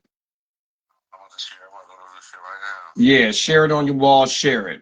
Put that on blast. We putting that on blast. All right, I'm about to slide down. Okay, yeah. And I'm going to call you when I get back. Because I want to talk to you. All right. All right. All right, guys, we gotta go check on our friend's mom real quick. We're gonna play some of this news and let you guys get with that, okay? Because I think the news right here is just a little bit more interesting, and we need to focus on what's happening, right? Bob Boyce. Okay. Just to point out some Just of the things focus on that. was talking about here. We'll be back. Federal officials point out that he had a weapon. That's what they say. The governor says that he had a license to carry. So the details would really matter when it comes to an investigation here. But what are we expecting to come out of this? One of these actions, what precipitated the violence? What precipitated the arrest? What went back and forth? We don't know if the officers wear body-worn cameras. That's a big plus into a lot of this. Have not been wearing cameras. A lot of them have been, but some have, and some also are taking videos. We see from the good shooting. So that's important to understand. It'll tell us more. It'll also tell us what the verbal commands were. We don't know right now. And when they found out he had a gun on him, was it after they took him down and then they found the gun? I will tell you that is a large weapon. It's a service revolver, which means you usually carry on your holster on your belt. That's a large weapon in two magazines is unusual. When did they find that out? And were the commands given? I've been in a couple of these tussles. And when you get someone on the ground, if someone usually yells out "gun," and that changes the dynamic. I didn't hear that. Doesn't mean they didn't say it. I just didn't hear it. Insofar as the single shooter, what we see right now, you heard an initial shot, and then everybody steps back. Then you hear a burst of shots, and that burst of shots have to be answered as well. Were they excessive? Were they not? Were they in line with shooting guidelines? And that's what we're looking at right now. All right, former Chief of Detectives Robert Boyce. Bob, thank you so much for your time. We appreciate it. We do move on now to some of the other stories that we're following here, and it's a big one, the massive, potentially catastrophic storm moving across the country right now. Nearly 200 million people under alerts for heavy snow, dangerous ice, and brutal cold, including below-zero wind chills. States of emergency declared in at least 18 states, more than a foot of snow in some areas. The storm stretching more than 2,000 miles from New Mexico across the south into the Carolinas and then into the Northeast tomorrow. More than a foot of snow possible in some states. In New York City, officials say the sub-freezing temperatures may have contributed to 3 deaths. We have team coverage tonight. ABC's Morgan Norwood is in Dallas. Tonight, that massive 2,000-mile wide winter storm putting more than half the country on alert. A dangerous mix of snow, crippling ice, and frigid temperatures stretching from New Mexico all the way to Maine. 20 states now under emergency declarations, 200 million people under alerts. Here in Texas, the torrential rainfall quickly morphing into a dangerous icy mix. Almost 60,000 customers now without power and 40,000 without power in Louisiana. Shelters filling up. Treacherous roads throughout the storm zone. In Missouri, this nasty pileup involving multiple tractor trailers. I will show you that this is just turning back to ice. Highway Patrol responding to hundreds of calls and dozens of crashes. In Odessa, this semi slamming into a snowplow. Governors across the country delivering a clear warning. This winter storm has the potential to be remarkably dangerous. Millions also bracing for possible power outages. I spent the day preparing for this snow ice storm situation. In Georgia, Natasha Beauclair stocking up on everything from water to supplies, batteries in case of those power outages. That I had flashlights, crank radios, that I had power chargers that are portable for our phone that only required batteries, paper products. If the water goes out as well as the electricity, I'm always like, it is better safe than sorry. And with tonight, this storm already taking a devastating toll, a deadly one. At this hour, we are learning that 3 people in New York City were found unresponsive outdoors, later pronounced dead at the scene. The medical examiner will determine the cause of death, but preliminary investigation reveals that the brutal, extreme cold may have played a role. With that said, the snow, the sleet still coming down here in Dallas, and these are the critical hours that authorities have been warning about across the storm zone. As the temperatures plummet, we're in for a refreeze, creates dangerous black ice and dangerous conditions on the roads. We can see those shifting conditions right behind you. Morgan Norwood, thank you. And one of the major dangers of the storm, the heavy ice, possibly causing widespread power outages, potentially lasting for days. Let's bring in ABC's Victor Oquendo in Nashville, Tennessee. Victor, good evening. It snowed for much of the day here. Now the focus is on the ice. We are right on Broadway. This is the most popular street in town. Normally, it would be jam-packed on a Saturday night, but as the conditions begin to deteriorate here, the ice is heading this way. Officials across Tennessee are urging residents to stay off the roads. The major concern tonight through Sunday is that ice that could accumulate, making the roads slick, bringing down tree limbs and power lines. Those in charge of electrical grids from the south to the east coast have issued warnings to homes and businesses. The loss of power is a real possibility, and crews will not be able to restore that power until it is safe to do so. All right, Victor, thank you. Let's bring in the mayor of Atlanta, Andre Dickens. Mayor Dickens, thank you so much for your time this evening. First, I just want to ask you how the conditions are in your city right now and how you're preparing for this dangerous storm. Yeah, thanks, Whit. Right now on the ground in the city of Atlanta is now just starting to rain. We've seen as this weather pattern has come from Texas to now Nashville to now it's headed to Atlanta. And so we expect overnight for us to get ice, wintry mix. And so we've already pre-treated the roads. We have our salt and our brine mix out there. And we're just encouraging everybody from this point on to stay off the roads and don't make any unnecessary trips, and to make sure you have power, to make sure you have your devices charged up, have candles, have flashlights, because we have a lot of trees in Atlanta. It's the city of the forest. And so, you know, power lines can get snapped because of the heavy winds as well as the weight of the wintry mix on the tree limbs. Hey, you know, Mayor Dickens, we don't usually think of Atlanta when it comes to these types of storms, but the National Weather Service has the city under an ice storm warning until Monday. What are your biggest concerns and the message to the public? Yeah, so we this warning and threat until Monday. So we have canceled. We're doing telework on Monday. Atlanta Public Schools are doing, study from home on Monday. So we know that this wintry mix, this ice is going to melt some, but it's still going to be ice on the ground and refreezing overnight, Sunday night into Monday morning. So we're telling people, stay at home, stay off the roads. Let us and our emergency personnel go out there and treat the roads, and they don't need to make any unnecessary trips. And we have opened up more and more of our warming shelters so that our unhoused population can have a place to stay. Well, Mayor Dickens, thank you again for your time. We're wishing you and your city the best and a speedy recovery from all of this. Thank you. There's a lot to keep track of with this storm. Let's get right to meteorologist Jeff Smith from our New York station WABC. Jeff, how are things moving? What can we expect? Here, the mayor of Atlanta mentioned rain falling down. It's falling down into sub-freezing air, so it's going to be coating everything in ice and creating power outages. Look at all the warnings we have. Winter weather alerts for more than half of the population of the country. It's a 2,000-mile stretch from New Mexico all the way into the Northeast. Let's track it for you on the Futurecast during the next 24 to 36 hours.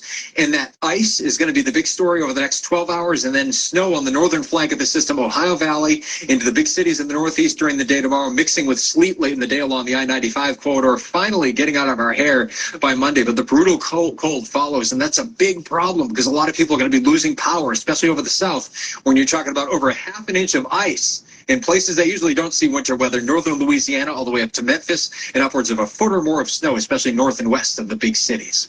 And we'll be tracking it as we're just getting started here. Jeff Smith, thanks so much.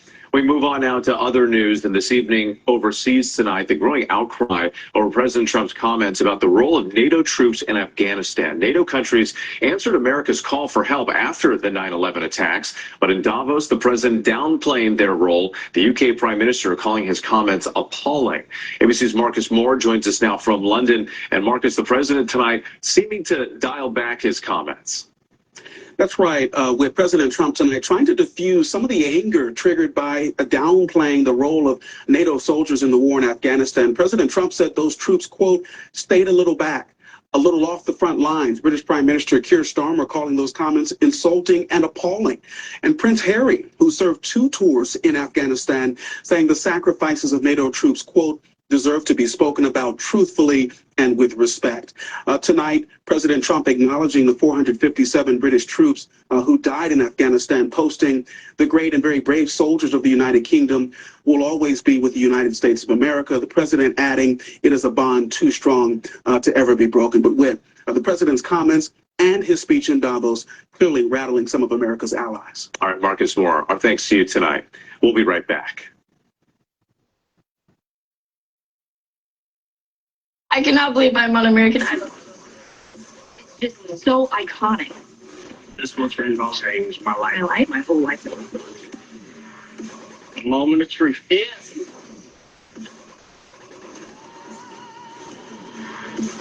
You have an incredible voice.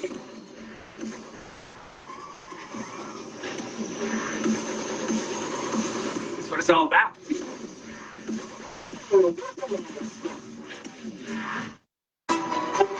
It's only words. Guessing for one of me. Assuming you don't have superpowers. Yeah. The real you isn't your condition. It's impossible for superpowered individuals to perform in major motion picture. Oh my God. Sustained. Television Wonderland. All 8 episodes streaming January 27th. Only on Disney Plus. The answers to life's most important questions are at the edges of our world. On my pole-to-pole journey, I'm exploring the extremes of our planet. It will take me outside of my comfort zone.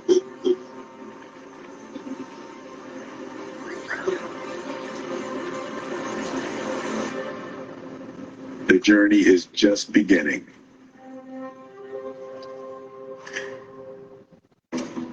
I'm the world's greatest advertisement for the hottest new super drug that makes you effortlessly beautiful. This is the closest to the fountain of youth any is gonna get. Are there side effects? We're gonna fix this. We're gonna find a cure. We'd like the first pound.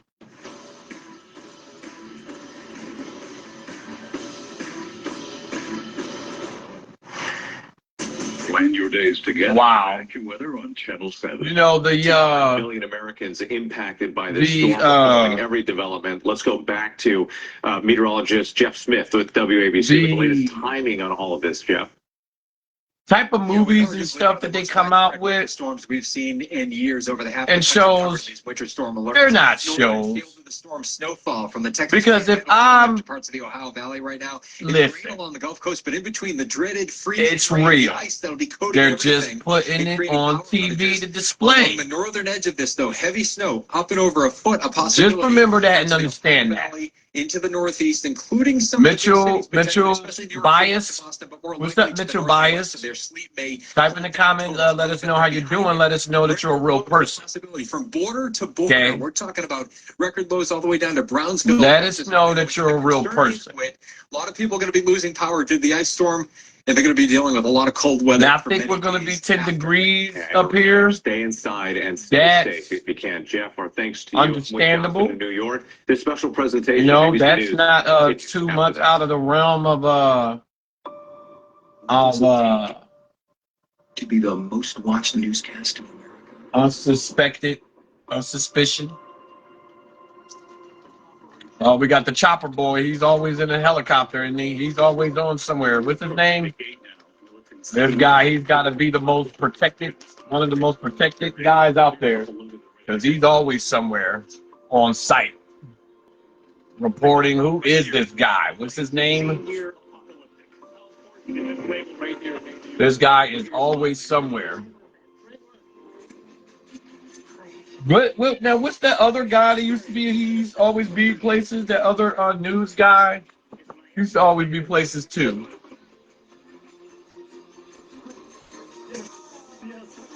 You do every night. David Muir. David Muir. Yeah. Newscast. He got a vessel and a helicopter. For the second time, You better have a vessel in the helicopter, boy. They after you, boy. agents, the chilling images coming in, rising tensions. Man, my nuts is a chilling image. Different accounts of My nuts is chilling images. What do you the mean? potentially catastrophic winter storm sweeping from New That's Mexico chilling to the images. Northeast. My nuts is chilling images. Heavy snow, dangerous ice, freezing rain, and brutal cold. Dangerous driving on the highways. Police responding to dozens of accidents. Yeah. Thousands of flights canceled. So, like I said, we're here, man. You know, the power outages and stuff like that, that's real unfortunate. Dial back his comments. And the harrowing image tonight, a car crashing into an airport terminal, the driver taken into custody. Somebody crashed their car into an airport terminal. What was he doing? What kind of drugs was he on? I want all of these people investigated. News. I'm Whit Johnson. Okay? Coming on the I air want them tonight investigated developments in Minneapolis. to Another see what deadly kind of shooting drugs they're on, to see where they were protests, which led within the the NBA last postpone 5 tonight's game years. between the Warriors and Timberwolves. The league saying the decision was to, quote, prioritize the safety and security of the Minneapolis community. A warning, the images of the shooting are disturbing. Multiple Border Patrol agents seen wrestling a man to the ground during a protest. The man shot multiple times and later pronounced dead. He's been identified as 37-year-old. What's this other guy doing? Registered nurse. Tonight, federal and local officials again with very different accounts of what happened. Trump administration 1, 2, officials 3, saying 4, 5. Governor Tim Walz He was said shot he 5 had times. criminal history and a license to carry a concealed weapon. ABC's 1, Justice 2, 3, correspondent 4, Jeff Thomas has 5. details just coming in. Pierre, good evening. With another tragedy in That's a murder. pointing between That's a murder like they did to old girl Renee Good. That's a murder like they did to George Floyd when they sat on his neck. Minneapolis, a city on edge. For the second time in That's a murder like they do to us all the time. shooting a U.S. citizen. You are not welcome here. Home, you listen. Somebody that's out to do you harm and do you damage, going home, it's only going to do nothing for them. That man Wow. Bang, bang, bang, bang, bang, bang, bang. He was shot 10 times. Spokesperson claiming Freddie He approached was Border shot Patrol 10 agents times. with a That's a murder. releasing this image of a weapon. And Border Patrol Chief Greg Bravino defending the agents, saying they were conducting He a targeted was shot operation on 10 an times. undocumented immigrant when the man approached with a gun. The agents attempted to disarm the individual, but he violently resisted. This looks like a situation where an individual wanted to do maximum damage. He was shot 10 times. City officials are I want to see the. You're only showing. Listen, this is what I mean here. They're only showing more than 6 when they wrestled under the ground. I want to see the whole video, bro. shooting him to death. Let me see the whole video. How many more residents, how many more Americans need to die or get badly hurt for this operation to end? If the goal was to achieve peace and safety, this is doing exactly the If the operation ends, the people who still was running the operation are still out there. What do you think is honestly going to happen to them? What? They just quit everything and just go home and say, "Oh, the operation didn't work. I guess I'll retire." No, it's going to go on until this earth is over. Stand up for what's right and stand up for the rule of law and stand up for human decency. But tonight, the Trump administration. There's a war between good and evil, man. And sometimes evil starts eating itself to speed everything up. They can to protect the public. We're praying for this deceased loved one's family and friends, but it doesn't change the fact that people lose their lives. That's called collateral. Look in the mirror. Shooting sparking out. But sometimes evil will eat itself to try to speed up the process. To control the crowd. And it all comes as the city is still in. Let evil think that's what it's doing, speeding up the process. But God is the ultimate designer of this whole thing. You're getting new details about the man who was fatally shot.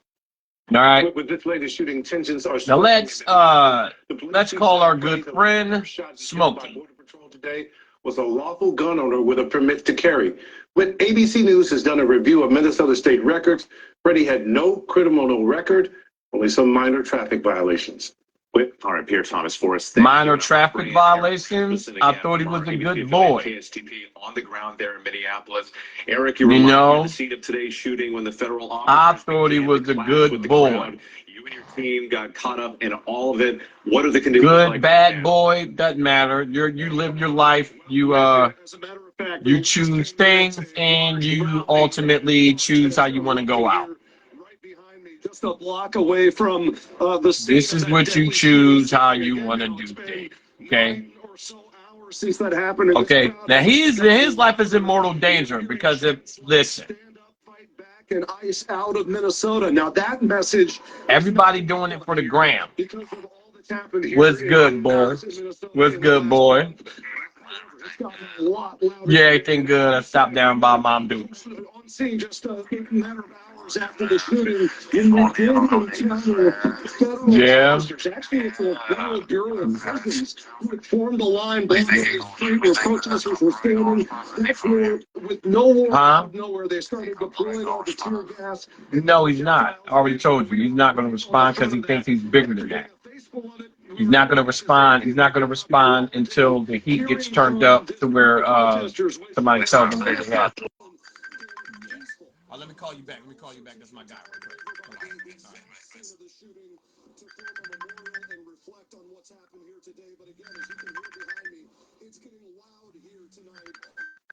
quick. This crowd is showing. What's up, my guy? I'll also tell you, in sub-zero temperatures. You hear that? Some of the demonstrators are handing out coffee. They're handing out water and food.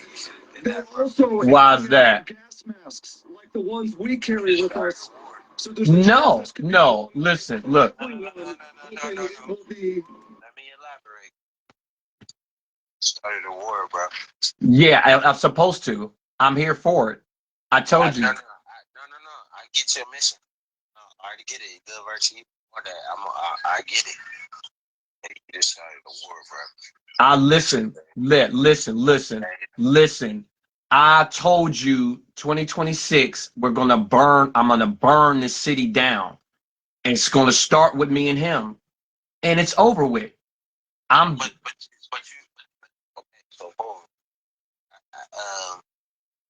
I gotta apologize to you. Actually reach out to yeah. Right. And because you have them blocked, you can't see the content. So I'm gonna give you content of the nature of the conversation that we just had. I can screen share. Right. And it wasn't in a negative manner. it's like I assumed that it would be like I talked to you yesterday. I don't feel like what you feel towards him is how he feel towards you. You have to approach it with grace. She done. Hey, that track was fire. Listen, look. Listen, I'm gonna tell you this. It has to. It has to. That track was fire. I know You're it's. hearing it from my mouth. I know. It was fire. I know it's fire because it's called soul. I had to let people hear that. And because it's called soul fire. When you stand for truth, listen, look. When you stand for truth, bros, listen, look. There was something said. The people that was born between 1980 and 1985 is here to wake people up. I was born in 85. Yeah. We got the glitch, bro. It's certain stuff that we can't stand for in our heart and moral. Now I'm letting you know that what you're saying is true. The perspective that you're coming from is true as far as coming from it from a neutral standpoint and being looking past your pride and loving our friends that we grew up with and all that stuff. I understand that, but a part of love too is called tough love. I wouldn't be your brother if I let you get away with dickhead stuff, right? No, You know what I'm saying? Yeah. Niggas, no. I'm not saying that. Hold on. Saying this in any kind of complacent way. I'm telling you that track that I was supposed to hit you back, but I had a whole bunch of other boom. That track was fire, my guy. That shit was fire. Yeah, because I had already interacted metaphors like, you and Red, y'all good? And oh no, this nigga got me blocked. All this shit, So I felt his energy, and I'm like, so y'all mad? Okay, bet. So since y'all blocked and all that stuff, like, let me dive into your job. Like, what you got going on? Boom. It's kind of, it was kind of short natured. And I was like, hey, like, I need you to hear something. Like, just need to speak to your soul. So boom, I had to chop it because I couldn't give him the whole math. I had to chop the mathematics in half, so I gave him 3 and 3. Yeah. And boom, I shot through. It's like, yeah, I can't even talk to the fool because I gave him the same energy I gave you last night. Yeah. This ain't no type of situation where it got to go to out of pocket. You feel me? Y'all niggas known each other longer than I know both of y'all together in totality. So like, boom. And he's like, oh, okay, bet. Matter of fact, okay. I take your word for it. I don't want to see it. No, I don't want to see it. I already know. I'm not about to show nothing. Right. I'm going back to the little drum because like I like this. She said Harold's package is ready. Okay, bet. I don't like to do the third party drum. I don't do that. So Yeah. What's today's? Okay, so he sent me that on January the 10th. I said I liked it. He said I'm in the Bronx, but yeah, it's time to rap. And I told you that. I told you that the other day. When I talked to him, the last time I talked to him was January 10th. It's like, yeah, I'm in the Bronx, but it's time to rap. And then he sent me a QR code. Sent that. What you want? I didn't do my verse yet, but you might as well do yours first. So he sent me a drum to get on the 16th. Mm. That's crazy. I'm just now like realizing what he sent me. Yeah. I'm like, is everything cool with you and Rig? He said, what's this nigga said? Oh shit, gone. Did he delete it? He deleted his messages. Son, he deleted his messages, yo. Yeah, he deleted his messages. I told you it don't matter. It don't matter what. No, because now it looks like on his John that I'm only talking to him and he's not responding to me. That's okay. That's okay. That's okay. But you had a nature. You had a conversation with him, and you got your point across as far as you got your point across to me, right? Hold on, my bad. I'm sorry, sir. I'm sorry, sir. He was communicating with two different apps. Okay. He was going through the Instagram, John. Okay. He was responding to me on Instagram while I was responding to him on Facebook. Boom. Oh, okay. Okay, bet. Here we go. I hit him up. I said, yo, he had posted a beat. And I said, yeah, let's go. Let's go. At 3:42. I said, I don't know what happened, but You silly twin. I said, I don't know what happened, but I wanted substance. I said, why Rick and you and Copy audition each other? What's happening? He said, he's mad. I didn't even know. And then he said, man, he's losing his mind over that weird looking white John and her baby. Green got me blocked. Show me what he talking about. I said, oh, real talk. I didn't know. This is just hold on.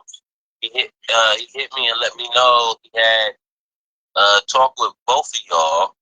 And he was curious and he had asked me, but that wasn't really my John to jump in the Matrix with y'all. And said, but I got you. He said he's mad at Mickey because he sent that song in and didn't like the feedback. I said, yo, I seen that. He said, I'm not even going to diss Reem. He said, I'm not even going to diss Rigger back. I'm too focused on that little boy and Fahim. I said, he said, you and Copy was on the Good versus Evil. Is that true? He said, he thinks Pete is using me for energy. He said Pete is using me for energy. He thinks he like that. Nobody ever dissed him. Oh, that's Fahim. Talking about Fahim. That's not talking about. He said this is not about Rigger. This is about Fahim. He thinks that nobody ever will strike him. I said I don't know. I'm from the outside chilling. He said I told you Reem is losing it, bro. He's talking about you. I was talking about Fahim as far as strikes because he sent emojis. I said I know. I peeped that. I know who you talking about in both situations. He said he got me blocked. I can't see the Facebook post and song. I said, Fahim know my people, but move funny from what they're saying. Okay, I'm going to screen record it, John, and see if the premiere is what it's supposed to be. I'll FaceTime you if you need me to. But if y'all need to get this shit together, let me know. I'm not about to be a middleman as well. I just want to make sure that both of my comrades are cool. He said, Right. He sent me a visual of him rapping on, what is this? The Punchline Anarchy in New York. He just sent me a clip of his verse. I haven't watched it, and he sent me an audio file that's 50 seconds, which I also haven't listened to. He just sent that as I'm talking to you. But yeah, I don't know the whole little demographic. I know your behalf. I know how you stand on your square as far as your stuff. I don't know his themes, but from the conversation you had that maybe I should reach out to him, and I went against my better judgment and did that. Yeah. Especially coming at it as though you're looking at it as he's being a catalyst for Copy, and you ain't rocking with him because he's cool with Copy, and he don't have nothing to do with that whole mathematics that you're trying to add up with you and Copy. That's what I'm getting from it. Right. That's why he took the honorable pose of, bro, I'm not going to disrespect it. Right. What he said, I don't care. He can drop a track and all that. Like, that's not my bag. And the way he's approaching it is as if I'm like a hieroglyph for Copy's whole little demonstration. Right. That's how I took it. Right. I told you the other day that I wasn't going to get into it, and I sidestepped that, got into it, and I kind of feel some kind of way that I got into it. No, you didn't. I only feel right that I gave the whole little demonstration from his behalf. Yeah. And then y'all can just go from there, but I don't want nothing else to do with this. No, you good. You good. You good. Schmurder. The thing is, The little joint he did in New York, though, is fire, though. Oh, I think yeah. I heard it first before, but it's fire. Right. I like it. Right. But Schmurder, here's the thing. You're only trying to reconnect brothers that known each other since 1999. Good. Right. In three more years, it'll be 30 years since I've known them. You understand? That's a fact. We grew up with each other, bro. So, him saying that I'm losing my mind over some white joint and the baby and her baby. No, I'm about to get the DNA test done on Tuesday. So it's going to be proven that it is my baby. So what if I'm losing my mind over my baby? It's my baby. Am I losing my mind for the right things? Am I on drugs? Am I drinking? No. I'm clear-minded. I'm clear. I see things clearly, and I see what people's doing. Now, people might be able to say something different now because it's a different day. But that night that we was talking, bro, you was on something else. And then you woke up the next day and you was on even something that even took it further. So you can't say a week and a half or a couple of weeks down the lane that you feel some way different. I'm letting you know what you were on. I'm holding your feet to the fire of what you did. Of what you did and your intent of what you did. That's not me losing my mind over some white John. That's not me losing my mind over my baby. Bro, that's me holding you accountable for what you said and what you did. It has nothing to do with my baby. The only connection is that I'm a father now and I can't stand for BS, right? Because if I'm on some BS, I would want y'all to call it out. And I would have to look myself in the mirror and say, you know what, that's the truth, and let me approach that. Let me rectify that, right? Because you're my brother, you're giving that energy right back to me, saying, hey, look at yourself, bro. Look what's going on. Is this what it is? And I can accept that and I can move on, right? No cloudy headed, no under the influence, no nothing, right? Just pure logic of what it is, of what we're dealing with, right? Dealing with facts, right? Right? Okay, right. Now, one thing you got kind of messed up. Copy isn't dissing nobody. Because copyright looks at himself as up here, that he doesn't have to diss nobody, right? I never said copy this nobody. Right. I have a problem with everybody else. So that's me coming at everybody. That's me coming at everybody on their BS. That's me standing up for what I feel is my truth, right? If that's what I feel, then I have to be willing to die on that hill. And that's what I'm willing to do. I have to be willing to accept everything that I'm saying, take responsibility for everything that I'm saying and my thoughts, whether it be right or wrong. And I am willing to do that. As a man, that's what you do. You stand on your own two, no influence, no behind nobody, no, but you stand on your own two, right? Right. So that's what it is. Now the thing with me and Meta, that's little John. I only threw him a little bar about something about BX. You're so deep in the dark because he turned the lights off. I said my body might finally be sleep in the park. That's just one bar I threw at him. That's nothing. That's nothing. All of the rest of the track was for copyright and Mickey Fax. Because when I first talked to Mickey Fax a couple of weeks ago for the first time, he was sick. He was getting over a real serious joint. And I felt that because I was fighting a upper respiratory infection too. So I knew what it was. And he was kind of on a break and he was real sick and stuff like that. He's like, man, I'm kind of out of it, man. But I was doing a show and boom, you can shoot me the track. And I shoot. So when I shot him the track, I already knew what it was. It's not mixed down because none of my stuff is mixed down. So, okay, I'll take that blow. Nobody will. Now, he's saying he didn't like the feedback of the track. No. If you listen, I even got that on tape. I even got it on tape. He said, yeah, he can rhyme a little bit, and then he started hating, right? Then it got into something else. You know me. You know I got bars. You know I can rhyme. I've been rhyming for 27 years, right? I know how to put words together, and I know what intent is behind my words, right? This guy proceeds to try to make a mockery of what I'm doing in the sport, right? Now that track was rhyming about, what was going on with my daughter and all of this stuff like that. So the whole situation is serious for me because I'm rhyming about a situation that my daughter, of how the baby mom is trying to do some other garbage to me and trying to prevent me to see my daughter.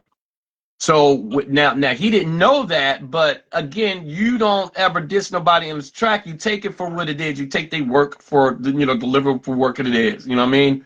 If you don't mess with it, just say, that's not my cup of tea.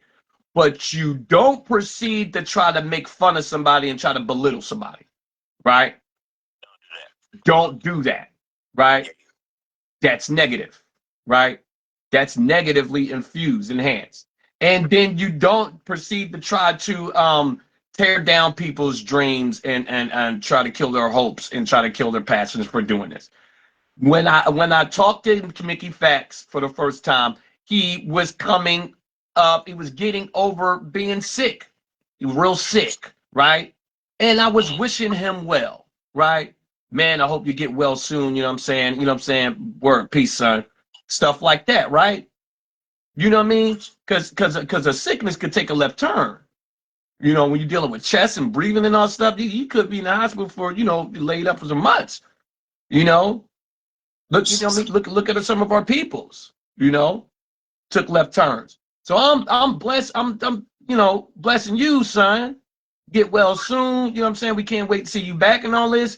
And then as soon as you get well, you immediately start attacking people and try to start embarrassing people.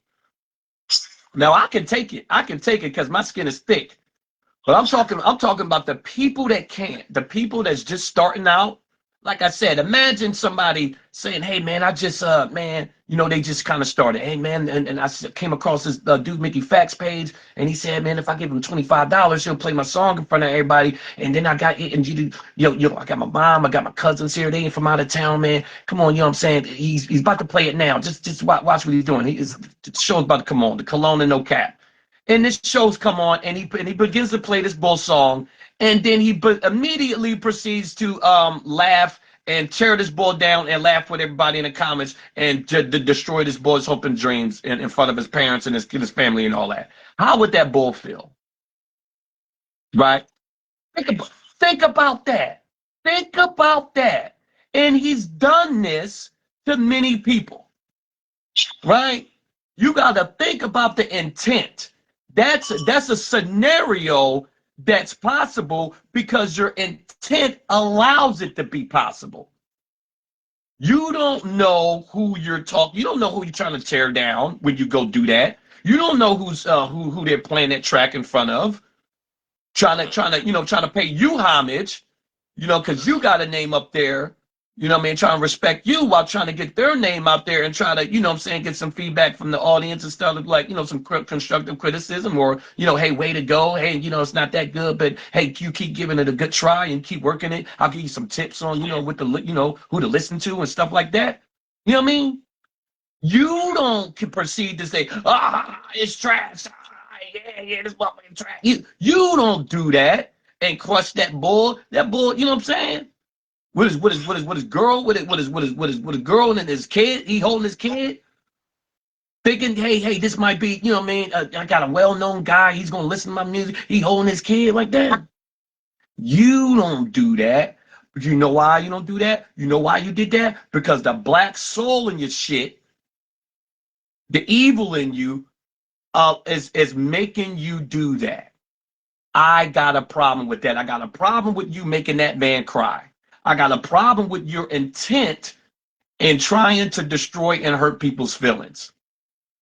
When I'm a human being and I know how it feels, And so if he can't stand up for himself, then there's always going to be somebody that can. It's like your big brother. You get hit by somebody that's, in the 8th grade and you in the 6th grade, and your big brother find out he's going to come and see the 8th grader because he's in the 8th grade. You picked on my little brother, bro. Bang. Pussy, bang. And he's rumbling that big dude, ain't he? Ain't he? No questions asked, right? That's people standing up for people that can't do it themselves, and that's what I'm doing to Mickey Facts and copyright. You don't get to go around shitting on people no more ever without it coming back to you, without you being held to the fire. And I don't give a fuck who don't like it. We can have it on site. It's war with all you niggas. Well, I love you, my brother. I don't want no animal with you. Listen, look, it ain't for you. This is on wax. This is on wax.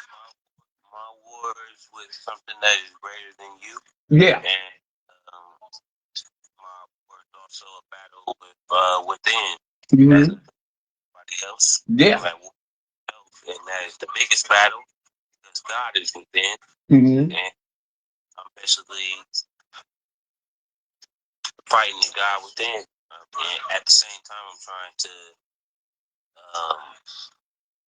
make the God within me ascend.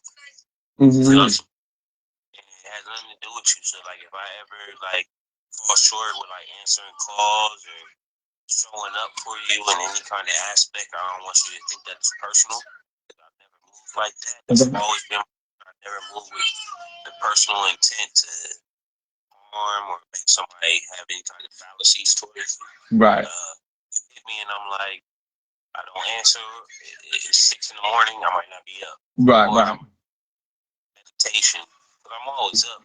I might be in meditation. I might be in recalibration or any of those things. But I always make sure that I loop back around. Make sure I acknowledge me and show love to the people that show love to me. I just know the reason why my nature to call is because I had conversation with somebody that you're cool with, and it wasn't anything where it was like I was backdooring you, like trying to talk about you or anything like that. So I don't want you to do that. But you did tell me within the past couple of days that you felt like maybe I should reach out to him. And after I said what I said to you, I kind of felt compelled to. Yeah. Like, I feel like you're not going to do it, so maybe I should have. Yeah. Let me just decide the fire is burning, like maybe it might be a fire. And it's exactly what I thought it was going to be. Yeah. It was a simple miscommunication. It was a simple, that's rigor. I need to reach out to my brother and let him know where I'm at with my trajectory. Now that I know that you're not on the same trajectory you was on when you was sitting in the dark. Yeah. I need to hear this. So I need to reassert myself, but on a level where you can understand it now that we're both on sober minds. And that's what I took it as. And I figured that's where he was at. He might have, you know what I mean, had a couple of drinks with the old lady, and then you hit him up and like, man, come on, bro. Yeah. Like, you got a baby with a girl, and you don't even know it's your baby type of time. Right, right. I approached it, all fun and games. He might have still had that nature. Right. He didn't know it because you're in a serious nature right now. And you're in a, you're a soldier for God right now. So he might not have took it in the light that he should have received it in your eyes. And that was my whole thing. Like, maybe you should just have that conversation with him and try to, like, see if that's what it was. Because it might not have been that. He might have been, diluted a little bit on another atmosphere or whatever the case in another realm. And you gotta revisit it just to make sure that it is what you thought it was. And you didn't. I did. And then, that led into the whole little diss track and all that stuff. And he responded with nobility, bro. This nigga said, I would never diss my brother. Right. When he said that, I was like, oh yeah. Man, whatever. I'm not about to go no deeper than that. If anything transpired from this day forward, that's between y'all, bro. I'm not about to. I ain't gonna do no middleman because I already knew it. I knew his energy because he rocks with AU and I rock with AU. And I know that AU is really passive to a lot of that stuff with like negativity with brotherhood, bro. Like we brothers, bro. We family. Like yeah, we got too much stuff invested in this to be on this level. And you know, like I told you, like I looked up to you, Meta, Reggie, Bo. Yeah. Well, the whole stuff's all set, man. Any kind of discord it kind of makes me feel unsettled because like I'm not gonna say I'll never be, because I feel like I will be. Like I wasn't as great as y'all as far as like putting everything together and all that stuff. Like y'all was Our Future before Our Future was a thing in my mind, and that's just me. But at the same time, like to see this discord, like and the destruction, like in the individual places, and how everybody's trying to grow in their different ways. I was that honorary member for a reason. Yeah. Let Smurda. It's a good that you humbled yourself. That you always humble yourself. You never you never look outside of yourself, and you never look at yourself as greater than what you think it is. But let me tell you something now, bro. Let me look at you. Look at me right here when I'm looking at you right here. You looking at me in my eyes right now? You are on that level. You are on that level because that's where you belong. You carved your way there. Nobody helped you. Nobody said, here, man. Here's a. You carved your way there. That's your path. Your suit. Nobody can put the sneaks that you put on to fit them and do what you did, man. Day in, day and out. You put your brain to it, you put your mind to it, you put your energy into it, and every word is completely crafted the way you wanted to do to get that point across. You are on that level because that's where you're supposed to be. So you are on the level that we are. It's good that you put yourself looking us down and then to give you something to reach for, because that's I looked at y'all like the sensei. Yeah. Like, that's I'm learning how to chop the block. That's and then y'all niggas come through 3D and just shut my whole little John down. Like I was like, hold up. That's how I look. I always said this. God has blessed me to be around the best to ever do it. Meta, my brother didn't write anything down. And he was the greatest freestyler ever. Ask Meta. Just ask him. He was the greatest to ever do it. I knew Bo, I knew D. Like I had this vision of D and Bo, the two deep voice niggas, the two illest rhymers doing the mixtape, doing the album together. Would have crushed the whole game.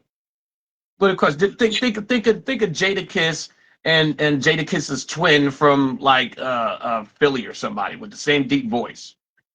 Two Jadakisses doing back-to-back punchlines and doing all this other alliteration stuff and all this other, it would have been crazy stuff. So like D, Meta, Bo, Reggie, you, everybody that I came across was at a level that I wasn't at. You know what I'm saying? I was just doing me. I was just putting the Big Pun, the J, and the Nas and the Mobb Deep stuff together. You know what I'm saying? My little voice, I just put my little mixed drink together. Trying to ascend to get to where they're at, because we hold each other in high regard. That's how we do, because this is how we respect our brothers as kings, as fellow kings, right? And kings sometimes go to war a little bit. They have the war of respect. This ain't forever with me and Meta. I had to step away from Meta after a couple of consecutive days of seeing a pattern of behavior that wasn't what we are accustomed to dealing with through the years. You understand? So me giving him that space, that's what there has to be in order for him to get his mind right. I wasn't trying to step in between Yeah, that. no, you didn't. No, you didn't. No, you didn't. No, you because it had nothing to do with you. This Meta had his own conversation with me, and I had my own conversation. And your name never came up once, so you can't feel no type of way about that. The only reason that you feel some type of way is because you know us, and it affects your heart because you had this hasn't been this way before, and it hasn't. When things change, this is what happens. Things get uncomfortable because it's different, right? Because when somebody changes their mind and decides to walk another way, that's okay. But I'm not walking my way to hurt anybody. I'm walking my way to be able to stand up for truth when I see it as far as morals and principles. You know, this is my brother we're talking about. That's why this track ain't, I just threw him a bar. I said something about you might be on X. You might be on E-pills talking crazy. Deep in the dark. Your body might be found in BX, in Bronx, sleep in the park. That's a little bar. That's nothing. I ain't saying, you know, just do him a little bar and say, hey, brother, wake up. I don't appreciate what you're talking about, how you talking. And we've always had little little arguments, with your brothers and stuff like, hey man, I mean, I don't, you looking at it the wrong way, hey, you looking at it the wrong way. But it never went as far as it did. As far as what he did. It never went that way before. See, he's crossed the line where at the point that I'm at, I recognize that line. He crossed my line in my heart, my soul, where now I have no choice but to react.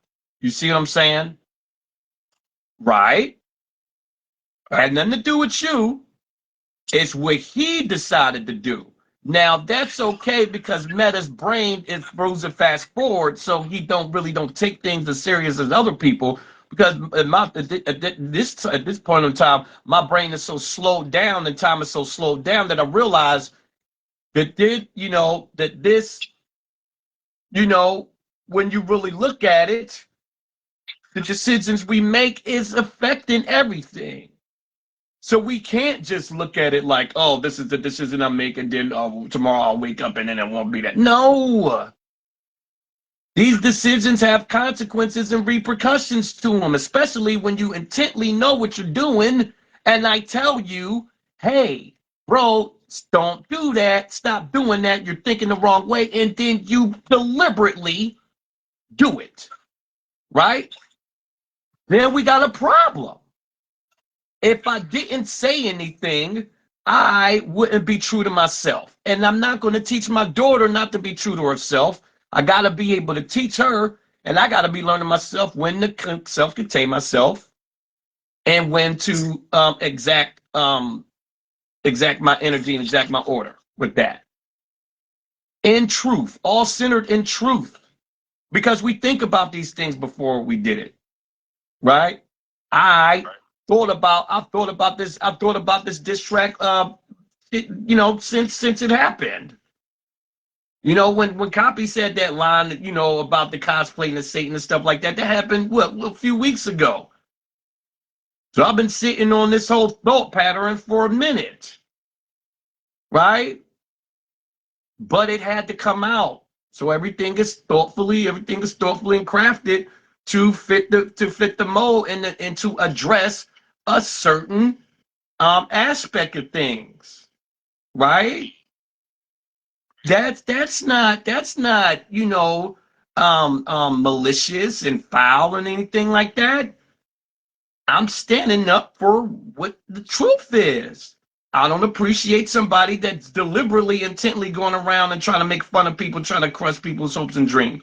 I don't appreciate somebody that you try to talk to, try to share some bars with, try to have a conversation to belittle you and then tell you nah, and that you're supposed to lick his nuts and everybody's supposed to bow down and praise somebody, and then he cosplays as Satan. Where I'm at in my life, spiritually and in my soul, what I do, that's a direct clash of what I believe in. Right? Now imagine if I was on the same thing that they were. And then I made a show where I brought people on and deliberately made fun of them. And then every time you saw me, I had a upside down cross and I had horns growing out my fucking head. You look at me like, bro, I'm not fucking with Reagan no more. This nigga's doing something else, right? Right? Right? No. Niggas mess with me because I stand for truth. Niggas mess with me is because I stand for fighting for the innocents and helping people. I've always done that. When there was a time when me and Meta went out to a bar one time right across from Hound Dogs down there. And after the bar, some white boy, some bull had bumped into his girl, and they was drunk. And some white bull turned around and he sucker punched him so hard that he fell. And then he got on top of him and he punched him like 10 times in his face, so hard to the point that he pushed his jaw, pushed his teeth in, and his teeth got lodged inside of his middle finger knuckle. Everybody was standing there watching him punch this man to the point I had to be the one to go and grab this man, grab him off of him and pull him off. And then me and Netta and this white bull that just got finished punching this bull face in, jump in the van with this girl, and we all go back to his house because the scene had to be scattered. I looked back at who he was punching. The white bull had a glazed look over in his eye, and he looked like he was seeing God. Looked like he died. Right? We get to this white bull's house. The girlfriend that he punched for, she had to take pliers and pull this man's teeth out of his middle knuckle, to the point that she had her feet on the chair, pulling back like she's fucking pulling like she's pulling a body up from somebody bungee cord jumping, and she was only pulling the teeth out of his knuckle. It was so lodged in. Who stopped this man from killing this man? I hope he didn't die. Me. Because everybody else was standing around watching this man continuously punch this man. Bang, bang, pussy, pussy, pussy, bang, bang, bang. I just like that. That's enough, bro. So I've never been on that. I've always been the one to cause peace, to bring peace to the chaos with that. Because I'm not about that. That's why, because it's inside of me to do that, right? So you're never going to catch me making fun of nobody. You're never going to catch me doing a show laughing at somebody with the intent to maliciously hurt their feelings. You're never going to catch me cosplaying as Satan, right? I got a problem with both of those things. And because I'm standing up and speaking out on it, people want to call me crazy. People want to not let me in stores. Last night, I go to City Trends, right? I get to the store, the girl's outside saying, hey, well, they're doing a sister reboot. You come back in 15 minutes. I say, okay. I go down to Foot Locker right down the street, right a little couple doors down, wait 15 minutes, right? I come back, the girl is inside of the store, and she comes to the door and she's like, oh, we're going to be closed for the rest of the night. I'm like, oh, man, I rode all the way down here. This is the second day in a row. The same girl, but then another girl came out and said, we're going to be closed for the rest of the night, right? I said, well, can I just go in there? But the same girl said that we're closed too. But then this other girl backed her up this time. I'm like, I just said to wait 15 minutes. She said, well, no, we're not doing it now, right? So then I'm like, well, can I go in there and see the KDs on the wall that I was going to be getting? And she said, no, you could come and see it tomorrow. I said, all right. So then I go down to Foot Locker and I actually go buy the Ja Morants for $135. Right? I go to Panda Express to get something to eat. So I might as well get something to eat since I'm out here. So then I get something to eat, and then the girl from the casino that I've seen there, she actually buys my food.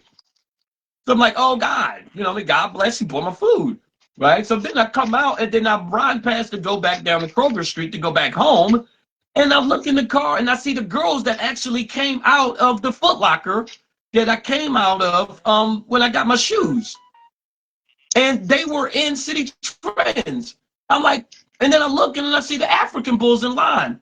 And I look and I say, they're open? She said, yeah, they're open. You just gotta have to open the latch. So I look at the girls at the standing at the register serving the African bulls. I hold my hands up like, yo, what's going on? And she's like, no, we're closed. We're closed. Yeah. And at that point, it was like probably like 6:45, and they don't close till 8, right? So I look at the girls in the car, and I look at them, and they're like, they didn't let you in. And I said, hey, because you believe this? And then I turned back around and I said, you know why they didn't let me in? And I pulled the cross out and I showed them the cross. You see? This is, like you said, Shmurda, when you said earlier, it is deeper than, it's greater than me, it is greater than you, because you're fighting it inside of you. When you're on a level, you don't even have to say nothing. People will automatically repel you. They won't even let you near them. Right? Now, they let everybody in the city of Columbus except me in. But here's the thing. That was a test. Because like I said earlier in yesterday morning, when I did the morning address, you know how me and you do morning addresses to wish people, tell them what to look out for and bless them on their day. Well, I said yesterday, I said, God is going to test you. I said, and inside of that test, he's going to say, oh, you think you still want it? And then he's going to test you inside of the test. Then it literally came to pass last night. Literally. Isn't it great? I told you. Now, this thing keeps happening day after day after day. It's not crazy. It's just what it is. Okay? Now, crazy is just a euphemism just to, just to let people know, hey, that it's so on point that it's, this is the category it falls in because but yeah, like you said, so when you said this is greater than me, it's greater than you, it's greater because it's all in the inside and it's where you're trying to ascend to, I automatically knew what you were saying. Because it is greater. Yeah, it is greater. It is. It is. It literally is. And that's so. Yeah. Yeah.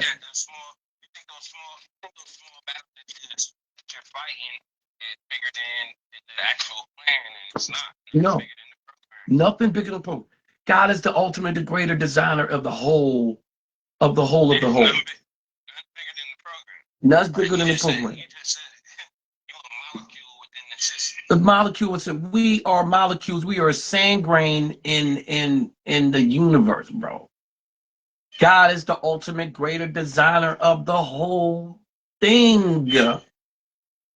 Right? So when you understand that you are going to be tested with yourself, because it all starts within yourself, and it's self-contained yourself, and these are our greatest challenges. But as long as we know these challenges, then we're ready for the next level, right? We got to master these levels first, and then we got to go back down and remaster the levels that we just got finished mastering. We can't move forward until we keep going back and forth until we master the master. You know what I'm saying? And inside, it's for my brother, man. These people, I don't care what Copy or Mickey Facts think. All right, I'm going to stand up to them because nobody else will, and it's for me to do. Right? It's for me to do.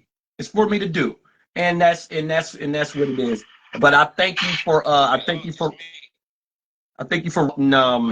and letting speaking your truth and standing your ground, man. Because like I said, as long as you. I really reached out to you because I had talked to him, and I don't like that little.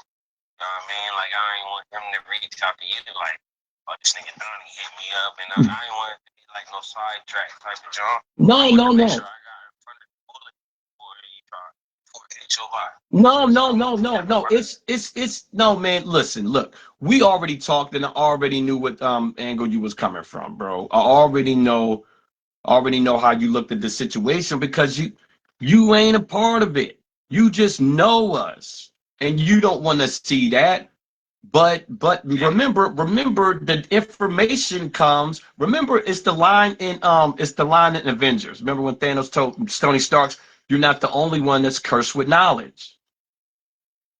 Right? The fact that you know, there it is. You can't do nothing because you can't. You know what I'm saying? That's almost like, "Hey, yo, bro, don't ever tell me nothing about what your life is going through." We can't say that as brothers. We can't say that. This is what we deal with. You know what I'm saying? When you pick up the phone for your brother, you're ready to prepare to be able to listen to him and be able to process the information and yeah.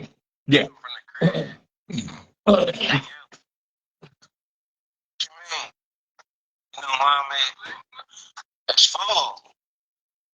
You throw that joint in the microwave. I heard you was a little sick under the weather, sniffling and whatnot. I like you got a problem. Can I use one of your papers? I want to roll me a joint. Is that cool?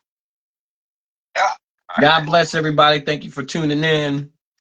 We're just having some conversation with our good brothers, man. You got to do that. We will be reaching out to people here pretty soon, but they just need some time to themselves. I'm only using the top because I don't got a lot of bud. Okay. They just need some time to themselves. It's okay. It's okay. I ain't went out there to get my shit. It's supposed to snow real bad, and I got caught up in the politics of the world. Everybody thinking that it was going to get bad by 10. I could have went to play basketball with my dude Riggin earlier. I could have went and kicked it with my daughter earlier, but I was thinking that the snow was going to be bad. I was like, seeing the political. We're supposed to get 6 to 10 inches. Yeah, I know. See, the same thing you did is what I did when they said that. I ain't believe it. But He's they're part of the program. Yeah, they trying to do a little miniature COVID on us.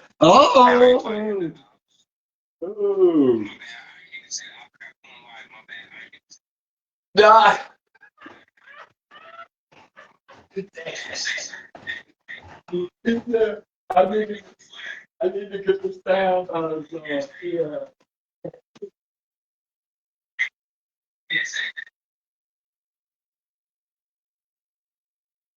Yeah.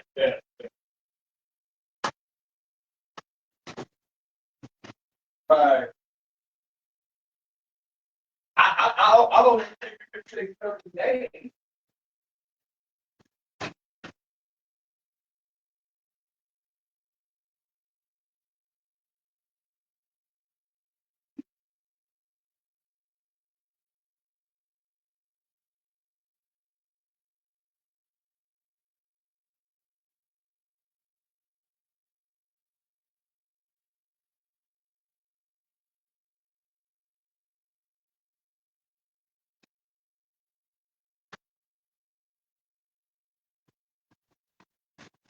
Yeah, that's what's up, man. It's all good, man. People, it's the beginning of the year, man. It's the beginning of the year, and I think people are kind of, everything is self evaluation, right? They know what happened last year, because last year was, like I said, last year was 2025, and that closed the 5-year gap, right? And everybody knows what that means for their own life. They know that they spent 5 years doing something and it didn't work out. Okay, so they got 5 years of data. So now in their head, they know, and they're looking at it and they're like, man, what's going on? Why can't I get this right? And it's 2026. Am I really going to spend the next 5 years, the complete 10 years of the same garbage and not get the same thing? So people are having war within themselves, and you know what I mean, they're really fed up with themselves, right? So they're not you know, they want to do something different, but their own selves to keep, you know, trying to hold them to do something. Yeah, you know. So we got the inner thing going on, right? And other people have decided to move a different way. They have decided to change. And this is where you're going to come into the clash at, right? You're gonna have complications in relations, right? You're gonna have some breakups. You're gonna have some breakups. You're gonna have some, you know, some difficult conversations. All right. And that's what it is, right? So this is normal. This is normal right here because people don't want to do the same thing for the next 5 years, bro. I just wanted to make sure that y'all ain't get to like fisticuffs and all that. No, man, we ain't doing that. No, we ain't doing that, man. Not doing that. We're not doing that, bro. Yo, Smurda, we not doing that, bro. We're not doing that. It's all right, man. It's okay, man. People just need their space to go ahead. If we can keep it lyrical, that makes it more. I like that. I like that competitive nature, but the whole fisticuff shit, like somebody gonna get hurt. Yeah, no. Nobody's doing that. Nobody's fisticuffing. Nobody's fighting Smurda. You ain't got to worry about that. But what was you saying? You saying I started a, what you saying? You said I started a war. What you mean? What you mean? Because you know he's on tour. He's on tour with him right now. He's on tour with Copy. That's exactly. Yeah, it is gonna get back. But no, no. Remember, Copy looks at himself as above that, so Copy's not gonna respond. It's not about the response. It's about the evidence. No. That won't matter. That won't matter. You said you got your jaw broke by Raw. I heard that. Huh? Who? Who said he got? No. You. I heard you got your jaw broke by Raw. I heard that. Who? Now who's Raw? No. I remember him getting his jaw tattooed. I remember that. Oh, now hold on now. No. Hey, now listen. Hold on, wait a minute, Smurda. No, but Smurda, wait a minute. Here's the thing.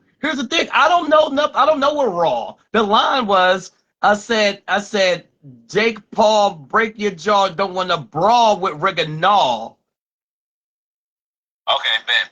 Yeah. But he got his jaw tattooed. He did? Documented.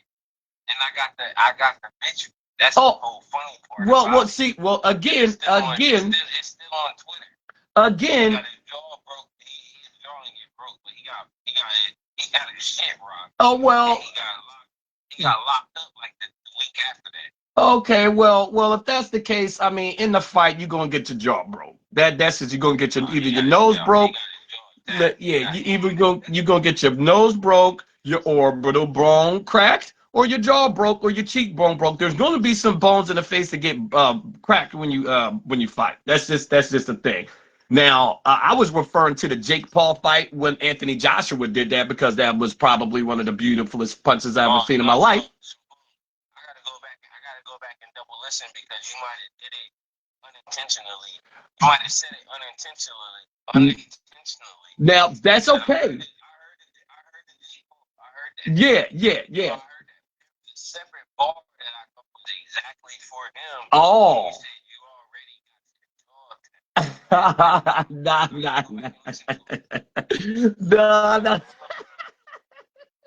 No, Smurda. I think you was hearing what you wanted to hear because that's your data applying it to that. I'm gonna go back on it. Yeah.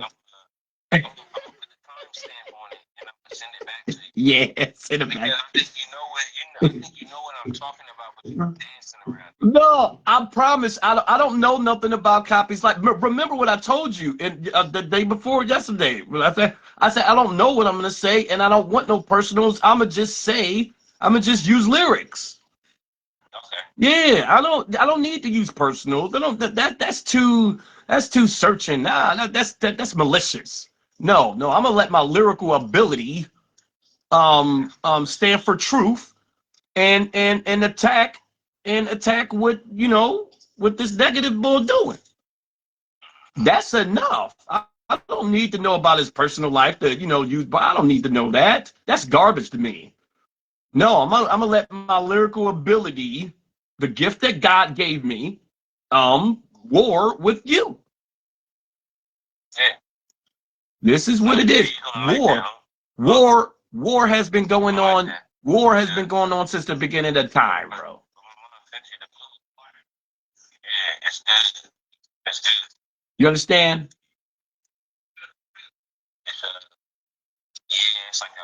It's like a beef stew type of soup. Oh my goodness.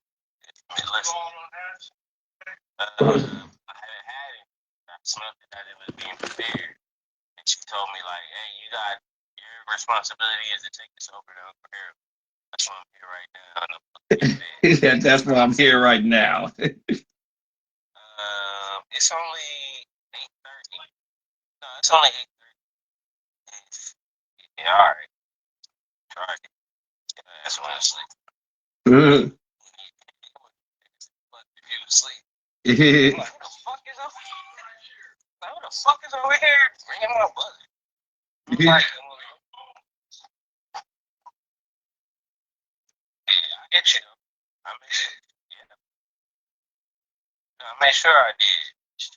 I made sure I hit you as soon as I was pulling up. Oh yeah, I'm pulling up on my let me call him real quick. Let me send him a text message. A lot's wrong with me. I ain't gonna lie to you. I thought y'all knew that by now. I'm the special one out of the three. You got Charlene, Jennifer, and then me. Special. If you even ask them, they've been telling you, like, they've been telling me since I was born, like, you know that we went out on the porch and you was out there in the basket. They tell me. I swear. They were like, when you was in the basket on the porch. That's what Jennifer and Charlene used to tell me all the time. So I know that's what shit. The yellow, yeah, the short one, not the yellow bus, because everybody rode a yellow bus. The short yellow bus.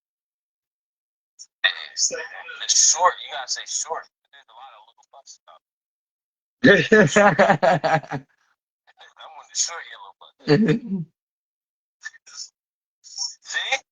Look, talking about I ain't hit you up. Okay. Yeah. I'm at your door. I'm here. What's up? What you doing? You definitely ain't sleep. Get ready. Well, I'm already here. I already knew it didn't even matter. You got it? Phil? Now, for further notice, if you don't respond to the text and you hear the buzzer, and it's me, nigga, go home. I'm asleep, nigga. I'm in the living room sleep. I done ate a quarter of breast of turkey. I'm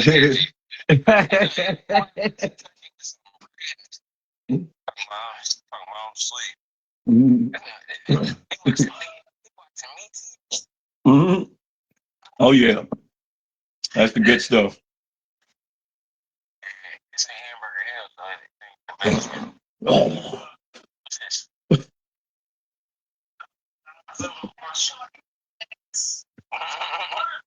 So, son, just pops up at my door.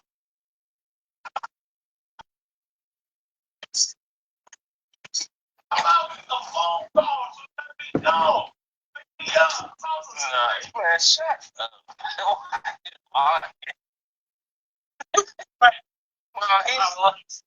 He's lying.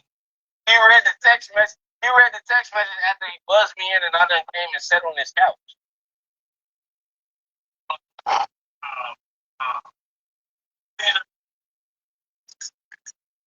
I will.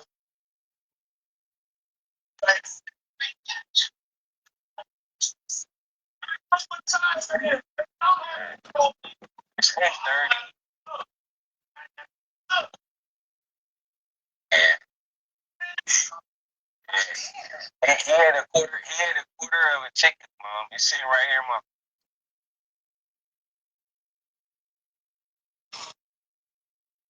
right.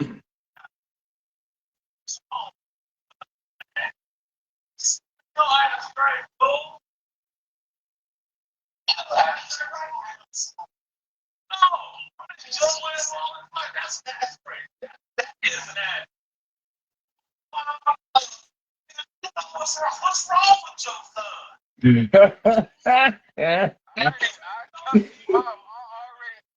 I already told them I broke the short bus. And both of my sisters told me that you found me on the porch of the basket. So it's like,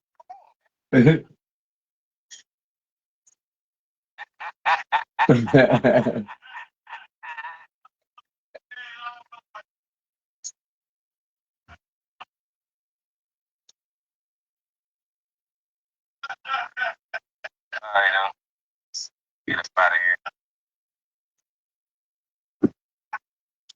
You're gonna watch the Chicago game with your Bucks? You said what game? Yeah, the Chicago Bulls is playing Boston, and then what game is about to come on? Game number 6. Chicago Bulls is playing who? Chicago Bulls, but Boston is in Chicago to play them, and then Los Angeles Lakers is about to play Dallas. Cooper. Yeah, Cooper is coming on right now. 8:40, and it's 8:41.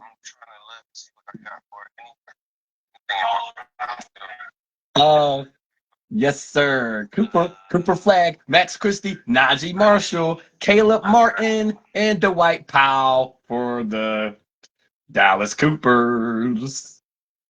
Oh, yeah, it's about to start right now. Yes, it's about to start. Where you at?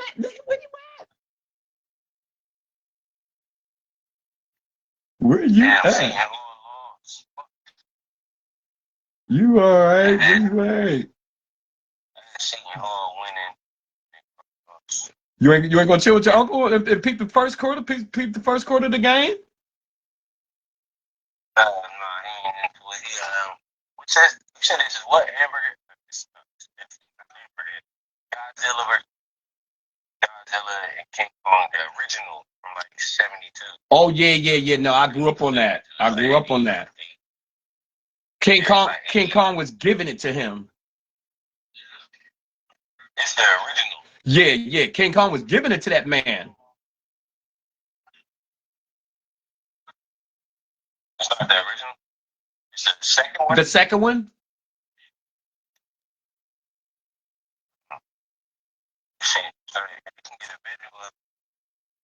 Okay, it's about to tip off here. Yeah, let me see the visual of that, because I can tell you. Yeah, that one. Yeah. King Kong was giving it to him on that one. King Kong versus Godzilla. Yeah, he was giving it to Godzilla on that one. Godzilla came back a little bit at the end, but King Kong was giving it to him. LeBron for the fader in the lane. 2 points. He scored the first 2 points. That would have been a massive bet to get the first 2 for LeBron. Cooper for the comeback, and Cooper with the foul line 15-footer, tied up 2-2. DeMarcus Smart in the post. To LeBron. Oh, LeBron's going for 30 this game. Get him, LeBron. Get him. That's Max Christie. He can't guard you. Spin move. Fader with LeBron. Oh, he misses. Give it to him again. For real? Hey, do you mess with the bull B Titty? Yeah. Hey, I think he liked the diss track on Instagram. He liked it. Hey, we need to get him on the show, bro. That would be dope. He's one of us, man. He said the Detroit Pistol Whippers. He said Cade Scamingham. He be tripping. I love that dude, man. I gotta talk to him. We gotta talk to him, man. It would be dope to get him on a video and talk to him, to get him on the show for maybe a half or something, or a quarter or something. You know what I'm saying? I'm gonna try. I want to try to get. I want to try to get our show monetized on YouTube, Shmurda. Aiden with the turnaround fade. It's off. Dallas 4. LA still 2. Max Christie for 3. Corner. It's off. You get the rebound to Luka. Luka with Max Christie on him. He's going to go all the way, and he's going to get fouled because you can't guard Luka, and he's mad from losing that game the other time. Luka is in town to spank his, because Luka is Cooper Flagg's godfather. And Luka is in town to spank his godson, Cooper Flagg. They say it's supposed to get it snowed in. That's all bullshit. I don't care about it. Luka with the made free throw. No, Rodriguez. Whoa.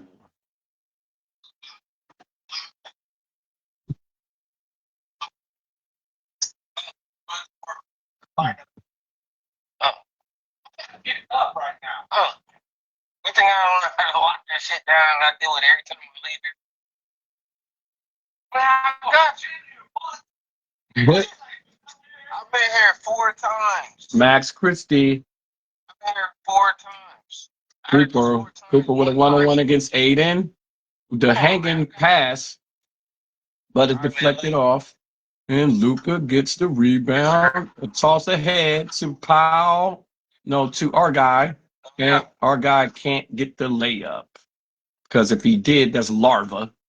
Because if he did, he would have passed it to LeBron. LeBron has a bounce in his step that he wants to score at least 25 tonight because he feels embarrassed for losing the other game that we lost the other night. Hey, so guess what my new bag is? My new bag is. What's the new baggie? So, boom. The new bag, man. So look, there's an option on FanDuel on your bets under popular.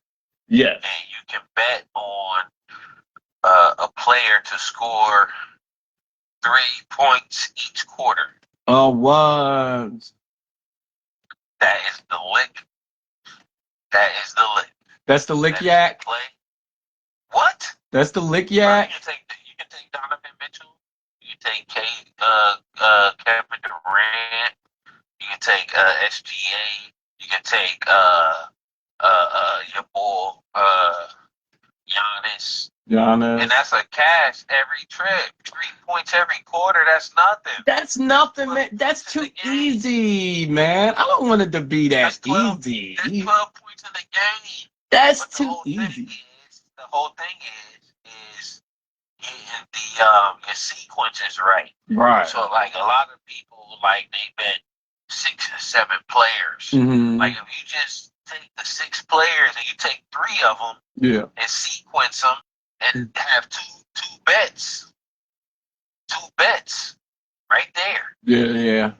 3-leg parlay, 2 bets. Yeah. Cash money. Yeah. Yeah, I that is a lick. That's a lick. Yeah. They're tweaking. It seems like they're, with that Belgium. But man, it's fun. So when did you discover that?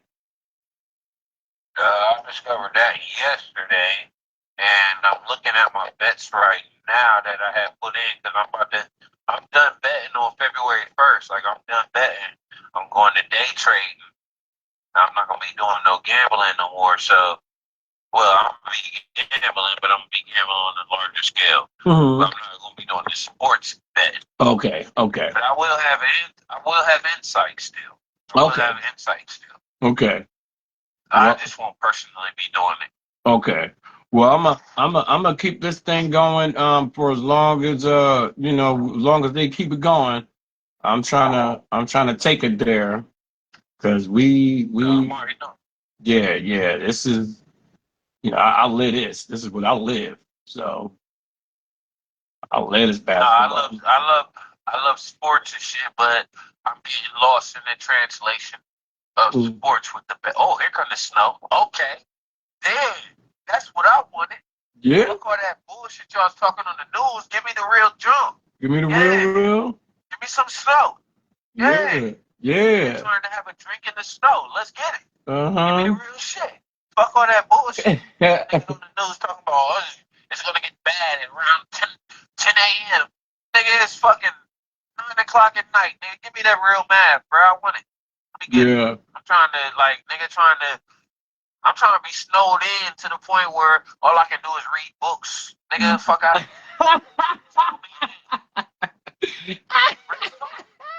I'm talking about, nigga, snow me in all day tomorrow where I can't go to work on Monday and all I can do is read books. Nigga. For real. I know it's funny, but I'm dead ass serious. I bro. know. I gotta get back into myself, into my mental and shit, nigga. Right. The best writers is good readers. Yeah, yeah. Oh yeah, man. Oh Everything I yeah. love. On everything I love, a nigga can't tell me no different.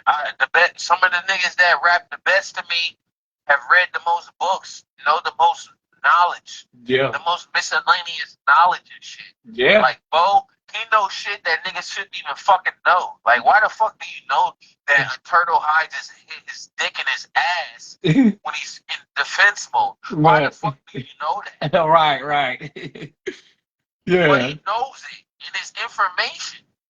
And Yeah. he knows it and he can rap. Yeah. Yeah. But like, why you know that? Exactly. But why you know that? Miscellaneous information that's like, it's like, all right, bet, cool, yeah. Yeah, knowledge is like Why the fuck you know that? because it's how your brain is, it's how your brain is wired, man. My dad is a real major history buff, man. He knows history like anybody that you never know, man. I mean, he just knows it, and he just spits these facts of what was going on and what is. You admire these people because it's like, how do you retain all of that, and how is it prevalent now to a conversation that you have now? There's something that happened, like in the you know what I'm saying, in the 1920s, or how is that relevant now in the prevalent? Because it's knowledge. You know what I'm saying? It's how their brains wired. It's crazy, but it's Also because of the simulation that we live in, history repeats itself. Mhm. So learning and knowing history, you're always set up for the advancement of yourself because you know what is to come. Mhm. Because it's just a cycle. Yeah. It just keeps happening. Like slavery is going on right now, just like it was going on back then. It's going on right now. Oh yeah, yeah. It's digital and mental. Yeah. They just found a different way to implement the slavery. Right, right. No, you're right about that. You are correct about that, sir. Yeah, yeah.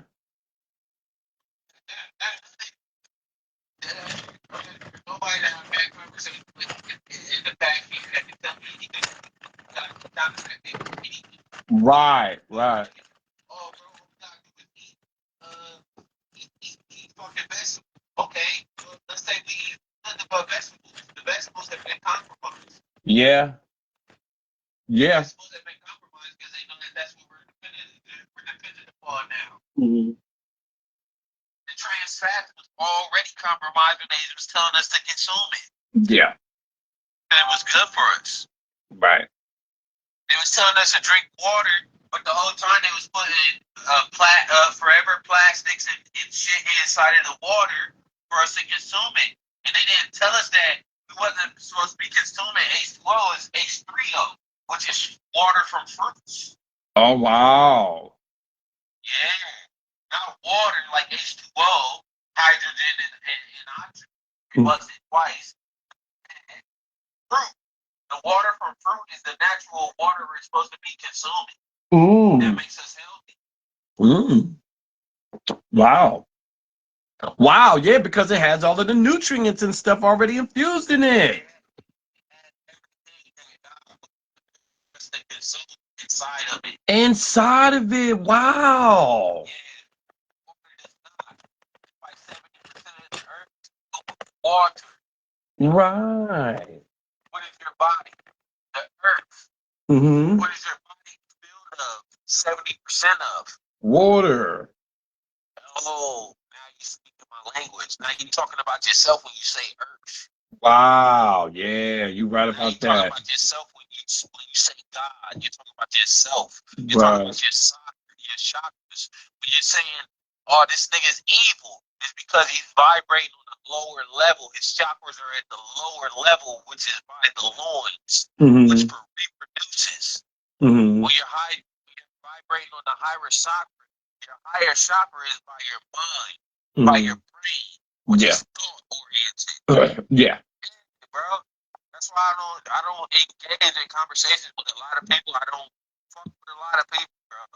I was telling you that the other day, but that's the reason why I am the way I am. Like, my mom and dad is Bible thumpers. Yeah. My dad's a deacon. My mom is a secretary for the pastor's wife. Mm-hmm. So, like, I grew up around all of that. No. But if you ask my mom and dad right now what race was King James, they couldn't tell you. Mm-hmm. And that's the testament they read from, the King James version. Right. King James was black. Mm-hmm. No, they always black. Don't let me get into that bag, but he was black. Yeah. He rewrote the Bible to be like your parking is trash, bro. Because me and this African dude is not about to get into it. We're about to resolve this. He's gonna get in his car and he's gonna get out my way. There we go. Good job. Good job. All right, man. So, like King James, he was actually black. Yeah. With curly hair. Mm-hmm. When he rewrote the Bible and took the chapters out, that's when we all got disconnected from the actual root of the Bible. But then you got people that conflict the Bible, like, hey, why are we subscribing to a white man's doctrine? Mm-hmm. And you got those people like, hey, we Hebrew Israelites. We don't believe the white man, but you going off the white man's word to prophesize your word. Mm-hmm. Like everything is confusion. Mm-hmm. And once you get out of the confusion, you find your path like you on yours. Mm-hmm. Once you find your path, bro, it can't deter you from that. Mm-hmm. That's what compelled me to reach out to you tonight, because I talked to Metaphors tonight. Yeah. I was like, I would be wrong to not holler at my brother, and I've hollered at him on a more consistent basis than I've ever hollered at Metaphors. Right. I would be wrong to not holler at him and let him know, like, hey, bro, yeah, we had the conversation last week, and I said I'm not going to entertain it, but you know what? I entertained it, and this is what has come of it. And I shared the song because he wanted to hear the song, and his rebuttal was, hey, I would never attack my brother. Mm-hmm. So I want you to understand that my sentiments that I gave to you before I even entertained it was exactly what I said it was. It was a conversation that you wanted me to have. Right. But see, here's the thing, Smurda, you got to understand. Like I said, I only gave Meta a bar. I only gave him a bar, right? Now the thing is, I didn't get into the context of it because I know. You only gave him a bar. But I'm giving it to you in the context of, yeah, you gave him a bar, but you gave a nigga that he fucks with on a consistent basis, and you gave a nigga that is a third party nigga that they fuck with energy. So you basically gave him energy. Well, yeah, because they are going around with intent to maliciously hurt people, and somebody is standing for that. I know your demographic. Right. Saying that I don't know your So demographic. You know what I'm saying? I understand what you say. Yeah. So now everybody that might have a problem, everybody got a problem with each other. It's personal, right? It's personal because it is personal, right? But I stand for people that can't stand for themselves, right?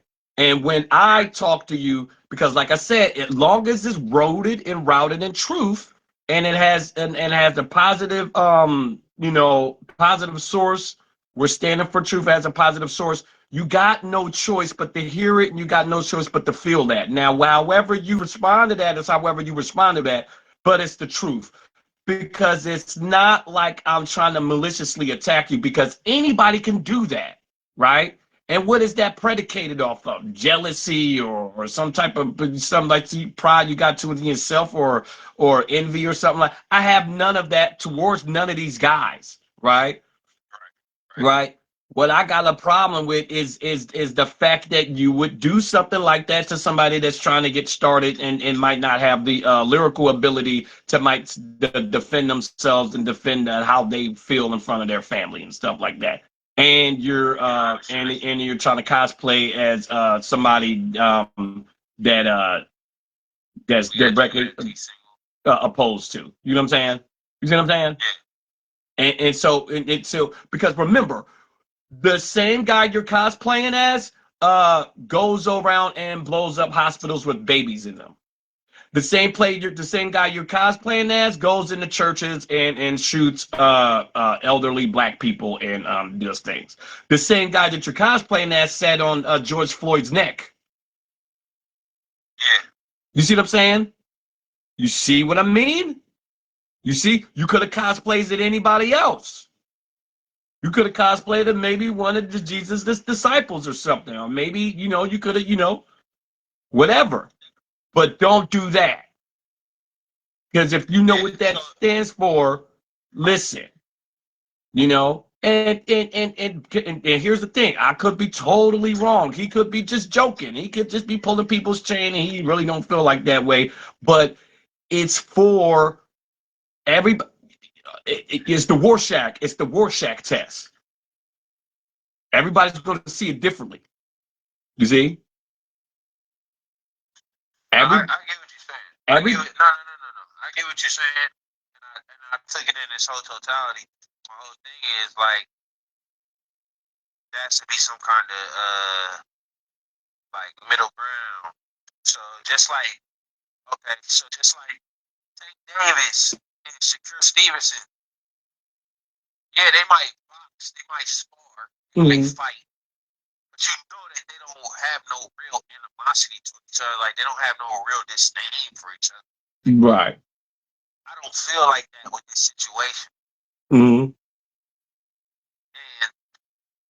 the reason why it looks odd to me, or it looks out of pocket to me, but like some nut ass shit, is because it's something that is as simple as a barbershop conversation to resolve it or to dissolve it.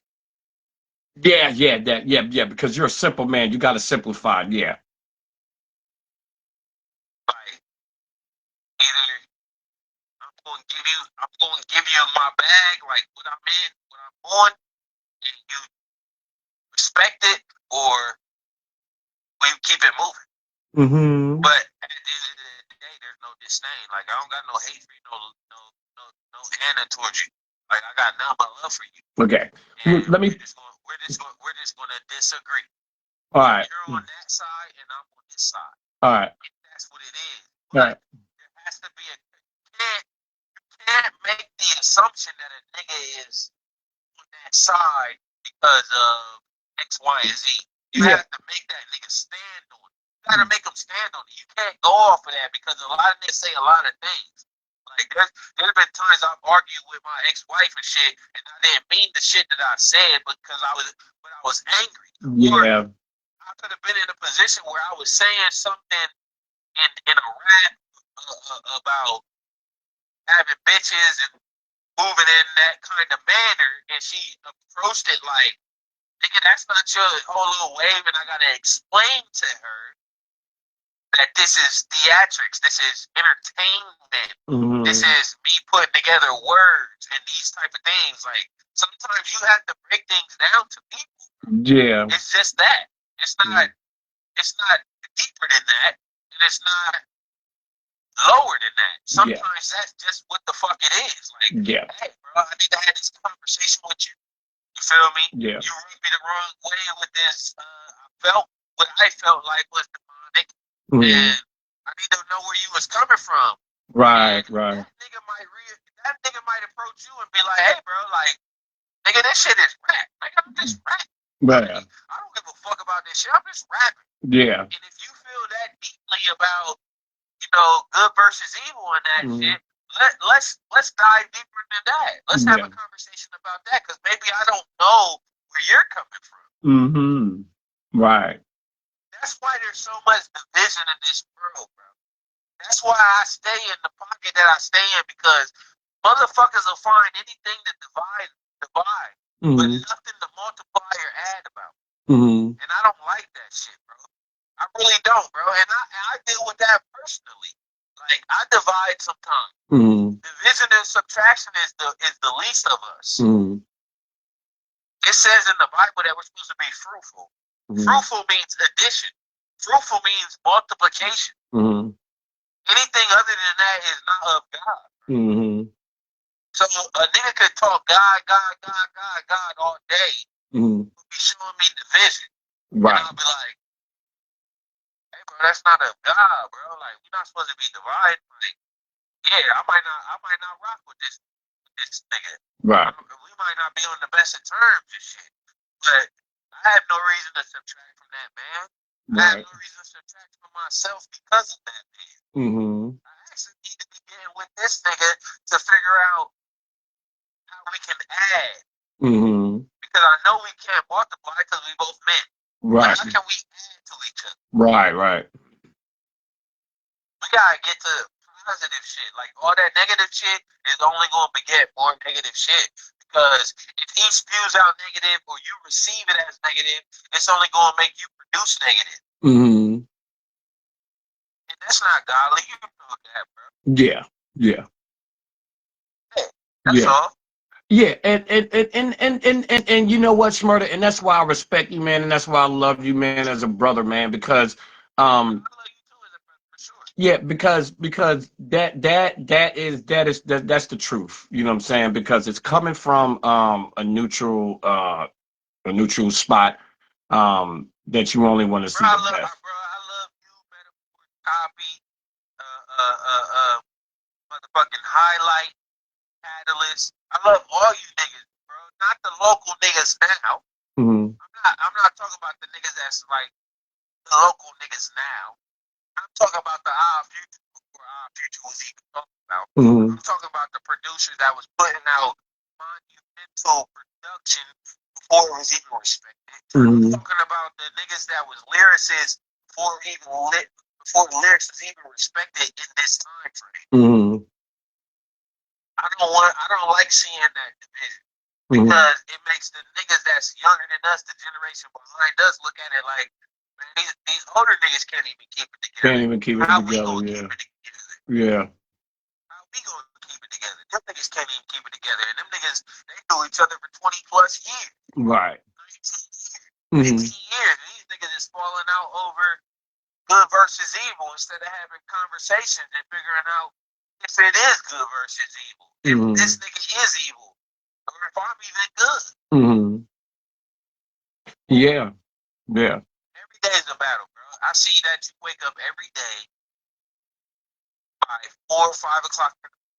You're online, you're working out, and I admire that, bro.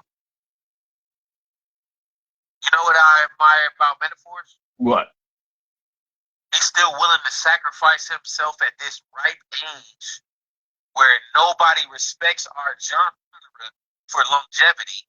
He's still willing to go out there and put himself in the forefront. I respect that. Yeah. I respect the fact that you are willing to sacrifice everything for your daughter and yourself and God. I respect that. At a higher level than I respect the shit about Metaphors. But I say all that to say, I still have respect for both of y'all. So there's nothing you can tell me negative about him that's going to penetrate me, that's going to make me feel ill about him, unless he shows me that energy. Right. He hasn't. Right. So the only thing I did is I showed up to him with positive energy. Like, hey, bro, you sent me a beat, bro. I just peeped that shit. My bad. Hey, I wanted to reach out to you about something else, though. That was, tickling my soul. Is you and Rigga good? Y'all cool? Oh, he got me blocked, blah, blah, blah. And then that's when I opened now the Band-Aid done came out. The Band-Aid's off. Oh, he got me blocked. So the emotion is out there. So now I'm like, hey, bro, like I love both of y'all. Both of y'all niggas came over to my crib when both of y'all was at y'all's lowest form. Niggas was sniffing powder, nigga, off of plates that I got out of my fucking cabinet. And I was the only sober nigga there, but I was the only nigga that didn't rap.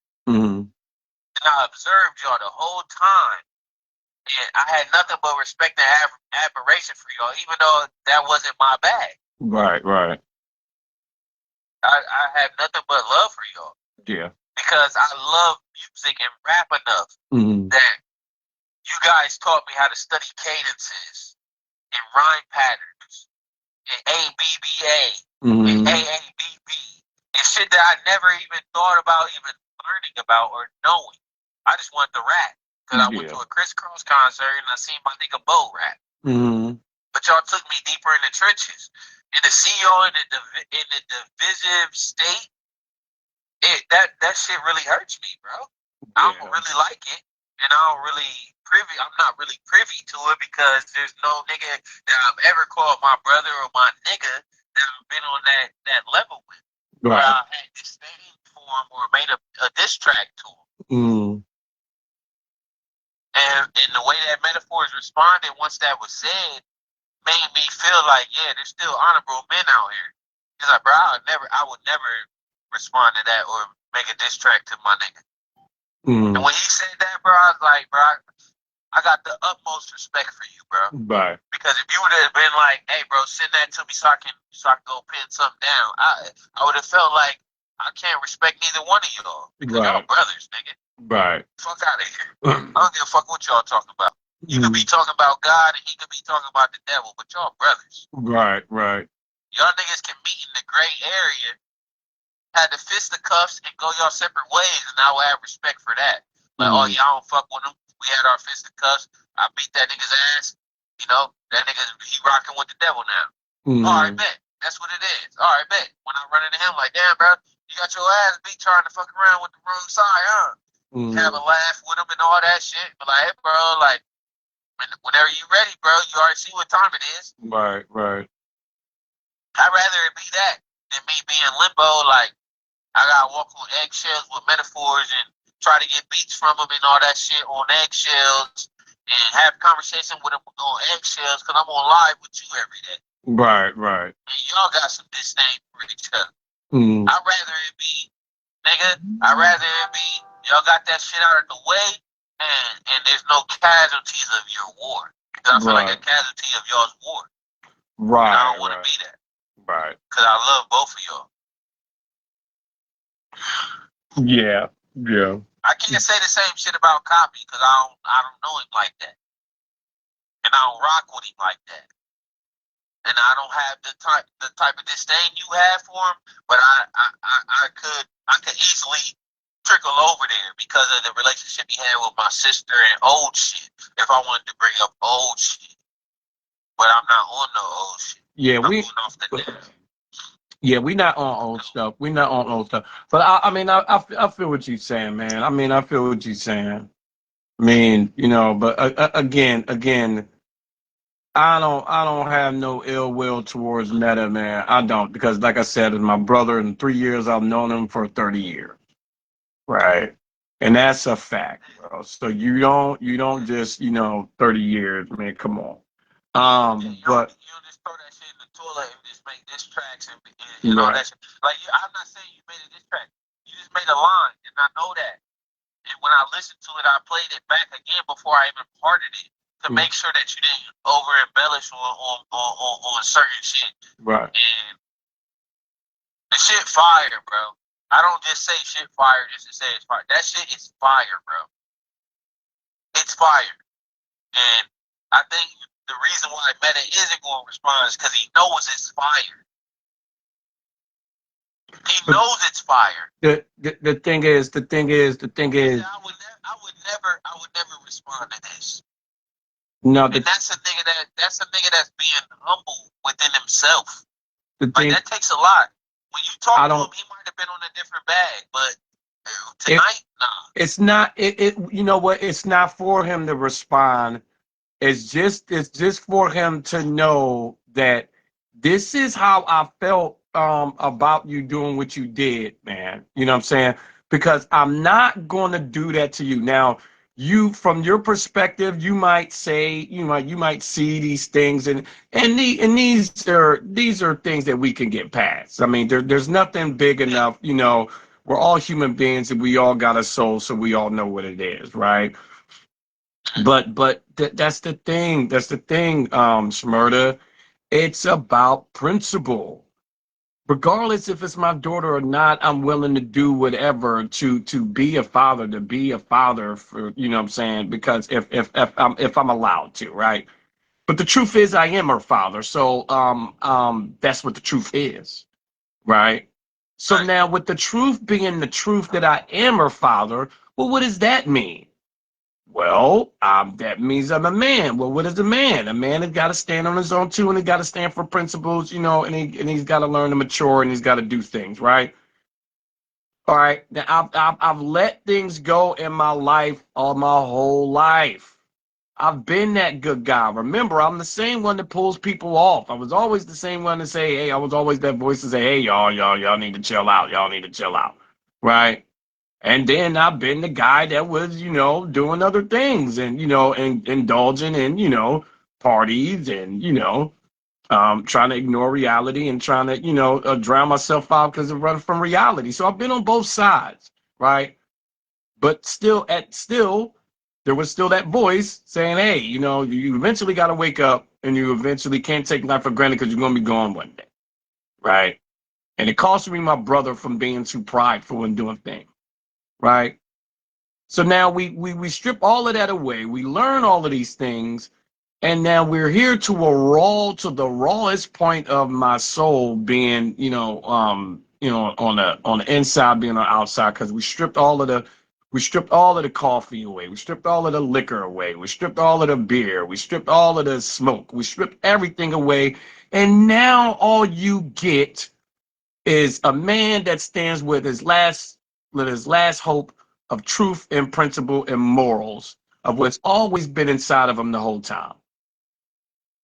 Right? And to have your brother take that, disregard that, and try to do other things, and then try to do something else, try to speak from another perspective with that and try to make it about him, I got a problem with that. You understand, Shmurda? But hold on. So you just said out of your mouth that you stripped yourself of everything. Yeah. But he didn't. Yeah, he did. So just imagine yourself going into a room and you're used to going into that room and it's cloudy. But when you go in that room, it's only cloudy because your brother is blowing smoke in it. Mm-hmm. It's not you blowing smoke in there this time. It's just him. Mm-hmm. Yeah, no, And you're you're right. telling him what clarity looks like. Right. That's what I've been getting at this whole time. Like, yes, you stripped yourself of weed. You stripped yourself of alcohol. You stripped yourself of tobacco. But who else did it with you? Nobody. Right. You did. Mm-hmm. So in all actuality, you're talking to yourself. Yeah, exactly. And this is You can't take it like that. The reason why you can't take it like that is because you're not looking in the mirror. Metaphors isn't you either. Mm-hmm. You're actually talking to somebody that is still in the subconscious state that you were in. Yeah, you're right about that. Yeah. So it's not fair to you or him, because what you're doing is you're hindering him and you're hindering yourself. You're stopping yourself from growth because you're going back into that channel clear with a bunch of motherfuckers that's in that channel that has no clarity. Mm-hmm. And you're trying to tell them what clarity looks like Right. because you've seen it. Mm-hmm. And they're not right because they're trying to tell you what distorted vision looks like and you've escaped it. Mm-hmm. So now it becomes a battle. That's why you say you're at war with these niggas. Mm-hmm. You're not really at war with them niggas. You're at war with yourself to Mm-hmm. get to a capacity where you can approach these niggas and bring them out of that. Exactly. So now you guys are at war with them, Mm-hmm. not with each other. Right. And remember, Smurda, if you've been listening to my lyrics, this, over the course of these times, I said in a line a few joins ago, I said I'm here to bring my niggas out of the dark, to go in the black void and bring you out of the dark. That's what I'm here to do. Because if it's that energy, because remember, if it's the truth, you have to react. You have to react. If it's a lie, then nobody's going to react to a lie because you don't have to entertain a lie. But if it's the truth, you have to react. Right? If it hits you where it hurts, it has to react. Anybody can say, hey, good job, right? Shake your hand and say good job. Then you come across somebody says, hey, that's a good job, bro. It hits you, it hits different. It hits in the soul, right? So remember, it all comes back down to intent. My intent is to hit you in the soul and get you to wake up. And if it hits you in the soul and then knock some negative energy up and knock it out of you, then that's what it's meant to do. Right? That's what it's meant to do. And all of this is to show other people that's watching, yeah, there's something bigger that's going on here. There's something greater that's going on here. It has to be, because that's what it is. It has to be. Now, like I said, for Meta, I'm his brother, and I'm here to get him out of the dark. If I tell you a story about my brother dying in my arms and then my daughter dying in my arms, you then cannot tell me that I'm trying to use you as a soundboard. There's two people that I had two corpses in my arms. What the hell do I need you as a soundboard for? I had two dead bodies in my arms, and God gave one of them back, and then God took one of them up in heaven. And I'm part of both of those. So what do I need you as a soundboard for? Do you understand? Souls. When the Grim Reaper come, when God send the Grim Reaper out, he got a job to do, and he's going to get the job done, and nobody's going to get in the way. Who's ever there to witness the Grim Reaper at work? Well, you better have your brain turned on to learn from that, and to know that, yeah, you've seen your own mortality flash right before your eyes. These are things we don't play with, because you can't get it back unless God preordains it coming back. Once your time is up here, your time is up here.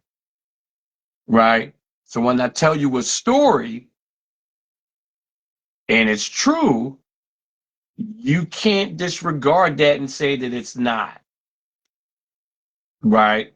Now, that's just my life. Nobody probably has ever been going through that. Nobody's going to go through your life. Remember, all fingerprints are different. right? But we sympathize with each other, and we have compassion, right? And you never not have that, because somebody who doesn't have compassion for you doesn't care about your pain, your sorrow, your joy, or none of that. You are nothing to them. Your pain isn't even nothing to them because they're so past that. No compassion, no soul. Right? So when I tell you that my daughter died in my arms and God gave her back, which let me know at that point, you, Kareem, better straighten up so you can live long and be able to teach her morals and principles that I instilled in you before I take you off of this earth. So I had to stop drinking, I had to stop smoking, I had to stop to prolong my life, to preserve my life, to hopefully learn some lessons and clear some things up, and to fight. How has that journey? I'm sorry to cut you off. How has that? Because this is something that I struggle with. How has that journey been? Like, because it's already been more than. Has it been 14 days? She's been born. No. I'm saying tobacco, alcohol, and weed free. Has it been 14 days? It's been a couple of months here now, like 3 months here now. Yeah. Oh yeah, so you already okay? Yeah, it's already sketch in stone because after 14 days, it becomes a pattern. So it's been more than 14 days since you haven't done any of that. Yeah, it's been about 2 months. It's been about 2.5 months. And that's right about the same time we started the pure workout journey, and then doing the thing. So everything has come together right on time, as it should. We had to clean our body up because remember the decision was made internally, right? So hold on, not just that though. When did the division start between you and her? Was that after your personal journey to stop that, or was it during It was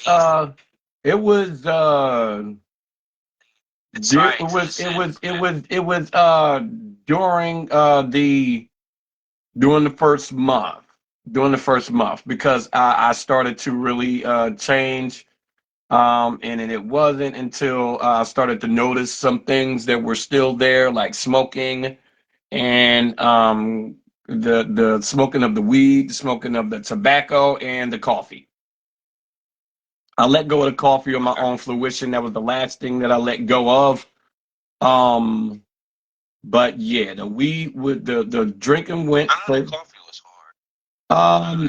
Yeah, but I mean after That's why it was the last thing. That's why it was the last thing. Yeah, that was the last thing, because I was still holding on to fleshly things.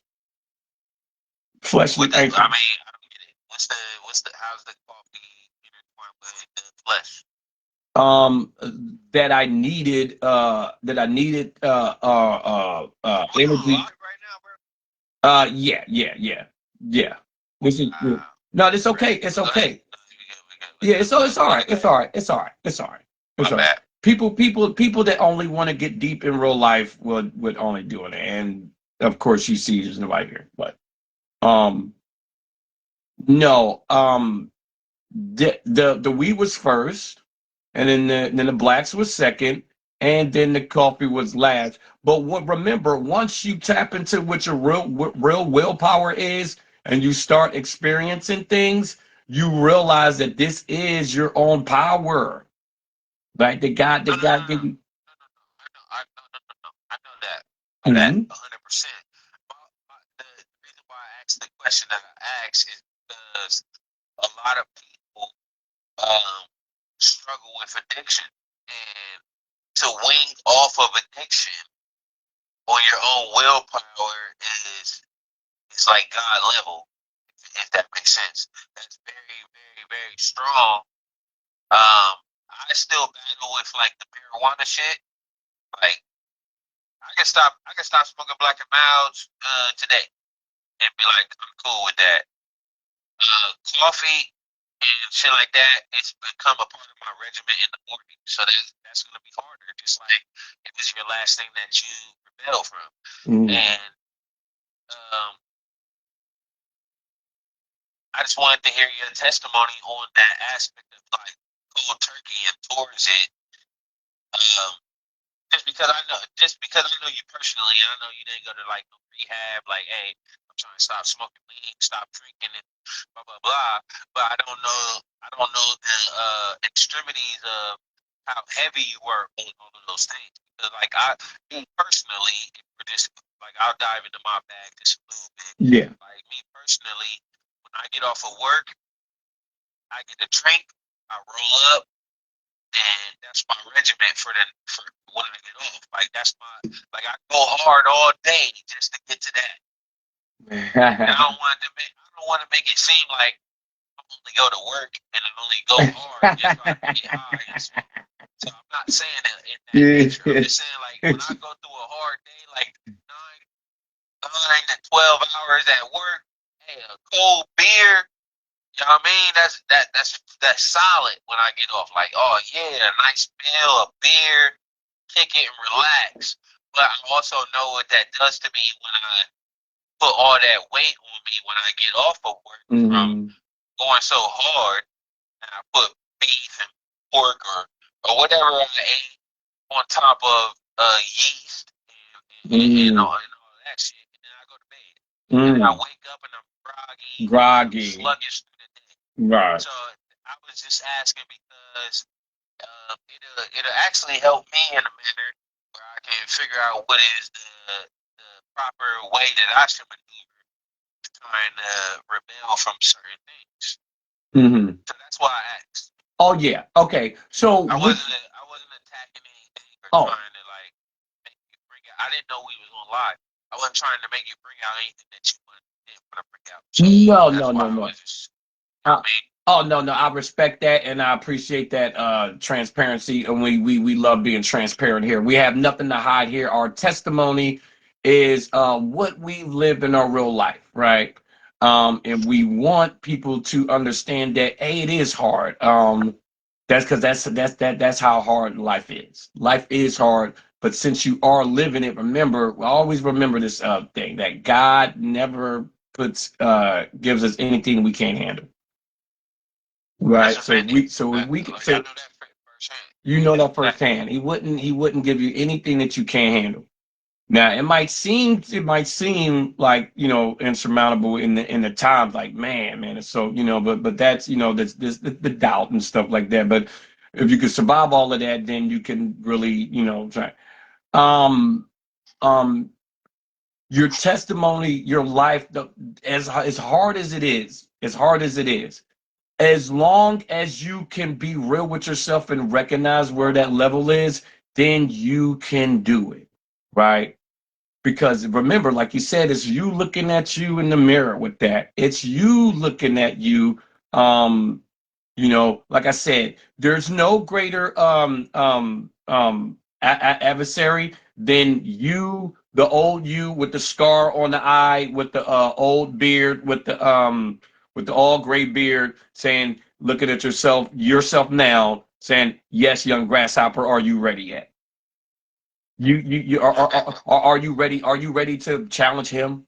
Are you ready to challenge you with the war scars and all of it, all of the wisdom and all of that, and say, and he doesn't even have to put his hand up and just say, you're face to face, and are you ready, young grasshopper, to have the battle?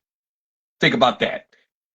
That's the level that you're supposed to be at. But you got to live your life first, and you got to make the right decisions to get to that point, to get to him.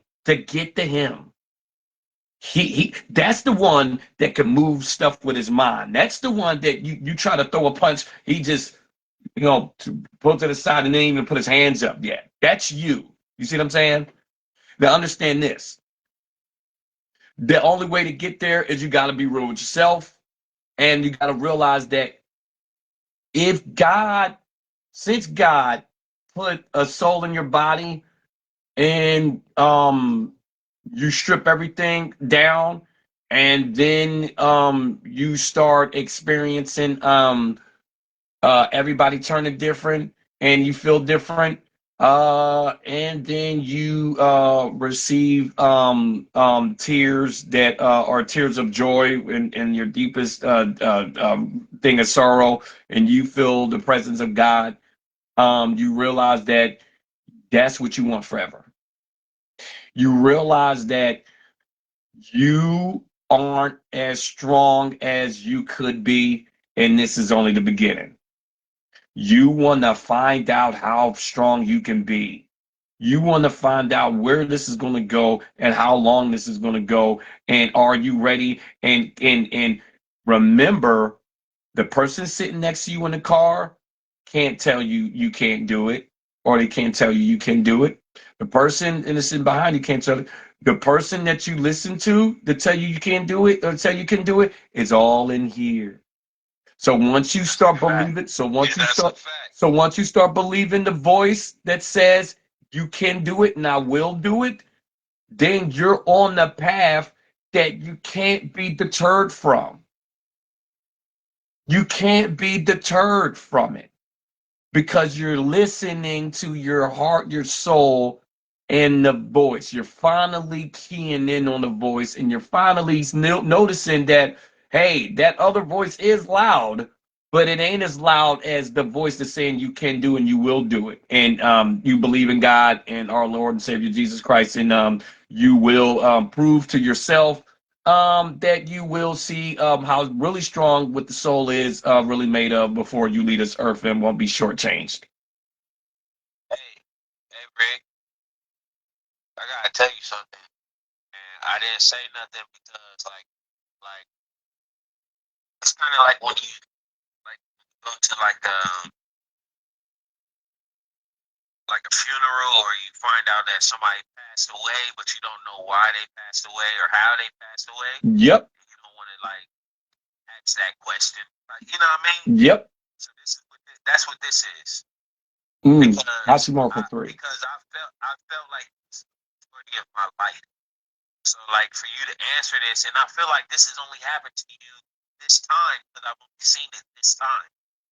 When that shit happened with Mickey Facts, the energy that you felt from that, like real time watching it, and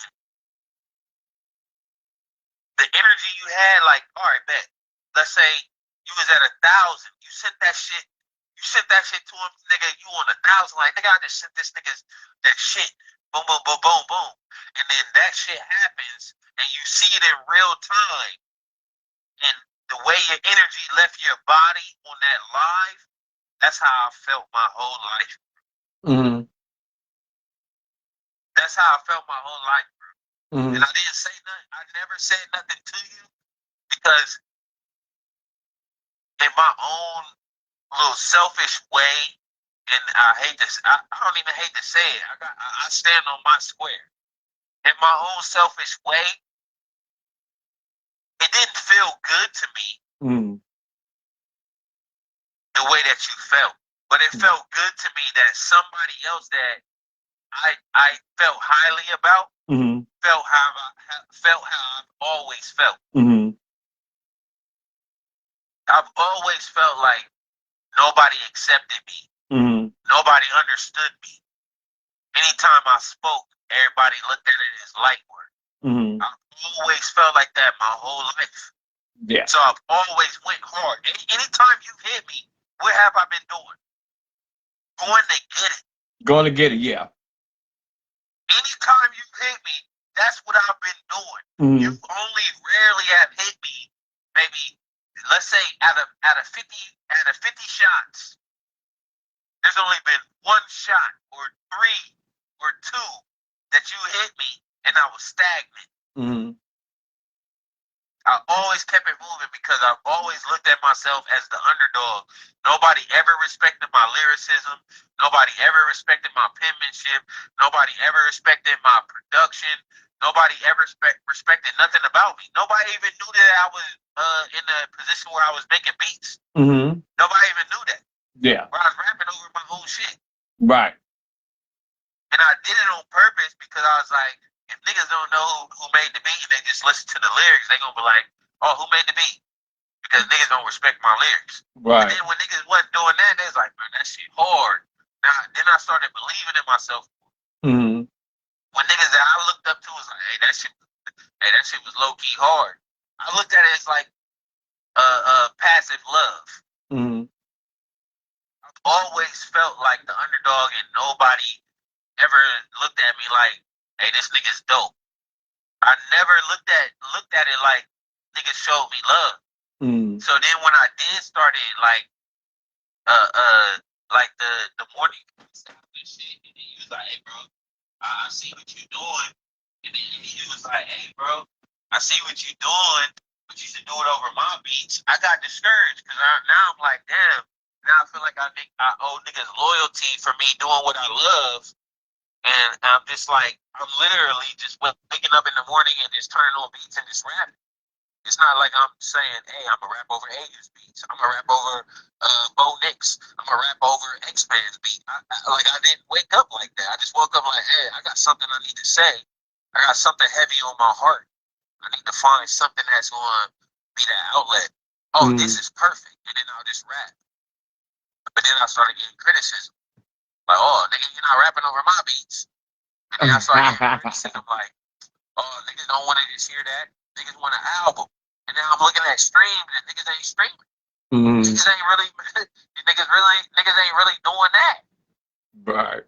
I'm just doing what I love. Nigga, I'm 40 years old. Like, in rapping years, I'm an old head.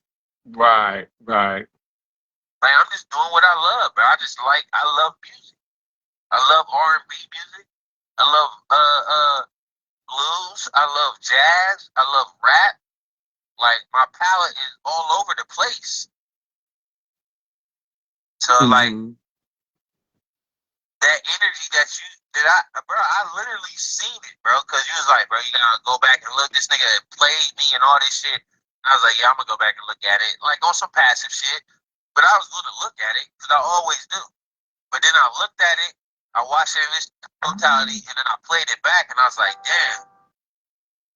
The way that rig looked while that shit was going on is how I look every single fucking day when I wake up. That shit's crazy to me. Mm. I wonder how he really genuinely feels. And then right after I said that, you started responding like, oh, this nigga, this and that, blah, blah, blah. And I was like, damn. I wish that he would have approached it more with a like,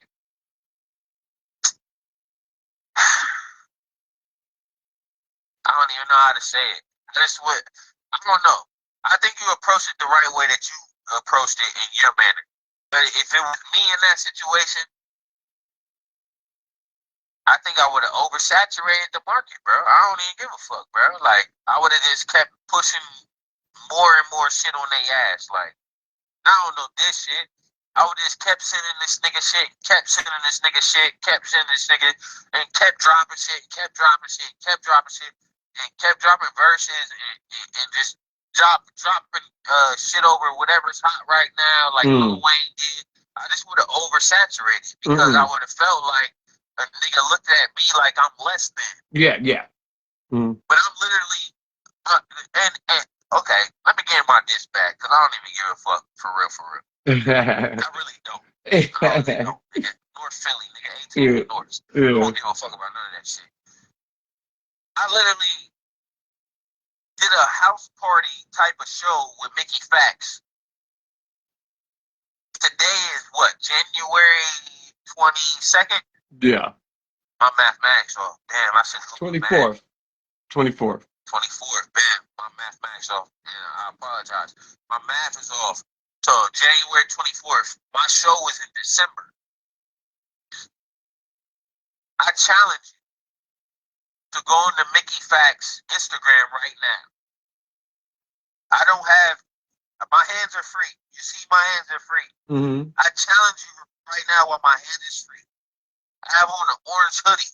Mm-hmm. I can guarantee you that you can go on to 6 of his posts within the last, it's January, so on 4 months, it takes us back to what, November, October?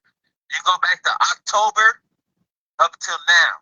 Mm-hmm. The same color my hoodie is, the same color as his shoes. Every video. Mm-hmm. Stop it. Stop it. You're not about to play with me.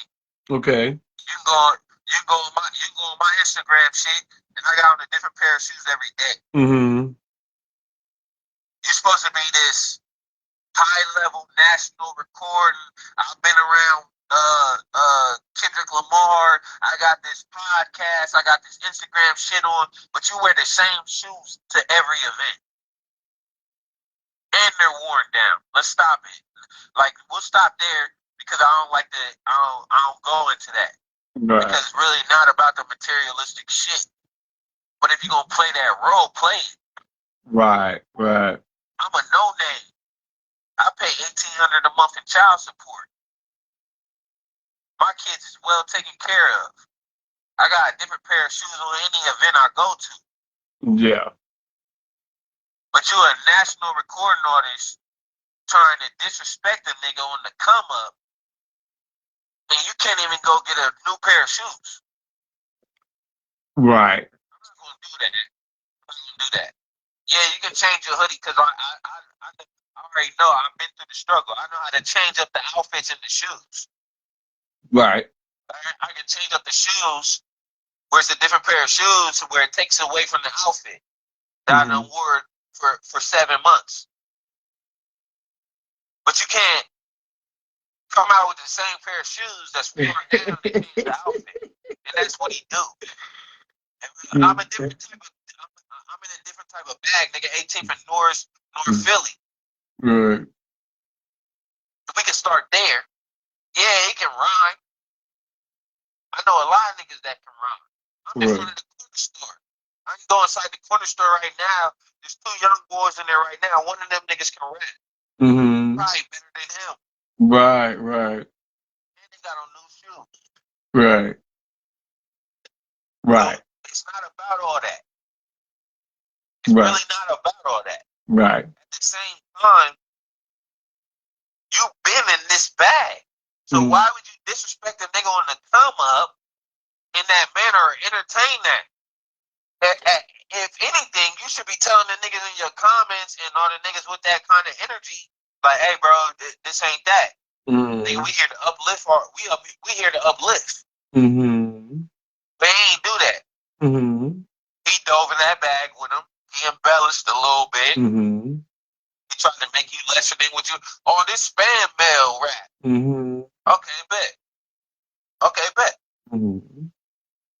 Now when niggas is on your ass, now it's like, oh, it's a disgruntled, unsigned artist that I see. It's creative. That's why I never give these niggas no ammunition, bro. Okay. All right. So let me stop you right there. Okay. So let me stop you right there. So Smart, I got a question. Is that what he said, or is that what you surmise he said? What, spam mail? No. This is a disgruntled. Do you think if he once he hears the diss, you think that's what he said, or did he already say that? No.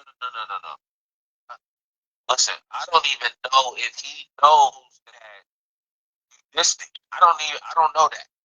It will get back to him. Now here's the deal. You got everything that you just said right. Here's the deal why I would never completely oversaturate this thing. First of all, it costs $25 a pop to do that. Now, I'm not doing that. I'm not giving you no more money, no hard-earned money at all. Because first of all, it's not going to charity and it's not going to help nobody out. It's just going to your bank account so you could feel like you are capitalizing on other people. That's first of all. Second of all, what you saw on there when he was doing that, when I had my head down, when I was listening to the whole response, is because I messaged him and I told him, I said, after I send you this track, you're going to get shut down because your people aren't ready for me. And all he did was his response was, ha. So I already knew how he was going to respond when I sent him the track, right? Now, here's the deal. I had my head down and I was listening to the looking at the response because I'm thinking, okay, Royce the 5'9", my guy, went at this guy, and I didn't think he won because Mickey Fax kind of jumped into that between that Lupe and thing of him, and he really cheap shot at Royce, but it was dope. I ain't gonna front, it was dope because the beat that he was doing.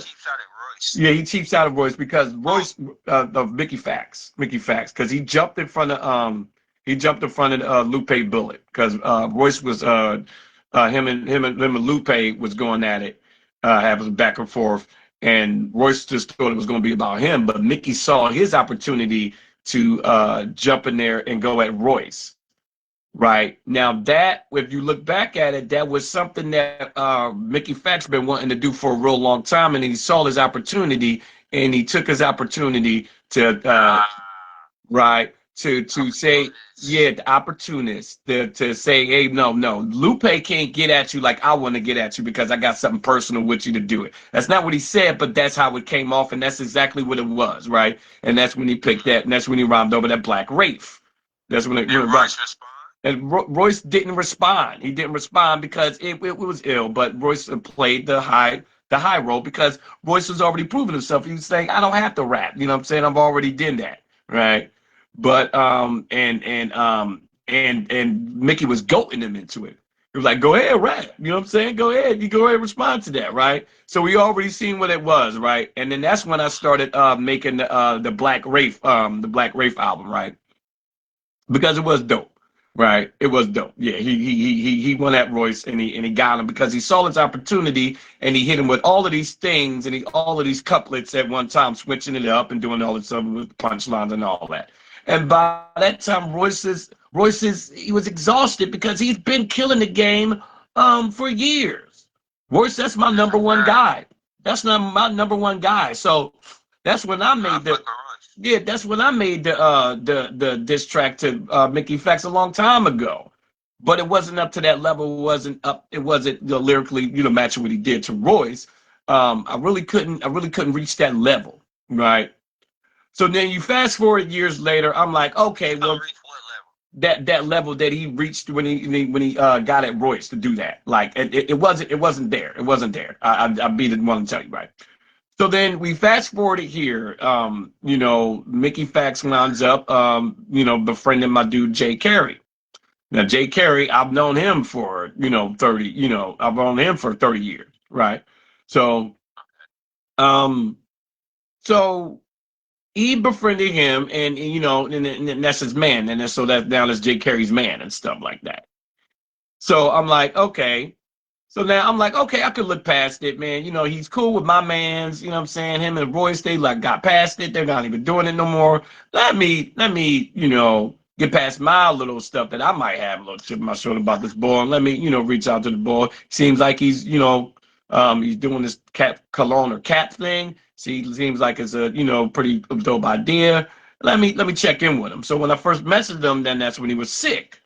Right, that's when he was just getting over some being real ill and stuff, like some upper respiratory, saying, I'm sick, and I was like, man, I hope you get well, and what I'm saying, and this was this, we, message, a couple messages back and forth. So I'm like, okay, he's kind of a cool dude, okay, all right, and then he gave the opportunity. Well, hey, let's send it in, and I played on June, okay.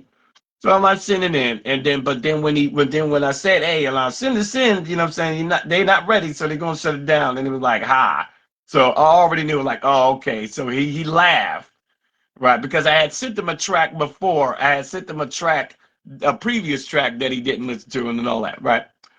So I already kind of knew. But when he did what he did on screen, when he started embellishing in and laughing at the thing, I looked at it and I kind of was hurt, but then I'm like, this guy didn't change, right? This guy didn't change. Now Mickey Fax has a pen. And again, and it's like what you said, you could have big up to the bull, like, hey, you know what I'm saying? Because at first he said, you know what I'm saying, yeah, he could rhyme, you know what I'm saying, but he really wouldn't give you the props that, you know, that I deserve after doing this for 27 years. I've been rhyming for 27 years. But like I said, I could look past that. But what really started getting me what really got me is when he deliberately went inside of the negativity bag and went to go start laughing at stuff like that. That's malicious, right? Because the path that I'm on, I am on, I'm not on this planet, I'm 20 nebulas, 20 galaxies north. So but that's me. That's where 43 years have brought me to.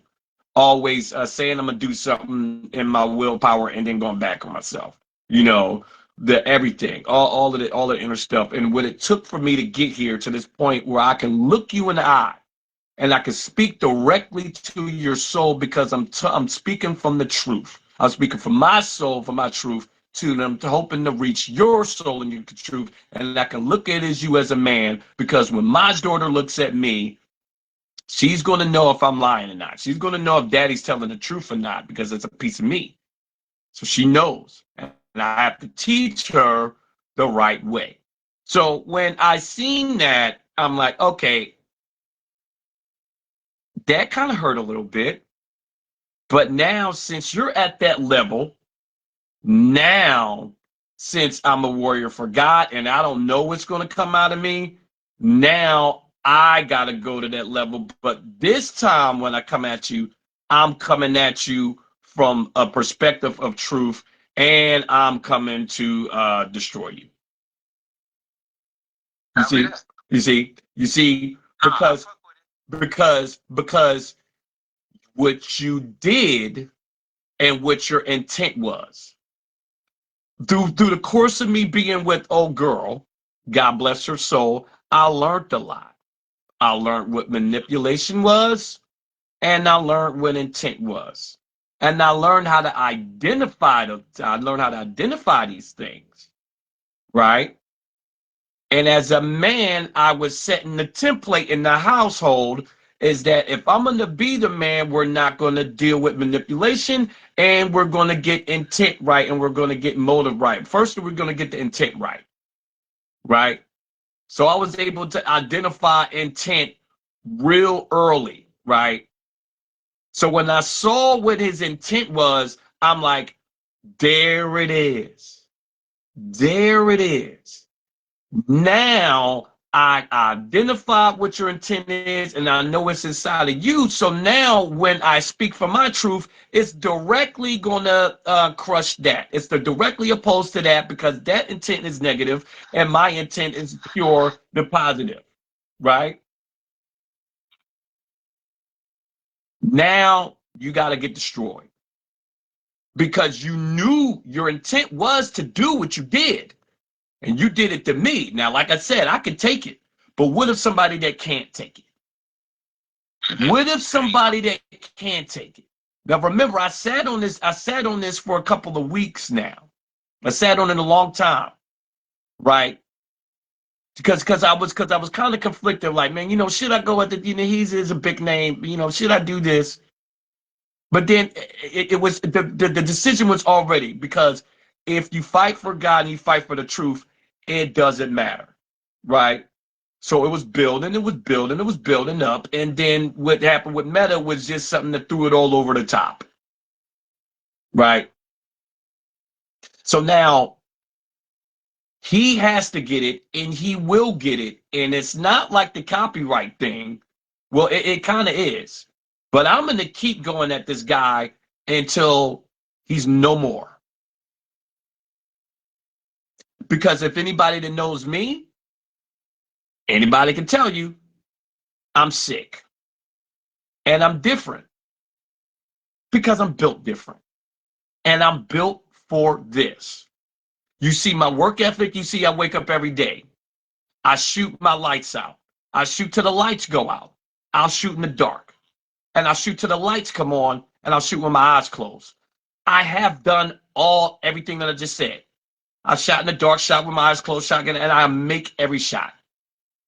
I know what I'm capable of, and if you know me, you know I don't stop until the job is done. Mickey Fax has chosen a side, and since I stand for the side of truth, then we're directly opposed to each other. And now I'm going to take pleasure in defending people. Because remember, I told you, the person that sat in front of their family members and put the song on and put his show on and let them hear just to have somebody laugh at them and to have somebody run in the room and run and cry. No, right? Because you can go in the room and you can go and say, hey man, it's gonna be all right. Hey, it's gonna be all right. And it will be all right. But then there's the difference between somebody going in the room and say, I understand your pain, and I know you can't get them, but I'm gonna get them for you. I'm gonna take that mantle up. I'm gonna take this sword and I'm gonna go to war for you. I'm gonna go to war for the innocent blood he spilled here and the innocent blood that he plans on spilling in the future. And we're gonna spill his blood till he's over, and we're gonna make an example out of him, because I'm not gonna stop until the war's over. I thought about this a long time. Right? You never go into war. You never just rush into war. You never just rush into battle. That would be suicidal. That would be dumb. You think it out. You think it thoroughly. You think about it. You sit and dwell on it. Use the art of war. You think about it. Is this the right decision, and what's the ramification? And am I ready? And you look at me. I've been born ready. It's going to be an interesting year, ladies and gentlemen. Come on, man. It's going to be a real interesting year. Hey, I'm telling you right now. I'm telling you right now. I already done put it on my channel. I haven't posted it all on Facebook. Like, I'm trying to. I only hop on Facebook because you asked me. My dude. Look, if you go on my John, I haven't posted on Facebook since December 31st. Yeah. And it was a freestyle. Yeah. I haven't posted on Facebook. That's another question. Getting myself from certain energy. Okay. Taking myself out of certain kinds of matrix because it's multiple. And you gonna see me on 18th and Norris. You might even see me at Iska Bibbles. Oh. I'm telling you. You might see me at Iska Bibbles on the live draw with my niggas from 18th and Norris, Panther Projects. Let's go. Iska Bibble John. Let's go. Chilling.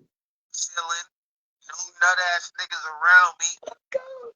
All thorough. Thorough. I might go to Germantown and keep it political. I go live there with the real ones and let you know what it is.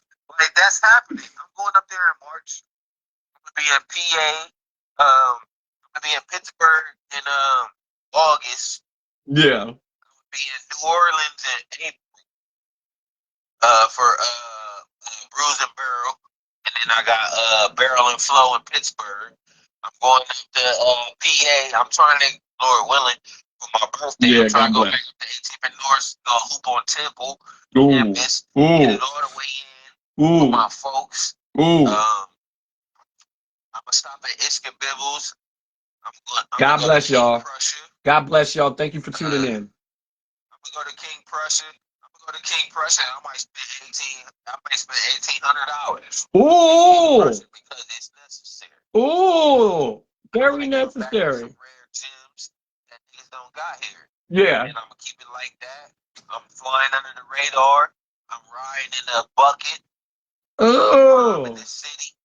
I'm keeping it all the way political. Political. No Trump shit. Like, you're not gonna see me no foreign or none of that shit until I'm above where I'm supposed to be. I'm speaking nothing but peace and prosperity to And my positive. niggas. Yeah. I'm speaking nothing but love to my queens. Yeah. And I'm not talking to no bitches. Oh gosh. All the way through. I'm standing on my square all 2016. The Mm. New Year is April 1st. So I celebrate New Year's when y'all don't. Hey, it's snowing right now and I'm hot. Hey, you know what? Everything that you just was saying, my word, son, my word was giving me the chills, bro. What you was just saying? No. Oh. They don't know. They don't know. I'm going down. I'm going down. But I'm bringing the ambiance back. Yeah. Brotherly love when there ain't no brotherly love. I'm telling you. I love cuz. Listen. He on the other side of the prison camp doing his thug thistle. Bro, everything you said, I know. I feel every word, bro. Hey, everything you just saying give me the chills, bro, because I know the energy, bro. You know what it is when you go down there. You know what it is when you in the city. It's all the way different. It's all the way different, bro. It's some of the air.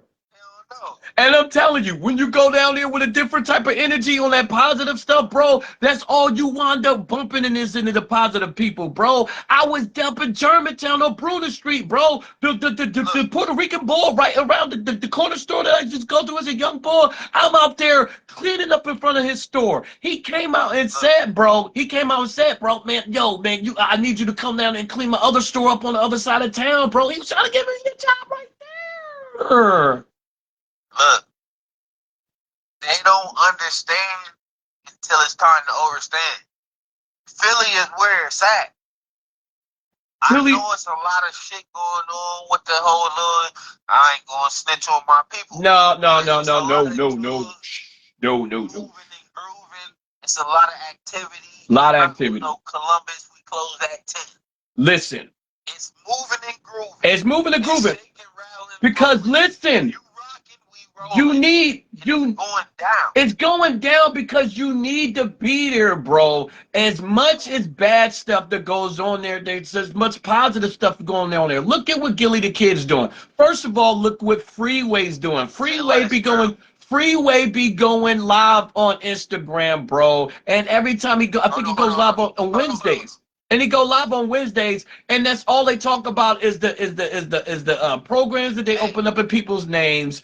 Every time he gets on, he's talking to somebody that's doing some good in the city. Gilly be tapping in with this bull. They be saying what's going on. You know what Wallow was about. These bulls got bread and they put it back in the community, man. And everybody got a story up in the comments. You know what I mean? The girl, you know what I mean? She had to some of her people died, and she had to open a joint in her name and joint like that. These people are really putting money back in the community, man. And that's what you got to do. We can't be talking about it. These people don't talk about it. They do it, man. And that's what we're on, right? Because when you got family, like you got family there, when you got kids, you know what I'm saying, you got to do that. You know what I'm saying? These people don't work one job, they work two jobs. And that's what you doing here. They work two jobs, bro. They don't have no time for no BS. They don't got no time for nothing. They're getting two jobs. Some people even got 3 jobs, bro. My cousin Naya, man, she got 2 jobs. She worked at the hotel joint and then she worked at the other joint, bro. You know what I'm saying? These people my cousin got 2 jobs, bro. They're getting it in. They're not sitting around. They're not doing. They are making money to support their family. And then my aunt, you know what I'm saying? My aunt, she is a good Christian woman and she helps out the community. Our name, the Brown family, is a well-known name on the Bruner Street. Ask around. You go on Bruner Street, they know about the Browns family. The house is right there. It is protected by everybody on that block, and it's protected by everybody on the next block. Because, see, Philly, come on, you can't mess with it. You cannot. Shmurda, let them know, bro. Let them know. Let them know. You preaching to the choir, but to them, they don't even know. Let them know. So when you talk about making moves going down in Temple, man, that stuff gives me the chills. I've literally got the chills right now, bro. background, I used to go up and hoop at Temple University Yeah. in the summertime with my cousin Lamont. Shout out to my cousin Imar, Math and Rhetoric, Yeah. one of the best rappers in Philadelphia from North Philly, 18th and North. Straight like the that. Project. Straight like that. I'm putting you on the map. I'm gonna start releasing your unreleased music because you the person that gave me the inspiration. I got all your music. Everything you ever tried to think about releasing that you didn't, I got it, and I'm releasing it. It's time. Now what? It's time. 18th and North Panther Projects, nigga. It's time.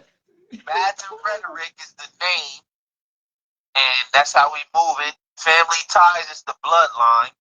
Slash, Call, Caution, War Child, bro, nigga, we deep as fuck. Let's turn it up, bro. And I'm the faction. I'm the faction in Ohio. Yeah. I'm the Ohio faction. Yeah.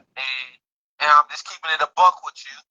When we go up to Philly, or when I go up to Philly, it's all love. It's never no problem.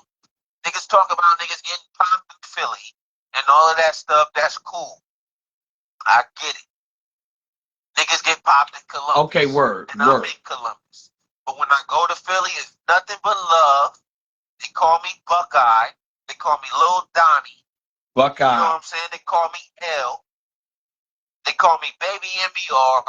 They call me Baby Slash. And I'm out there 18. Baby Slash. It's time. I got pictures in South Philly. I got pictures in Southwest Philly. I got pictures in Germantown. I've been everywhere like air. You feel me? That's how it go down. It's never no problem. So if a nigga want a problem in Ohio, it get different. Listen, it's time, bro. It's time. Nothing but love. I move with nothing but love. I got nothing but love for everybody in Columbus. It's time, But at bro. the same time, different rhyme. It's Bibbles. You can go inside and ask about me. Ask him about Baby Slash. Baby Slash. Baby more. He'll tell you. The nigga stands up tall. Right. That's real talk. Listen. So get back on the political shit. It's snowing. I'm outside. I'm in the F-150. I'm moving around trying to make shit make sense like I always do, bro. Yeah. You know how I get down. You know how I get down. No nut ass shit. Listen. I don't do no bug ass shit. Listen. I try to keep it all the way intact. I'm trying to take care of my kids and my family. All that other shit is water under the bridge, and I never learned how to swim. So that's how I'm moving. Nothing but love, peace, and prosperity to you. And you know how I'm moving. You see the hat? Trust. Trust. Real rap. Trust. Expect if you don't know. Yeah. Appreciate you having me on the live and all that. I'm about to, you know what I mean. I know. I I know. can't do too much, but Yeah, I gotta keep it moving. Yeah, keep it moving, I had son. to give you an hour of my time. Yeah. Because it's nothing but love. You know what I mean? All right, bro. Bro. Bro. Hey, much love. Let's love. Let's love. Yeah, yeah. No, it's all love for Aaliyah. All love for Aaliyah, huh? Huh? Yeah, real spill. All love for Aaliyah, isn't it? No division. We only adding and multiplying over here, baby. There it is. There it is. No division. Ladies and gentlemen, our brother, our good, great brother, Shmurda, #1 family member, holding it down for the fam. He is out. We got to let him go, and we're going to stick with you guys. But Shmurda, be safe, bro. I love you, bro. Thank you for everything. Thank you for the conversation. Thank you for reaching out. Thank you for reaching out to Meta. Thank you for everything you do and doing your thing, man. All right. Peace.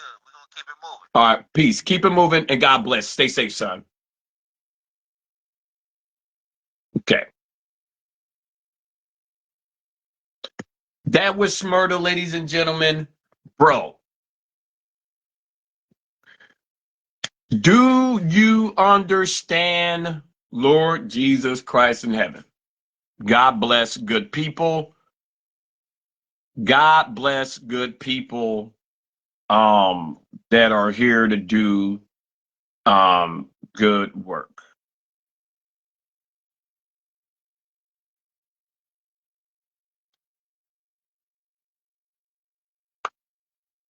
Whoa. Just whoa. Okay. You can't really do anything else after that. There's certain conversations that need to be had, and there's more to come. You got to clean up your own mess, ladies and gentlemen. You got to clean up your own mess, okay? You got to clean up your own mess, and you got to let that be that.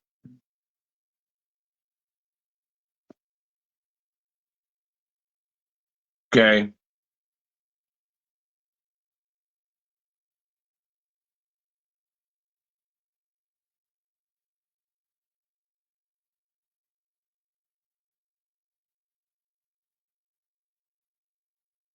Okay. So now, what we're going to do here is we're going to disconnect this phone here, put it over here, because that's what needs to happen there.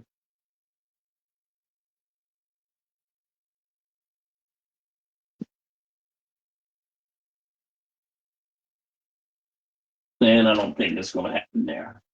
But we do need to turn this phone off.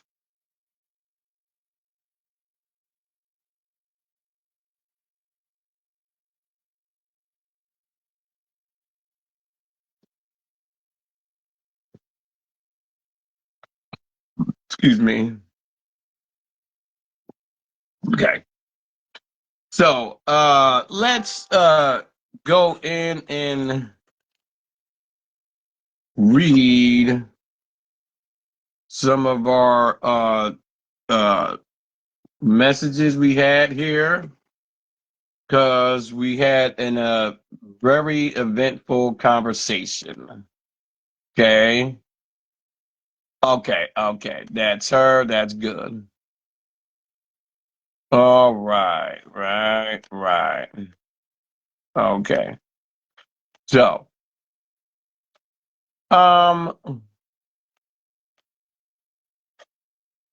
things are things. And let's tap in with this game because it has been a very eventful game. Ugh.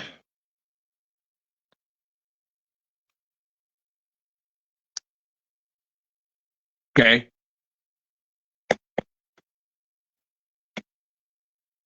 Here, Vincent, right there. Put you in a tough spot. Good patience there by Williams. He scored 8. Dave Vincent with the foul. James averaging 17 points per in that span. Misfiring on the free throw. Washington there for the cleanup. Here they just they get it off it. They get a second chance. They get another second chance. Don't box out on their free throw. Get a third chance. Mavericks have turned the beat around here in the third period. James outside. It's Hachimura. Inside to Hayes at the mismatch on Thompson. Deflected out of bounds off DJ Washington with 6 seconds. Gotta make it catch up with itself. James outside. It's Hachimura. Inside to Hayes at the mismatch on Thompson. All right, there we go. All right. With 6 seconds to go on the shot clock. DeAndre Ayton coming back into the ball game for Jackson Hayes. Ayton tonight with 7 points. Okay, we're gonna keep it going here. Now you're 8. You had a tough start. Struggled a little bit. 3 for 15. A lot of them were close buddies. This Blake, speaking of activity, shoot it, Hachi. Hachi, you're supposed to shoot it.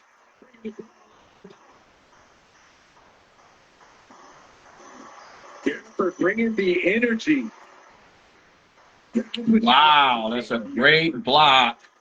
Feeling better coming coming over, making the He had to duck before he hit his head on the rim. getting him going. His teammates and the crowd. Gafford strained his ankle on the. It's hot. It's cold. No, it's cold in here. We got to turn the heat on. He's getting better by the day. Williams finishes. We might have to eat that salad upstairs in the refrigerator. Let's go get that salad, ladies and gentlemen. We're still hungry. Obligatory. Jamora inside. And here comes Thompson. Dallas up by 6. Washington spins. That's it on the front rim. Aiden Ferrazzi.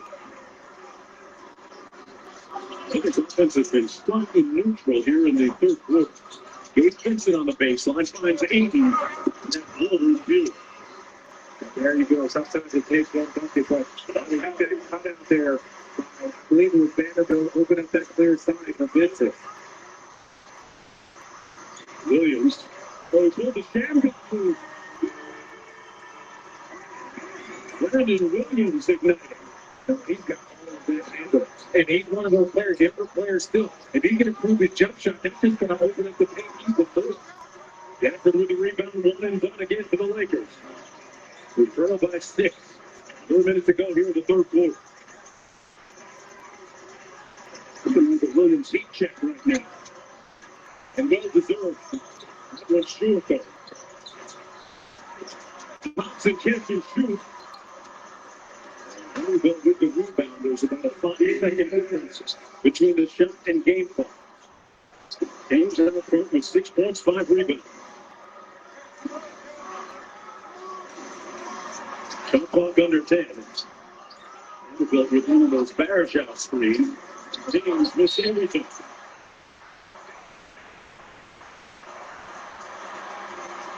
You're going to see 9 seconds ago if you're Dallas. That pretty much means you're bringing in Max Christie for more shooting. Open up the spaces. I like giving it to Williams, allowing him to make a decision, but ultimately for him trying to get home, get down the hill. Jason Kidd telling him to go. Williams with 15. Being guarded by Vanderbilt. Tween, cross. Brandon Williams.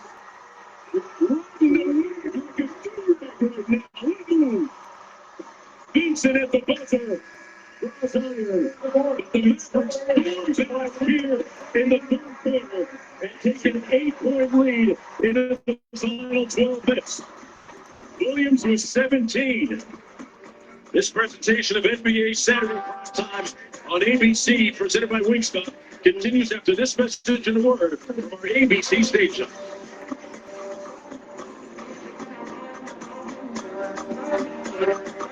Think switching to T-Mobile is a whole complicated thing? It's easy. For a limited time, switch to T-Mobile Better Value Plan. You can save over $1,000 a year versus Verizon and AT&T. Save on streaming, satellite, and more benefits that they leave out. It's better over here. What if I get a fender bender? State Farm's there with the assist. Jersey swap? Jersey swap. I assisted with security things. Swap. I assisted with popcorn. Swap. Jersey. State Farm with the assist. Williams auditioned for one of mine. It's impossible for superpowered individuals to perform in major motion pictures. The world can if anyone follow. Lips to save with all the television Max. Streaming January 27th. Only on Disney Plus. This is the 2026 Nissan Rogue. With a 12.3-inch touch display, it's the most powerful Rogue ever. And has 225 pound-feet of torque. That's a lot of torque. The Rogue and the 2026 Nissan Rogue. Nissan, #1 in new vehicle quality. Now get a low $229 per month lease. Plus, current Nissan leasees get $1,000 in max lease loyalty cash on Rogue. So New York Lottery's new extra multiplier ticket multiplies your winnings up to 100 times. I won. What are you going to do with all those Benjamins? Ben? Great farm, Benjamin, tip. Play New York Lottery's extra multiplier scratch off games for chances to multiply your Benjamins between 10 and 100 times. Prizes up to $3 million. I can't wait to spend each and every one of you. the biggest winter storm in years in your AccuWeather forecast after the game. Let's take a look at tonight's Wingman, brought to you by Wingstop and Brandon Williams. He's giving the whole thing, helping the Mavs outscore the Lakers by 21 points in the third. Brandon Williams trying to keep it going.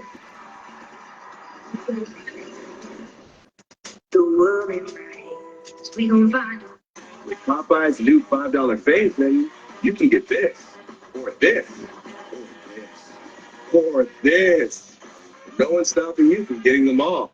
Now there's an idea. Love that chicken from Popeye. A man who works hard, sweats hard. Old Spice for every having sweat, so Coach Buck was sweating. So I trained with my Old Spice, and I became the best player ever. Sometimes a man must overcome sweat. This is the NBA. This is elite. This is basketball at its greatest level. Physical basketball. So much energy tonight. Unbelievable show. Greatest collection of basketball talent on the planet. This game is. You don't want to miss it. There we go. London, Peacock, if they can get. Welcome back to NBA Saturday Prime Time on ABC, presented by Wingstop. Here with Max Christie. Max, I saw you humble off there. I'll check back in. What happened? How do you feel? I saw my ankle, so I just want to thank you.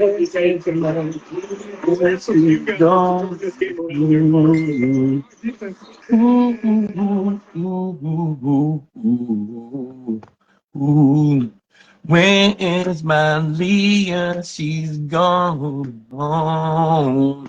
But Daddy's gonna find you no matter what. Where is my Leah? She's gone home. Ooh, ooh, ooh, ooh, ooh. Where is my Leah? She needs to be home. Me. Daddy's gonna find you no matter what. Ooh. Where is my Leah? She's gone home. She needs to be with me in my arms. God's great. God is good. Thank you for our food. Amen. Made up another song just that fast. Lord God, Jesus. Where is my Leah? She's gone home. Yeah, he's gonna find no matter what. Can we look at his shoes, though? Do the beginning on my arms. He's got some more. Bron's got those on. He's got Duquesne on the back, paying homage to one of his close friends that coaches with him. We got some nice kicks out there today. Come on, Smart. Quickly out the front. Sprays it up the middle. The three-ball. They really have a chance. James on the move. Francis. All right, Bron, come on. Williams, one more. Gonna try it That was blocked. Martin. The crowd is waiting for the ice and snow. See a show right now.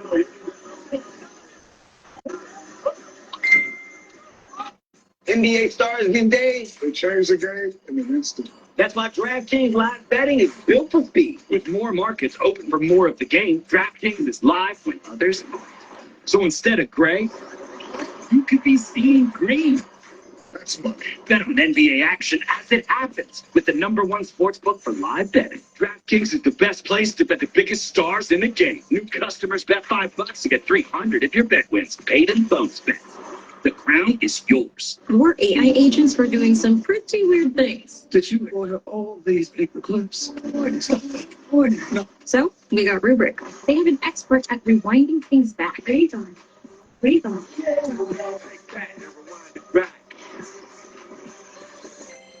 Take that and rewind it back. Take that, rewind it back. Honestly, I didn't think you'd be this helpful. Hey, take that, rewind it back. Checked Allstate first and saved hundreds on my car insurance. Unfortunately, I did not check just how permanent my body paint was.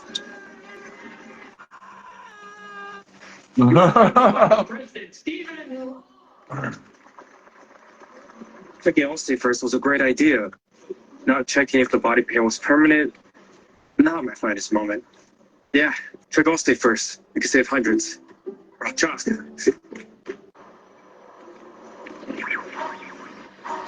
New Year, same extra value meal. From breakfast to late night, make it a meal and save. Value is still on the menu. Only at McDonald's. You know where I wanna go. Dancing in the afterglow. Sunset put on a show. Wellness perfectly fit for you. Now at Target. This place is bigger than I thought. So we've only got 1 hour. Could you plan a tour? I see you're at the museum. Shall we focus on traditional Korean art? Well, we are Korea, so let's do it. Great. Head to the M1 building to see historic treasure. This book. Isn't it fascinating? That's not a book. It's a roof tile, often found on the houses of the rich. And I would change everything for me. Golden ticket would be a thank you to all the people who sacrificed for me. You are inspiring. Oh my God. Why don't I have a bite of chip on and make a face? Hey, come on, no. There's nothing in there.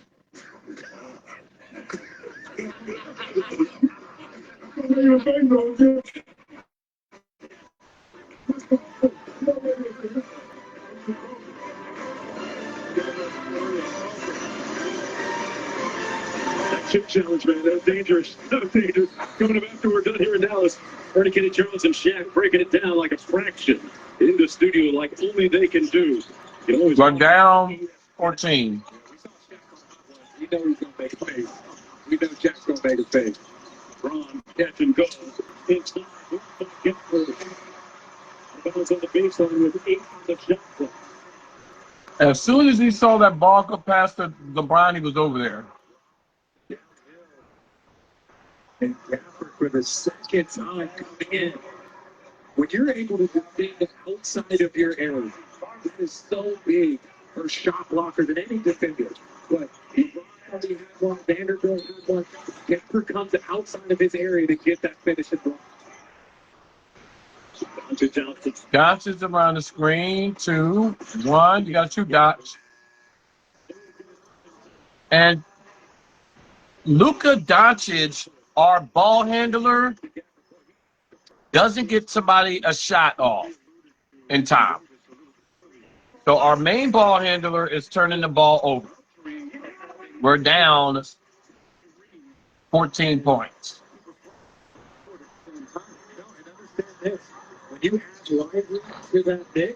LeBron and Luka on the floor at the same time does not work, right?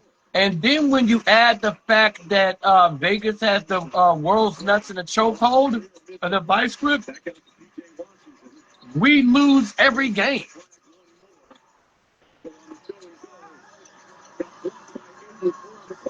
That's not a foul.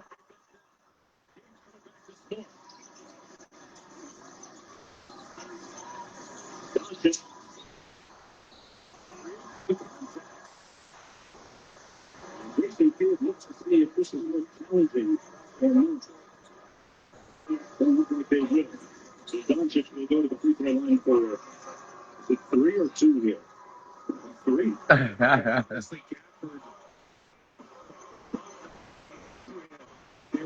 You're showing Luka bodies, and sometimes those bodies collide, but Jason Kidd not challenging for a reason. Smart by Luka just to drop in the air, get those 3 free throws. There's a little exchange earlier in the game. Let's invite Crystal to join. This evening. some of his former teammates, Lucas, and unfortunately, Luka came a little bit of damage. But, is that how you treat a former teammate on the birthday party? 100%. You get it on his birthday if you could. The ultimate sign of respecting anyone is to attack them and beat them into oblivion. That is a sign of respect. You know, Noodles and my old college coach would say, if you want to show respect to a lesser team, then go out there and show them that they are a lesser team and play. Don't play with your food, as you like to say. The Lakers comes down the second. Gafford will come out of the ballgame. He's on that minutes restriction tonight. Powell comes in. Ayton comes out for the Lakers. You have LeBron, Hachimura, Doncic, LaRavia, and Smart. Max Christie back in the ballgame as well. Keep an eye on the fitness the other of that ankle that he got from Tate a moment ago. Doncic goes 3 for 3 from the line.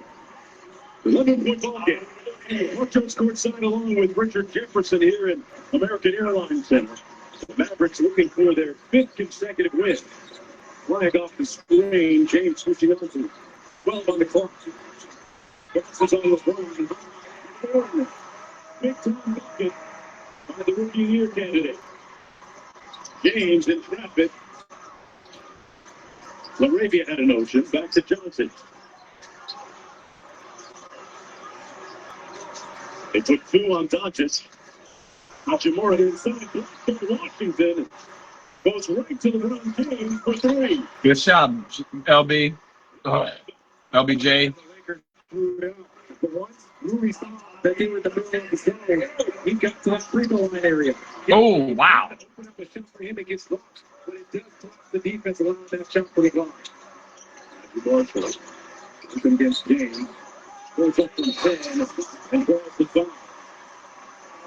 Credulous look across the countenance of LeBron that time, committing the foul.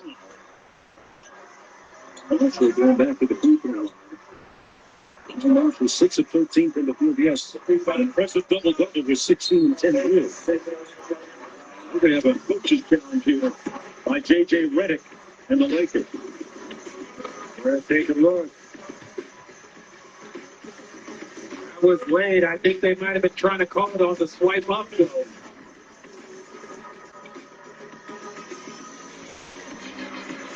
Hang on. It's going to get weird.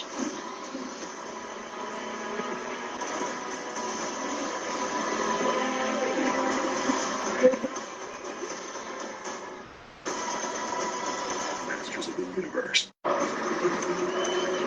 Being a pro doesn't start under the lights. It starts in the kitchen, where factor chefs move like point guards, reading heat and timing every pass. And dietitians dial in balance the way coaches fine-tune plays. Because what you put in is what you get out. And what you eat, that's where it starts. Factor, eat like a pro.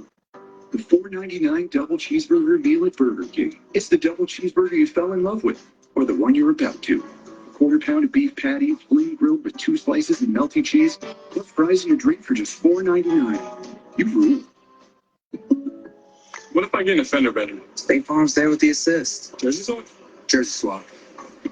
Yeah, I like this a lot. Oh, I'm feeling this. I assisted with security things. Swap. I assisted with popcorn. Get that jersey. To go on there, hey, I assisted myself by filing a claim on the State Farm app. So, in my halftime show, I had a great story. We're done swapping. He likes Circus Man. State Farm with the assist. Think switching to T-Mobile's a whole complicated thing? Nah. It's easy. For a limited time, switch to T-Mobile's better value plan. You can save over $1,000 a year versus Verizon and AT&T. Save on streaming, satellite, and more benefits that they leave out. It's better over here. Mopping is hard work. Then I tried the Swiffer Power Mop. It has a built-in solution that breaks down dirt on contact. Plus, 360-degree swivel head, things up along baseboards, and even behind the toilet. Bye-bye, bucket. The Swiffer Power Mop.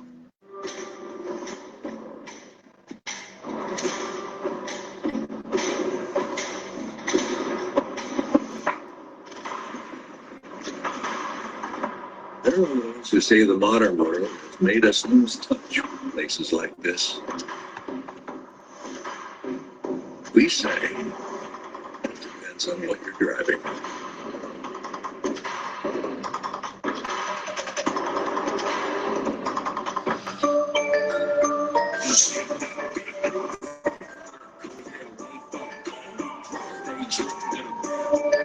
I'm back, baby.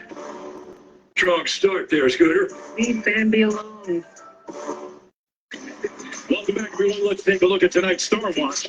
Brought to you by Gillette. Some of the numbers on Doncic returning to Dallas for the second time as a Los Angeles Laker at 45 in the previous occasion, 27 tonight, 15 for Cooper Flag.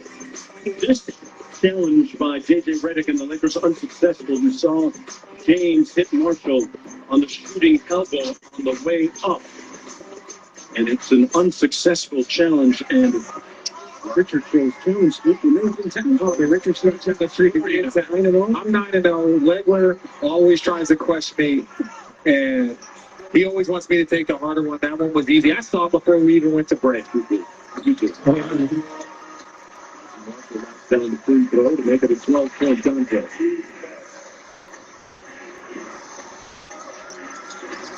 Doncic, it's a screen from Laravia. Christie switches onto him. Contested midi is off the hook. Between the front to it. 30 last night, 18 now. Max Christie elevates for the lead. This hot shooting continues. He now has 4 consecutive games of 20 points or more.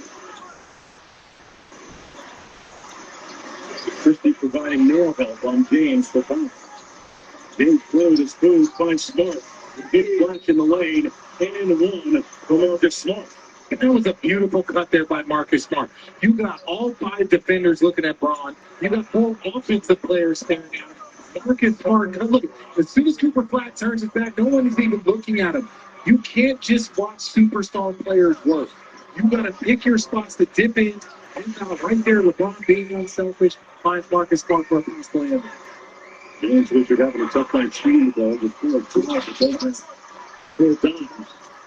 Here we go. Watching physical. Williams getting ready to check back into the ball game for Jason Kidd. We're down 12 points. Martin for 3. That's a Swiss cheese. So we're down 15 points. 16 points. Oh, 14? Switches on to Doncic. Raised it to the base. 14 points, yeah. Hachimura, that's good. Oh, Hachi.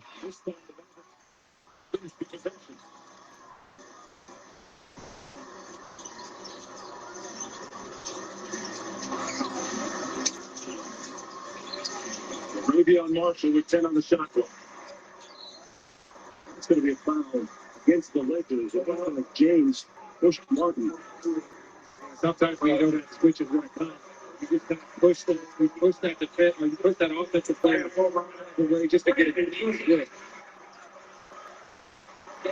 Williams comes in for Flag. Flag sits down with 15 points. Williams has 20 off the bench. It comes out Luka Doncic. Williams on the cross. And drive. Well defended. Go, Hotch. Let's just get the stop. Hachi, go. James puts his head down and gets to the rim. LeBron James is actually averaging, get this, folks, let this land on you for a second. He's averaging more points as a 41-year-old than he was as a 40-year-old to start the season. It looks different. I will say this. You know, his body movement is slow. His vision is still there. There are times when you don't see that burst in athleticism, but that's where the spark will take from the strong. His basketball IQ is increased. This little in and out. Brock showing us the bag on the handle. Okay. That's Gucci right there. Yeah. And then obviously the finish. I like how he takes it and lets the defense play out, and then he attacks one-on-one. The numbers of a 41-year-old. Wow. Just transcendent. 25, 7, and 7. Some of these things are skewed. He was on a minute restriction coming back. He missed the first third of the season. So he should get his rhythm. Glad you put it in context. You were sounding like full skills for a while. I'll crack jokes with him about being an old man, but again, that's where the Lakers have been impressive, but also room to grow. That first third of the season, LeBron does not play.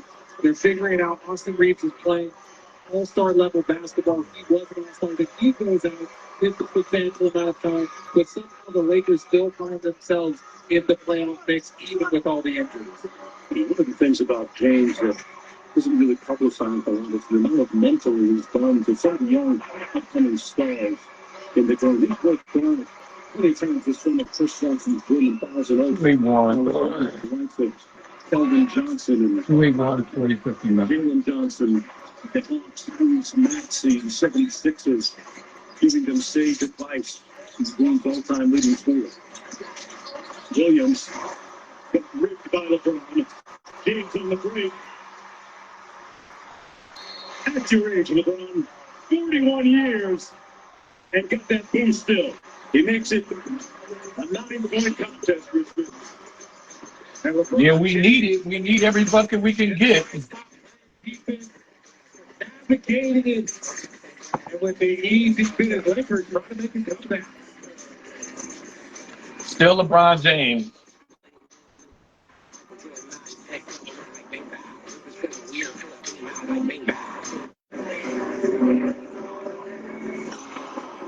Just like somebody on the app, like to live real life. She lives. Say hello. Hello.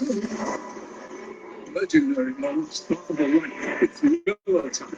Colonel knew folks hated Mondays, so he made sure Tuesdays were finger-licking good with 8 pieces of juicy, crispy chicken or tenders for just $10. It's TGI Tuesday. 10 bucks, 8 pieces. We needed KFC $10 Tuesdays.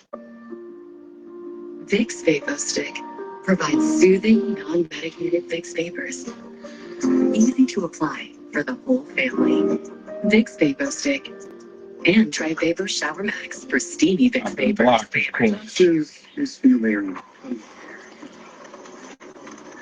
Now taxes? Open doors to new TurboTax stores. Meet our experts. They do your taxes, so you can walk out with confidence. Now this is taxes.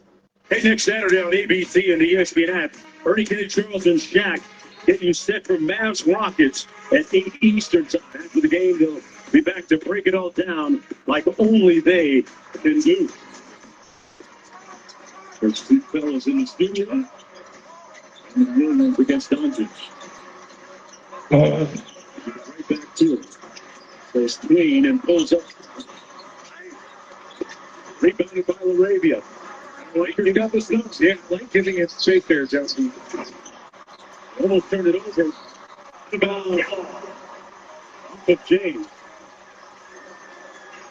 I like giving him space. If you're Williams to shoot threes, if you're the Lakers, give him 3-4 games. Almost get him in the third space. Back to Williams. Workout. LeBron stays down on the base. Walking on the base. Oh, gosh. Please don't. By James. Smart on the run. Fills the lane. Gets blocked from behind by Norton. Got it back miraculously. And will go to the free throw line for his effort. What a interminable energy and effort. Marcus Smart on that play. But that's what the Lakers need. They had more of it in the first half. They were shooting the ball well. But here, you're getting deflections, you're getting stops, you're getting out in transition. You want to credit the Mavericks getting back on defense. Even LeBron continuing to follow up the play. If you're the Lakers, you've got to make these plays coming down the stretch. And if you're Dallas, just keep doing what you get doing. Sharing the ball, taking the opportunities, playing hot man, and playing themselves in basketball. Williams comes out. Cooper Flag comes back in. Potentially for the final 5 or 6. That was interesting. For listening to Jason Kidd talking about the process for the rookie Cooper Flag, that he has to go through this marathon and experience the vicissitudes of an NBA season and all its hardship.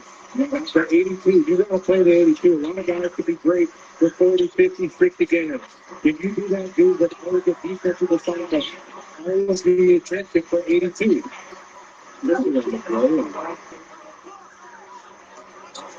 He has a foul.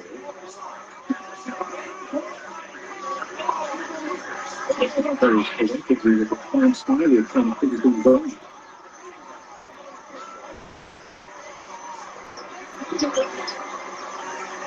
I don't know if the Lakers, know what's going on. Review. Oh, we're going to just check the time. Okay. And you got a 6 seconds to go on the shot clock. 3 seconds.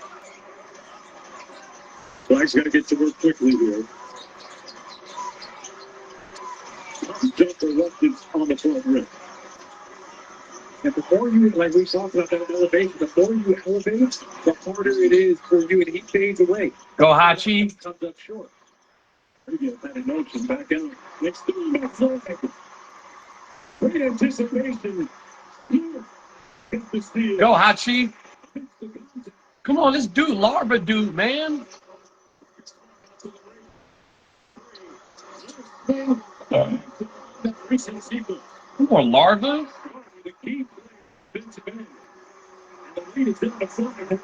We're down to 5, and we were down 5 against the other team last night.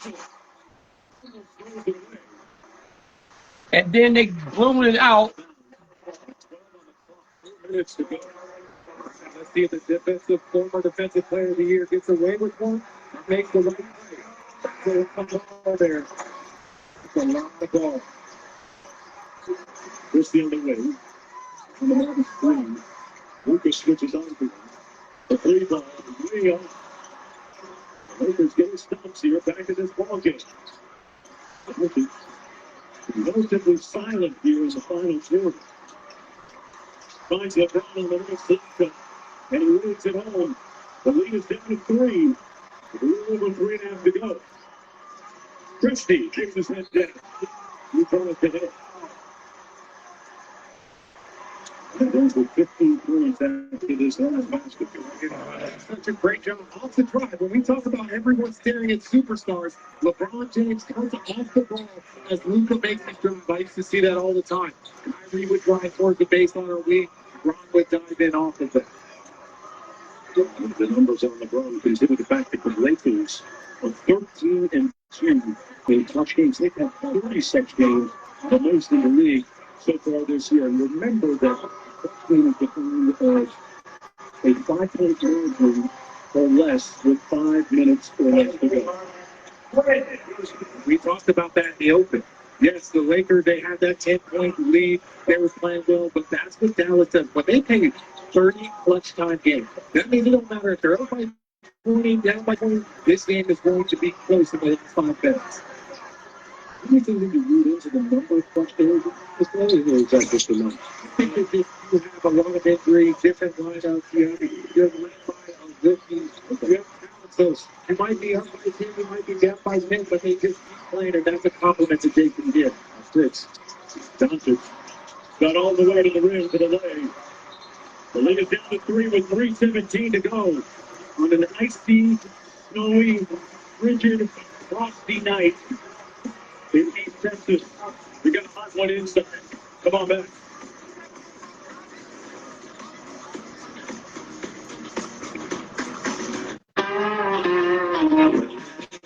Things bigger in Texas. You want to go real big too. Yeah, babe. Big old questions. Do it without a big to do. Let's go. Oh, wow. Okay. Down a truck.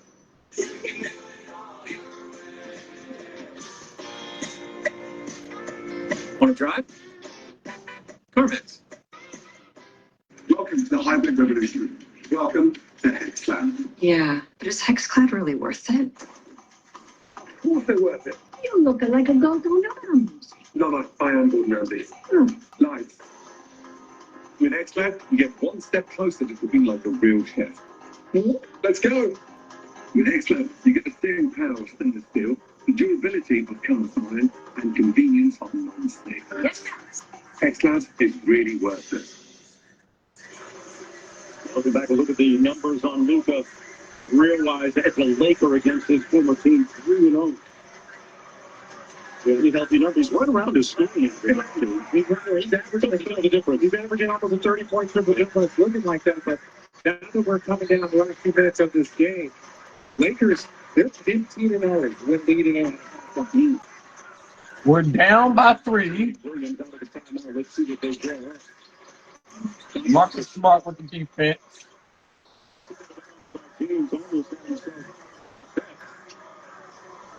Shot clock at 10. Marshall to trigger.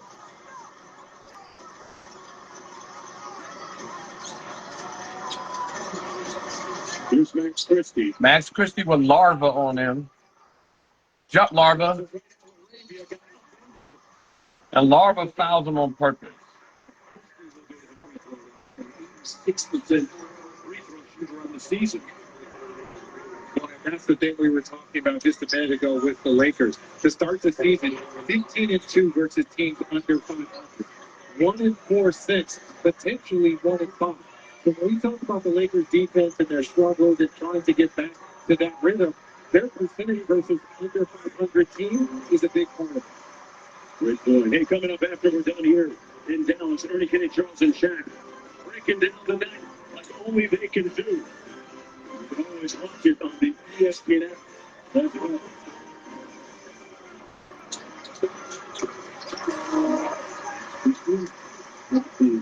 Dennis Christie is for the Cam, also an NBA player. Doncic around the screen by Smart. Hachimura fakes the pass to the corner. Good decision. Go, come on. Finish it off, Hachimura. Make that free throw shot, and let's cut it to 1, and let's get a stop here. Good shot, Hachimura. That's my guy. That's my guy, Hachimura. Praise the Lord Jesus Christ. Here you go, Hachi.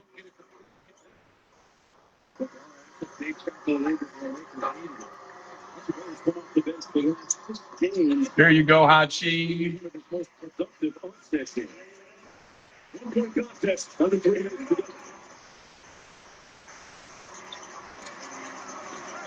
Christie off the away, and Williams.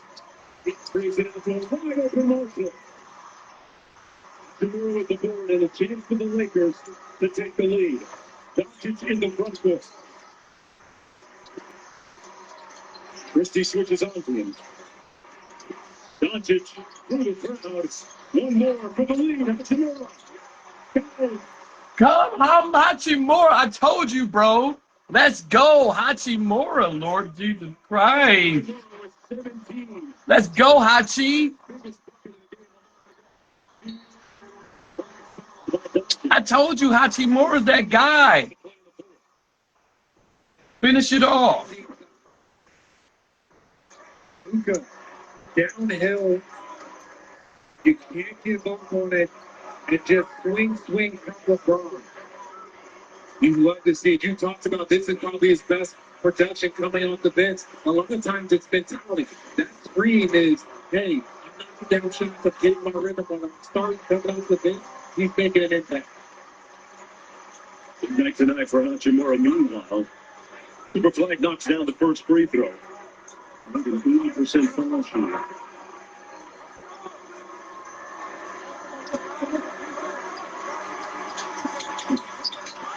Williams almost had himself an offensive rebound point. Doncic. Double teamed out to Smart.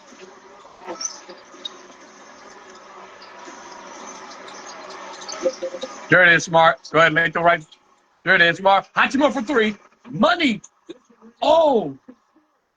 Marcus Smart. Oh, gosh. I was about to say, either way it turns out.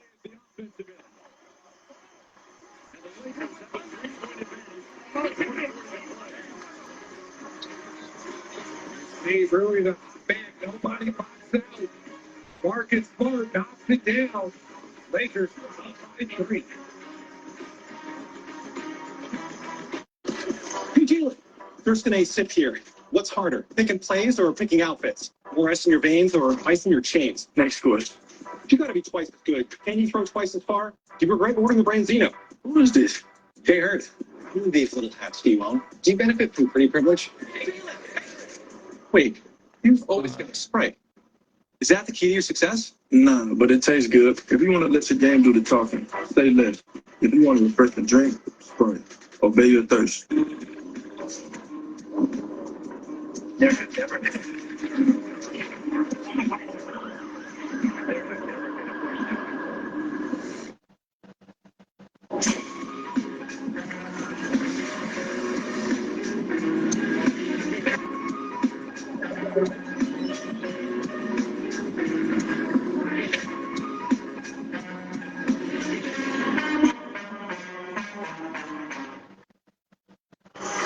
And welcome back, everyone, to American Airlines Center. Luka Doncic leading the way with 29 for the Lakers, who have battled back in the fourth quarter to take the lead once again after giving away the lead in the third quarter. 1:20 to go. Mavericks ball. Watch out for the five. Williams missed it. Good verticality defensively by the Lakers. James up to Smart.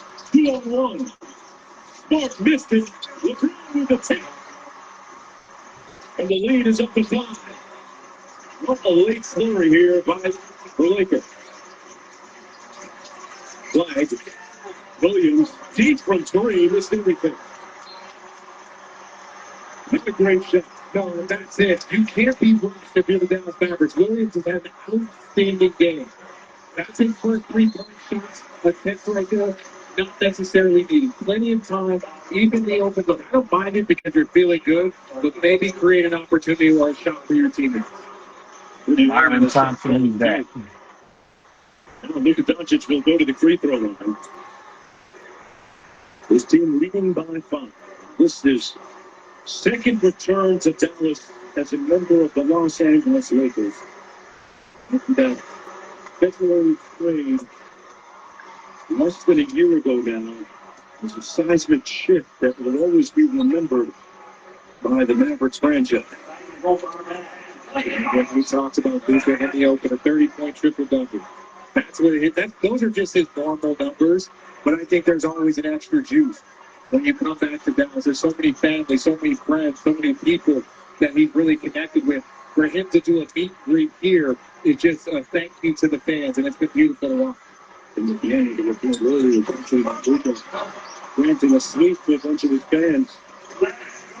Shoes and other things. 7-point ball game. Mavericks has to work expeditiously here. Marshall on the bounce. There's going to be a foul against the Lakers. It's going to go against Doncic. That's going to stop the clock and put the Mavericks at the free throw line, but Marshall a little bit slow to get up. So with 18. Yeah, the Mavs are in a tough spot right now. You're going to get this, and if you necessarily want to start foul, because you're going to start running out of time. You're going to hit these. If they hit both these free throws, they're down by 5. Even if you're just playing the possession game, you're running out of time. Maybe one more possession before you start the foul. To play the foul game and choose to put the Lakers on the line, they are 21st in the league in free throw shooting at 78%. Okay, go. Handle your business at the free throw line first. The lead is at 6. 2-possession ball game. Lakers. What happened to her? Why'd she get so skinny? Then they said 2 at Luka. He steps through nicely. Luka? Appropriate finish by Luka Doncic. The lead is up to 8. Lead is up to 8. Steve back out to. And they've come back to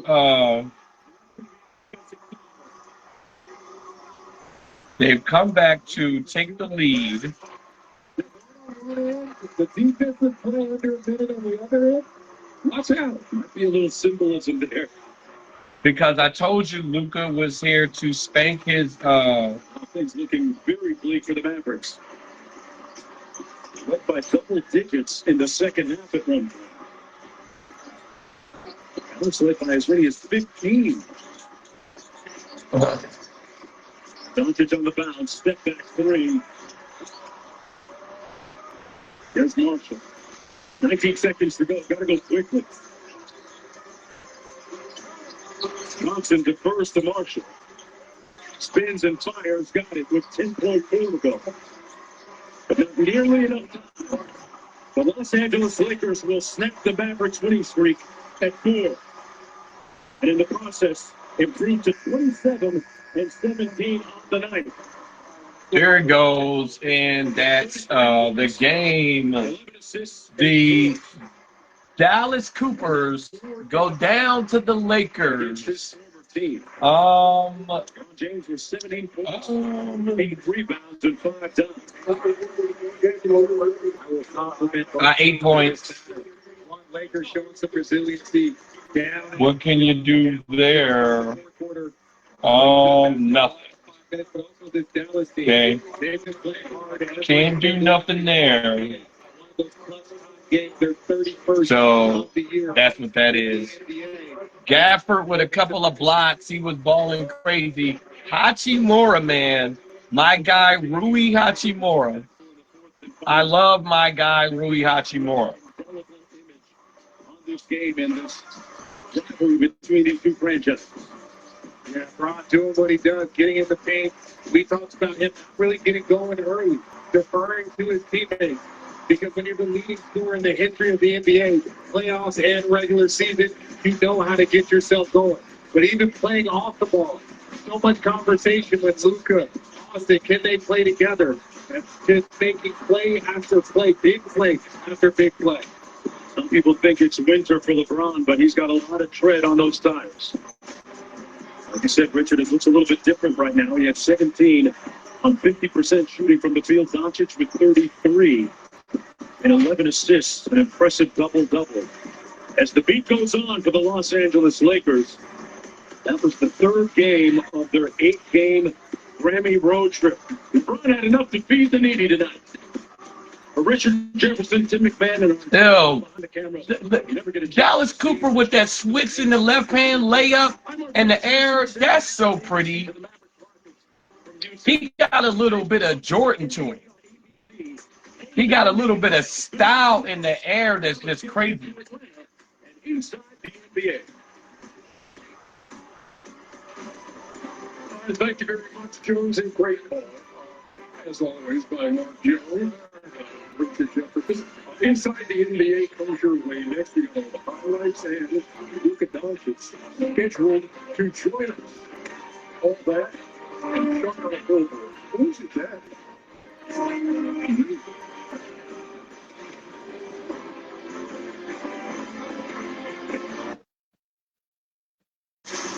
And we continue to track the major winter storm on the way for the second half of your weekend, even into Monday. Winter storm warnings in effect for the entire tri-state region, at least 6 to 12 inches of snow, depending on where you are. And we're talking about some sleet and freezing rain in the mix as well by later on tomorrow afternoon, especially in and along the I-95 corridor.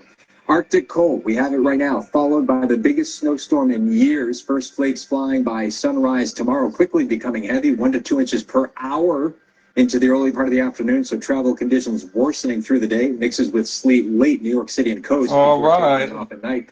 Check out that futurecast. There, those flakes are arriving right around or just prior to daybreak, and then that snow is going to town right into the early part of the afternoon. Here comes that sleet moving up the Jersey Shore into the New York City area as we head into late tomorrow evening, tapering off as some snow later on tomorrow night. Even with the sleet mixing in, 6 to 12 inches, a very high impact storm in and around New York City, upwards of 1.5 feet off to the north and west. Many more details coming up on Eyewitness News.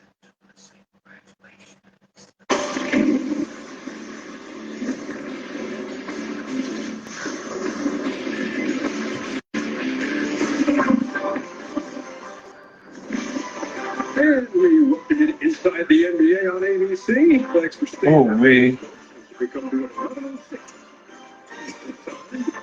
Brady Johnson, Keel O'Neal, Kenny the Jet Smith, and Charles Barkley. And right off the bat, what do you say we welcome a guest? That's the Lakers win over Dallas, 116 to 110, which included 33, 8, and 11 from Luka Doncic. Luka, thanks so much for spending a couple of minutes with us. We appreciate you. Of course. Look, I don't know where you guys went in the third quarter and into the fourth when you're down 15 with 7.5. But how'd you flip the switch?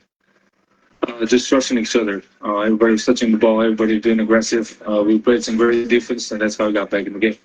You know, look, I know Austin Reeves is out, but do you think it'll ever be a day where you can have a great game, Austin can have a great game, and LeBron can have a great game very consistently for his team to become great? Yeah, of course. But I think, like you saw today, you know, obviously Austin is out. You know, when you have the three of us back there, he's going to share the ball. We're going to play like we played today in the fourth quarter. I think we played great basketball, great defense, and just being aggressive. You know, Luka, obviously we can talk about night and day. The first game back in Dallas was traumatic for you, it was traumatic for us, it was traumatic for the NBA. Was it just a sense of relief just going and playing the game this trip? Yeah, I mean, definitely. Like I always say, you know, this is a special place for me. It's like when I went from Slovenia to Madrid, you know, left my house every time I came back, you know, I was happy. So always a special place for me. You know, Luka, you know, all of us on this panel have been traded at one time. I remember the first time going back to Sacramento when I got traded. I actually at halftime started going in the wrong direction to the whole team. And did you do any quirky things because you've been at Mavericks so long? I think today, yeah. I remember the first time I was here, I wanted to go to the locker room. I forgot I was all the way down there, the visiting. And I think today at halftime I was going to the other tunnel, so I was kind of confused. Hey, we're not going to let you go until Shaq loves to do this. So I think you'd be disappointed if he didn't do this. He's going to give you some kind of Slovenian message. Zdravim, prijatelji. Hello, Okay. friends. Hello, friend. Yeah. I like it. But wouldn't Kakasi Parate be more appropriate? Yeah, that one's better. Thank you. You know, you mix in the brother. Step your game up, man. That was impressive. Kakasi Parate. Now slow it down. That was nice. Good accent. It's the same thing, slow and fast. It's the same thing. You just want to make it English. Make it English. Look, a nice going on the way. Appreciate it. Thanks for stopping by. Thank you, guys. See you soon. All right. Here's something. Thank you. How did you know that? Come on, man. I'm international. I'm y'all local. Goals like us. Let's do the highlights. That's a heck of a game. And Luka again returning. And Cooper Flag. I saw that. Cooper getting real high grades from the panel here on his rookie season. 8 9 and 8 You can have him back. Jackson Hayes with the steal. And Rui up top. Boy, Rui has some more interesting games like Ron. This is the new shot in the NBA. And hit that in between shots. I'm so happy now that the NBA is not just threes and layups. Next Christie stuff is a solid game too.